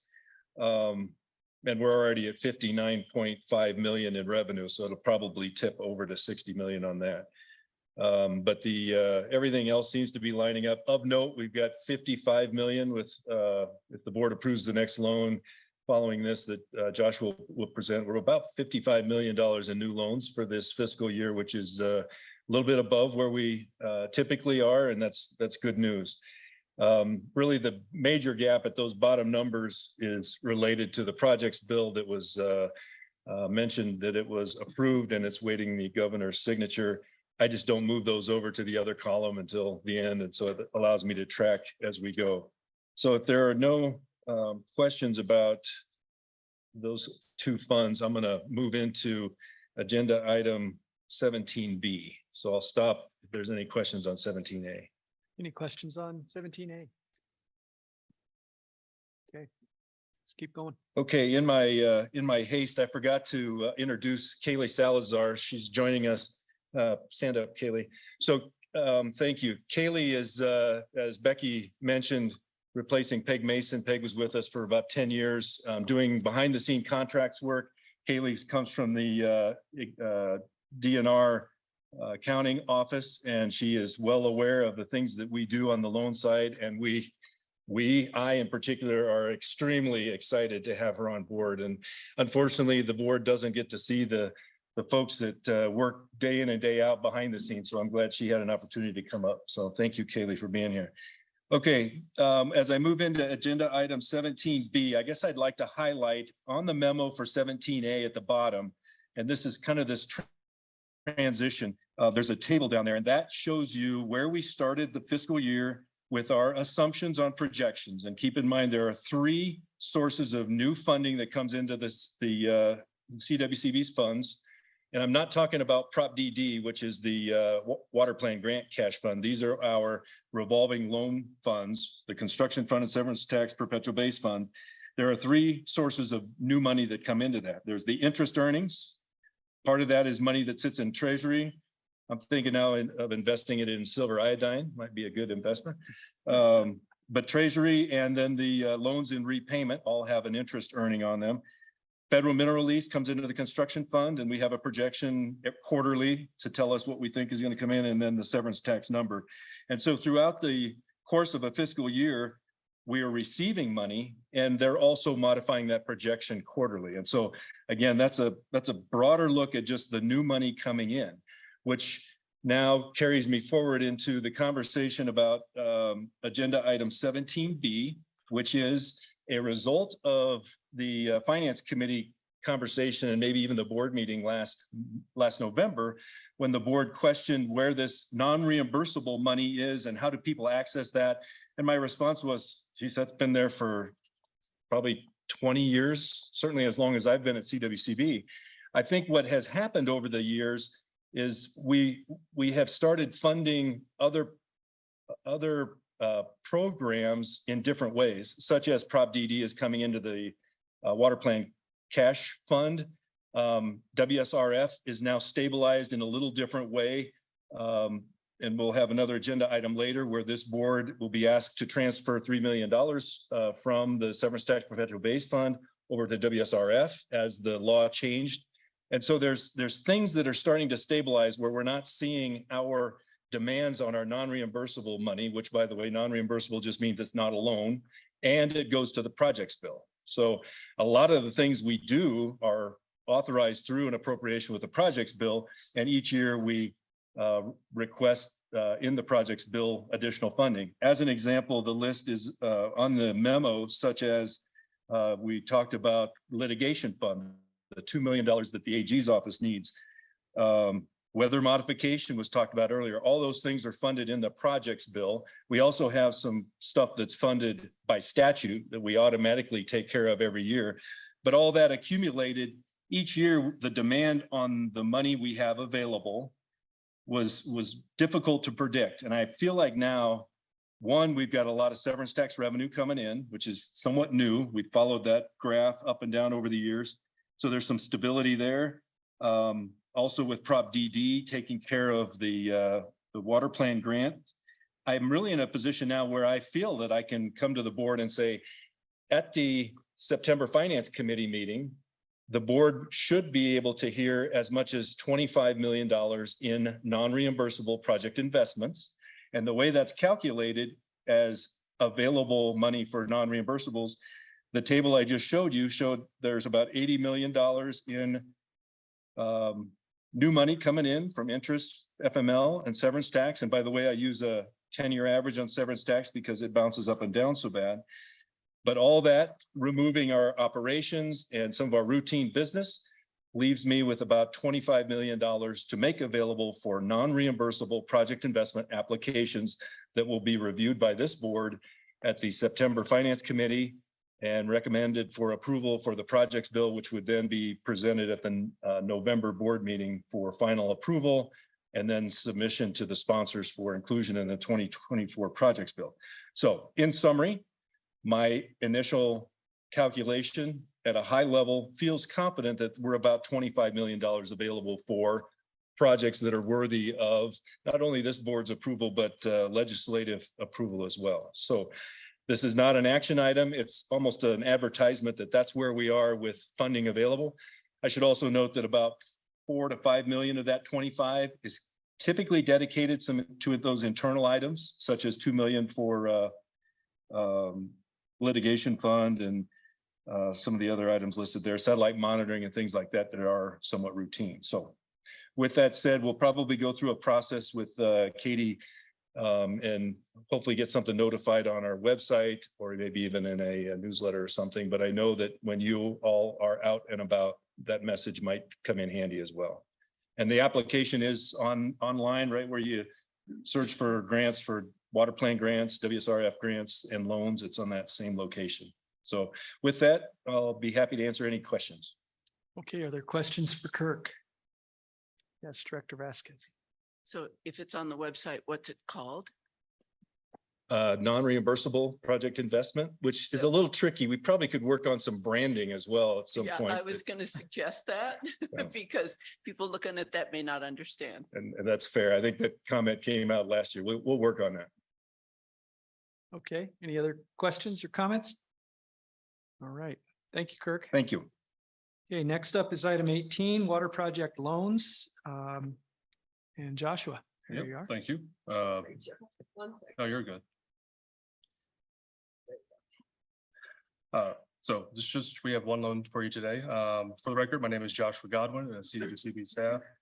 And this is agenda item 18A, the water project loan request for the Crawford Clipper Ditch improvements for the Crawford Clipper Ditch Company in Delta County.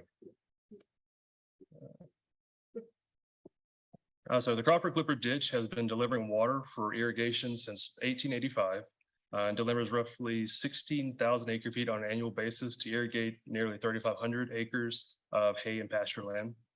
Originally, the system has been open ditch, but more recently the ditches have been piped for more efficient delivery. Much of the ditch system has been piped off their main stem through the Bureau of Recs salinity control program. The Bureau is helping fund this project, but only the piping portion, since the other components don't actually impact salinity. And so that they also have gone out and gotten additional grants for this additional funding, of which one of these funding sources is this loan they applied for. The loan amount for the ditch improvements is $757,500. And the terms are 30 years, and they have the agricultural rate of 1.85%. And in preparing for this board meeting, I was working with Mark Lavalley, the president of the board, as well as Shanna Harness, Grand Mesa Natural Consulting. So here's our project site. You can maybe take just to see a lot off to the right-hand side is where the project actually begins in downtown Crawford, near their office, the main stem of their ditch, which splits into roughly three laterals. The piping would follow parallel to the existing ditch as it is right now, up until we get to the regulating reservoir, which helps stabilizes the fluctuations and provides more consistent flow to the irrigators. As you continue past the sedimentation basin, you're again piped and going through a splitter box. One was another lateral, and then to the north, or kind of this northwesterly approach until it gets to the sedimentation basin. And the sedimentation basin just allows for particulates to settle out of the water before moving on to the rest of the irrigators. Here are the project financials. The entire project is expected to cost roughly $1.76 million. With the service fee, the total loan comes at, as I said before, $757,500. Let's see. The rest of the supporting funding will come from the NRCS, the Bureau of Rec, the River District, as well as the Gunnison Basin and statewide WSRFs that was approved back in March. And as I mentioned before, it's a 1.85% rate at 30-year. See, the financial ratios indicate that the company on average is an average borrower. You're going to see, if you look at your memo, you may see a week in the category of cash reserves, and that's, as we discussed this as we're looking at the applications, it's fairly normal apparently for ditch companies to not stockpile money and try not to cost shareholders more than they need to. But we feel pretty confident in their numbers, especially they've shown a willingness to increase their raise their asset assessments and to pay back the loan. The collateral will consist of a pledge of assessment revenues backed by a rate covenant, the project itself, as well as some real property that is within Crawford. Lastly, here's a staff recommendation, as you see on the first page of your board memo. Additionally, they, being the Crawford Clipper Ditch Company, are still working on negotiating an easement for part of the project. So we listed that as one of the conditions to fulfill prior to any disbursement of funds. And that's it, unless you had any other questions. And I'm not sure if we had anyone, either Mark Lavalley or Shanna Harness online, but. Let's see them. Are there any questions for Joshua? Director Sakata. Thank you, Mr. Chair. Joshua, a couple of questions for you in reading the material you presented to the board.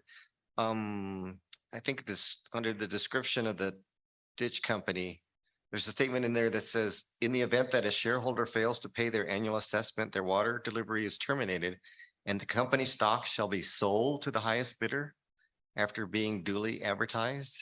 Is that in their bylaws? That seems pretty severe. That is, my guess is that is in their bylaws to some degree, but generally they, in talking with them, they would generally just hold the shares and even lease it back to them if they wanted to. That's just as an extra protection for them. Yeah, I read that and I was like, wow, you definitely want to pay your assessments. This other question for me, I was a little concerned, as you said, the cash reserve level. And not only that, is that in the graph that you presented to us, you said that future assessment share it looked like it was only going to go up about $6.74, where the actual loan obligation was closer to $11.39. So how do they figure they're going to make that up when their cash reserves are so close? I guess I don't quite have an answer for that. I know they've raised their rates twice in the past 2 years. And then, like I said, they've shown a willingness to increase it depending on how much of the loan they actually will end up using as well. And then my final question is, I know costs are skyrocketing for everybody. I saw the contingency was 20%. Is Mhm. that pretty normal now for contingency to be at 20%? That is, we're seeing a lot of contingency at 20%, actually. Yes, Isn't that that is, in incredible? fact, that might, sometimes I'm seeing an underestimate. I'm seeing ridiculous prices, even for a project we have given a loan to for a storage tank that reduced from 500,000 gallons to 30,000 gallons, and it was only a 10% drop in price. Or over an order of magnitude difference in volume, though. Yeah. So it is not unusual at this point. That's incredible. I guess I'm sorry, Mr. One more question, Mr. Chair. One final question is, are they having to purchase an easement? I mean, is that included in this budget at all then? They are not, no, that's not part included at all. They're actually negotiating the easement right now. They had 2 easements that they had to work on, one being the Bureau of Rec for the sedimentation basin. That has been cleared up. That's been cleared by the Bureau. And then right now they have one landowner for the, I believe it's the, where the regulating reservoir is going to go, and they seem pretty confident that's going to be wrapped up. However, they want to get in for this board meeting, get the loan approved. So we put it as a condition that they had to fix that before actually receiving any funds. All right. Thank you, Joshua. Thank you. Okay. Director Anderson? I would just make the comment that this is a great project. It actually finishes some work that was started before my time on this board. And they've used a bunch of Bureau of Rec salinity funds, but also utilize some of the MOA funds. So you know, thankfully they're finishing the project here, and my salutes to them. But I would recommend the approval of staff recommendation on 18A. Okay, we have a motion. Is there a second? Director Brody? So we have a motion and a second. All those in favor say aye.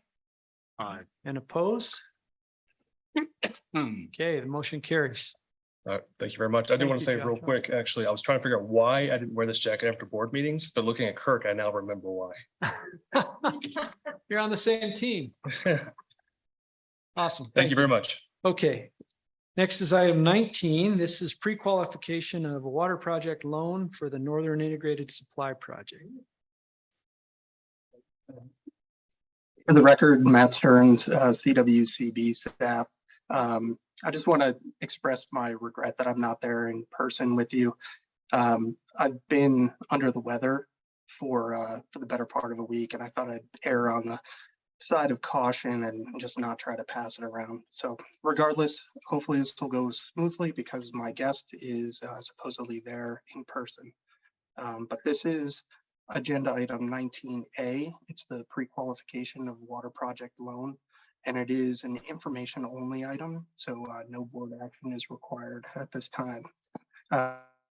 Just a reminder, this list does not constitute loan approval, but it does signify that staff has had more extensive conversations about the potential for a water project loan, including reviewing of their recent financial reporting.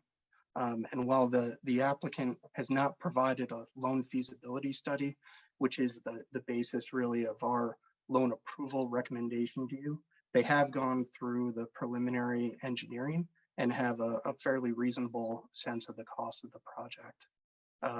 Another purpose of the list is to provide an opportunity for you as the board to give us staff feedback on a potential borrower or a project earlier in the process. We found that this can be a time saver for projects or borrowers that may have some controversial aspects, whether that be environmental, political, or otherwise. And so with our meeting this week in Northern's office, I thought this was a great opportunity for the board to be able to tour some of the planned facilities as well as get a better understanding of the project as a whole and ask any questions you may have. You're probably all aware of this project since it's been a topic of conversation for 20 plus years, but it finally appears to be ready to start pulling together the significant financial resources required for a project of this magnitude. And so if you have any questions or comments, just please let me know. So this is for the Northern Colorado Water Conservancy District. It's for the Northern Integrated Supply Project. And with that, I'll turn it over to Carl Brower, who serves as the Project Management Manager for Northern Water. And we'll be happy to answer any of those questions after his presentation. So hopefully Carl is there. Carl is here. Carl's in the house. So thank you. Thank you for having me here. And I'm not sure if others have welcomed you to our facility, but certainly welcome. And I'm very glad that you're all in attendance. So we're going to talk a little bit about the NISP project. I used the remote. Okay, there we go. Okay. So first, why NISP? We've finally got done with a very long environmental process that, boy, we got into every nook and cranny on this project. And it is for 40,000 acre feet of new water supply within the Northern Colorado area for the 15 NISP participants that you see here. So the commonality that most of these participants have is they're either some of the rural domestic water districts that are now transitioning over to supplying some of the municipal water as well, or they're some of the kind of up and coming towns. So folks, I think of it as kind of the I-25 corridor project. You have Erie, Dacono, Frederick Firestone, Fort Lupton, up to Windsor, Eaton, Severance, Fort Collins, Loveland Water District, Left Hand Water District, and then out to the Eastern Plains, out on to Fort Lupton, and ultimately out to Fort Morgan and Morgan County Quality Water. Some of the folks that not see on the map is some of the more kind of established larger cities. And those are really being taken care of largely through the other project that you have a large loan with, which is the Windy Gap Firming Project. They were fortunate enough to get into the Windy Gap project years ago, and now they're firming those units. So a little bit about NISP. It's a big project. It's grown over the years, certainly grown in the price tag as well. And we'll talk a little bit about that coming up. But 40,000 acre feet of firm annual supply, 2 new reservoirs, Glade Reservoir and Gailton, 80 miles of pipeline. About 50 of that is the pipeline that will deliver water out of Glade to the NISP participants. And then another 30 is the pipeline that is required to pump water from the South Platte up to Gailton Reservoir and then deliver it to the ditch companies. We have to relocate a highway. If you've ever gone up 287 on your way up to Laramie and the rock that gets painted, Haystack Rock, well, I'm thinking it will be a great dive site. Others have plans. We'll see what happens to that rock, but that's kind of the location. So we do have to move that highway as well. And we've been cooperating with CDOT on that project. It is paid for by the NISP participants, much like Windy Gap Firming Project was. It is a participant-driven project, and therefore it's a participant-funded project. Thus far, it's looking like the project cost is around $2 billion-ish. And we use that ish because it goes up and down on a daily basis. That $2 billion is from really last year. Some prices have actually come down, fuel particularly in this project. Just the cost of construction is going to use a lot of fuel. So we may save $50 million on fuel, but then labor probably has gone up. And so on balance, it's about that. And to show you the commitment to the NISP participants, they have spent nearly $100 million to date on the project. That's about a quarter of that was on the environmental, the NEPA side of things. Another 20 odd million was on land purchases. We purchased all the land out by Gailton that was privately owned. We do own all the land, or most of the land, up in the Glade Reservoir area. And then the other has been engineering studies bringing it to this point. So Glade, real quick, it's a big dam, 170,000 acre feet of storage, so similar to Horsetooth, 208-foot tall earth rockfill dam, so very similar to a lot of the dams you see along the Front Range, and certainly part of the CBT project. We did do a tour yesterday and pointed out all the material is going to come on site. So all of the rock, the earth, the filter material we're going to make out of the granitic rock there. So everything's on site. We just need to import or bring in the cement, and we'll actually make the concrete in a batch plant there. And then, of course, bringing the labor in as well. About 18 million cubic yards of fill. So that's a little bit more fill than actually Chimney Hollow. If you've gone out there, that's about 14 million cubic yards.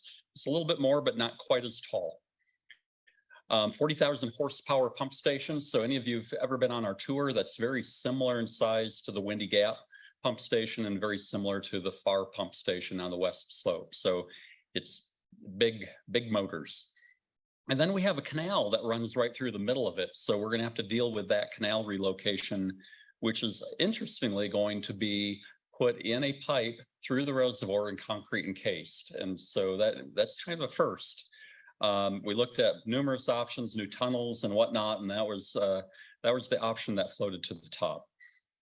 There's a forebay that we will pump up from that forebay into the reservoir, and then the Poudre Valley Canal, which is an existing canal, that's going to get enlarged and ultimately supply the reservoir.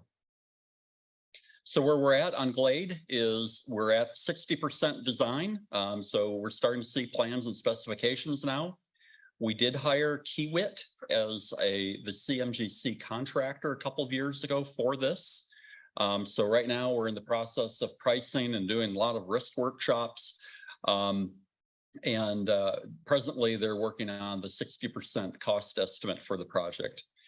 And then there's been a lot of coordination with the state engineer's office, as well as the technical advisory panel, which is kind of a bunch of seasoned experts that are in this field and give good guidance on what we're doing. Glade delivery. I think the thing to point out here is something that I'll talk about the Fish and Wildlife Mitigation Plan in a minute, but about 2016, we realized we needed to go beyond mitigation and really go into enhancement associated with this project. So what we did was, instead of putting it all in a pipeline, we're going to put a certain amount, about a third of the reservoir or a third of the yield, down the river, a river that routinely sees dry up points when all the irrigators are taking on through the summer and also diverting to storage during the winter. We're going to build bypass structures to shepherd that water down. And basically that's going to create a pretty nice fishery all through that 12-mile segment. And that really was a game changer. It really changed the attitude of a lot of folks. We actually got complimented by EPA. So we knew that something was different then, and that different was good. Gailton, it's the little engine that could. It's not that big. It's similar to like Jackson or Riverside if you go out on the Eastern Plains. But it's the part of the project that when we pump up from the South Platte and do that exchange with the companies, it provides about half of the yield of the project. And I think, I don't know, Mr. Sakata, if the call is off the Platte yet, but it ought to be pretty close. So I think we'd be pumping with that relatively junior water right now. So with that, we'll be entering into a couple of agreements with two of the companies, two of the larger companies in the Poudre Basin, the Larimer and Weld and the New Cache companies. We're going to be basically exchanging on about 1/5 of the water they presently take out of the Poudre River downstream of our delivery point or downstream of our diversion point. We will deliver that water from Gailton to them and then take a like amount and put it up into Glade. So Obviously, we're going to have to compensate them for the privilege of using their water rights. So that's going to be a big part of the negotiations coming up with them. Permitting. Usually I have a slide right before that shows a 3-hour tour on the SS Minnow. What was meant to be just a few-year process, even talking to the Corps of Engineers at the beginning, oh, this will take 3 or 4 years, developed into a 19-year process. So in 2004, we formally started the NEPA process. We came out with a draft EIS in 2008. That had a lot of comments on it. And so we kind of went back to the drawing board, did a supplemental draft in 2015, did that conveyance refinement in 2016, came to you all back in 2017 with the Fish and Wildlife Mitigation Plan that was approved both through CPW and ultimately by CWCB up in Walden. So from that, we finished the final EIS in 2018. To shepherd that water, we had to go to the legislature. Eric Wilkinson really put in the heavy lift on that to get a bill passed that would allow us to release water from the reservoir and capture it again. You would think that would be an easy thing. That was not an easy thing. That took a couple of years and a couple of tries, but that went ultimately successfully. We then got our 401 water quality certification in 2020. And finally, Champagne was uncorked just fairly recently in December when we got our 404 permit from the Army Corps of Engineers. And that was a great day of celebration. Just a little bit, I mentioned, I've got slides with all of that, but I recognize some time's ticking here. So I just want to call out the Fish and Wildlife and Enhancement Plan, because that was something that you folks did approve. And so it was about a $60 million, and I would say, and growing commitment, because some of those things were tied to inflation. And so we may be a bit over that now. It involved that river flow enhancement. It had a kind of a first of its kind peak flow program that was based upon where we were in the storage. The higher storage, we would let more water pass naturally if there was a large peak flow. If we were really far down and demands were high, then less peak flow. But on average, most years we had some amount of peak. I think 9 out of 10 years, there's some amount of peak enhancement going on. Channel improvement, river channel improvement, diversion structure, fish bypass, of which we've got one done, and we've still got 3 more to go. Fishery and glade. So we have to pay for the fishery, pay for the fish. That was part of the deal too. And then we have some land that we're going to preserve to the west of the reservoir for elk habitat. So next steps. Why we're here today, the dollars. So the funding needed in 2022 dollars. And so we routinely are watching inflation of all the different things that are going into it. There's labor, fuel, materials, and such. But today, we need about $1.9 billion. Of that, Glade, Highway 287, the delivery pipeline. So that'll be the first part that's built. That part is $1.4 billion. The Gailton side of things is another roughly $500 million. And that project is spread over, I say 5+ years. The first part is going to take about 4 years, and then we'll build the Gailton side of things following that. Potential sources of funding. We are actively pursuing and talking to EPA through their WIFIA program, and they are willing to loan up to 49% of the project, except for 287, which is about $100 million. So that's kind of an ongoing thing of working with them. That's a low interest loan program that they have, and very attractive to us. Certainly CWCB, we would love to see participation from you folks. And I would say we'll take anything we can get. I think the initial application is $100 million. If you see it in your good graces for more, we would certainly be willing to talk about that. Municipal bonds that for Windy Gap firming, that was the part that really filled in the gap. And then other funding, Colorado Water Resource and Power Development Authority funding, some loans through them. Other, if we can find it. And then I put in grants because I kind of charged the group. I don't think we all think that we're going to get grant funding that's going to cover a large percentage of it. But I've said, you know, if going after a $1 million grant, if we can do that, let's do it. If we can get $10 million in grant to help out with this project, let's do it. That's money well spent. I think the partnership that shows is awesome. So that is something that you're going to continue to kind of hear us talk about. And it's going to tend to be not for the bigger parts of the project, but things like some of the enhancements along the river and those type of things. So we'll be talking. Timer said I had my 15 minutes and I just got one more slide. Or two more slides here. So finalize Glade and Highway 287 design.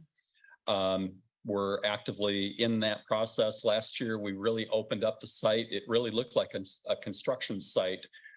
We dug a test trench that was about 1,000 feet long and 40 feet deep down to foundation, found what it was like, did a test embankment, did test crushes, test fills. So we feel real good about that. And then there's just a little bit more land that we need to acquire. The main landowner is actually the state of Colorado through the school trust. And we've been in conversations with them for many years, and they're well aware of that. And then finally, the water secure part. And water secure for Gailton is the thought that there's no point in us building all that infrastructure by Gailton only to have the water rights that we're trading with bought out by others and transferred out. So what we're looking at is working out agreements with willing buyer, willing seller, like easements, but other programs that we can find.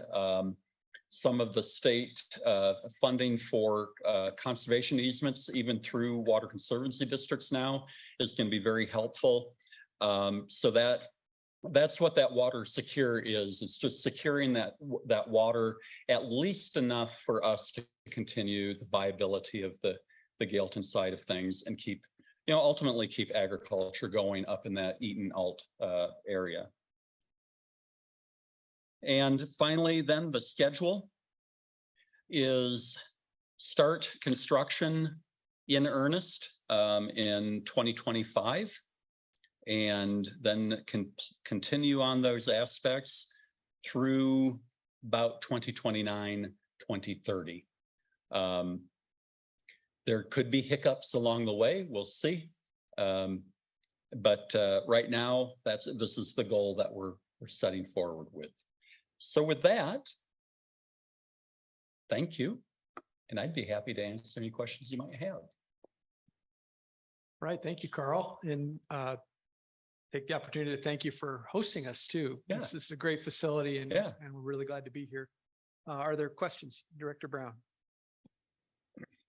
It's too late for this now, but why do you not incorporate hydropower into your design pieces when you So we've looked at hydro in two different ways, and we've actually made a commitment as part of our EIS to incorporate where we can. So one of the ways was pump storage at the Glade site. Actually, when we're not using the pump plant, cycling it back and forth. That gets the Federal Energy Regulatory Commission involved, and you go through many, many, many more hoops. So it's not that it couldn't come back in the future. It also is kind of weird though, because essentially you're turning the keys over to the whole operation of your system over to the power utility and that. So it's not off the table yet. The other is if along the pipelines, so we pump up, we've got all that now pressure that we're going to deliver the water out. If there is excess pressure, that could be utilized. And it could be used in a couple of different ways. We could actually put it on our pipeline. We're also making deliveries to all these folks. And so a recent example is Erie and Left Hand are part of our pipeline project out of the Southern Water Supply. They've, for their delivery out of our pipeline into their plants, they've taken direct advantage of that pressure. So it could be that way, or it could be wholesale, just right on the pipelines. Thank you. You're welcome. Other questions? Yeah, Director Anderson. I just like to thank you for that.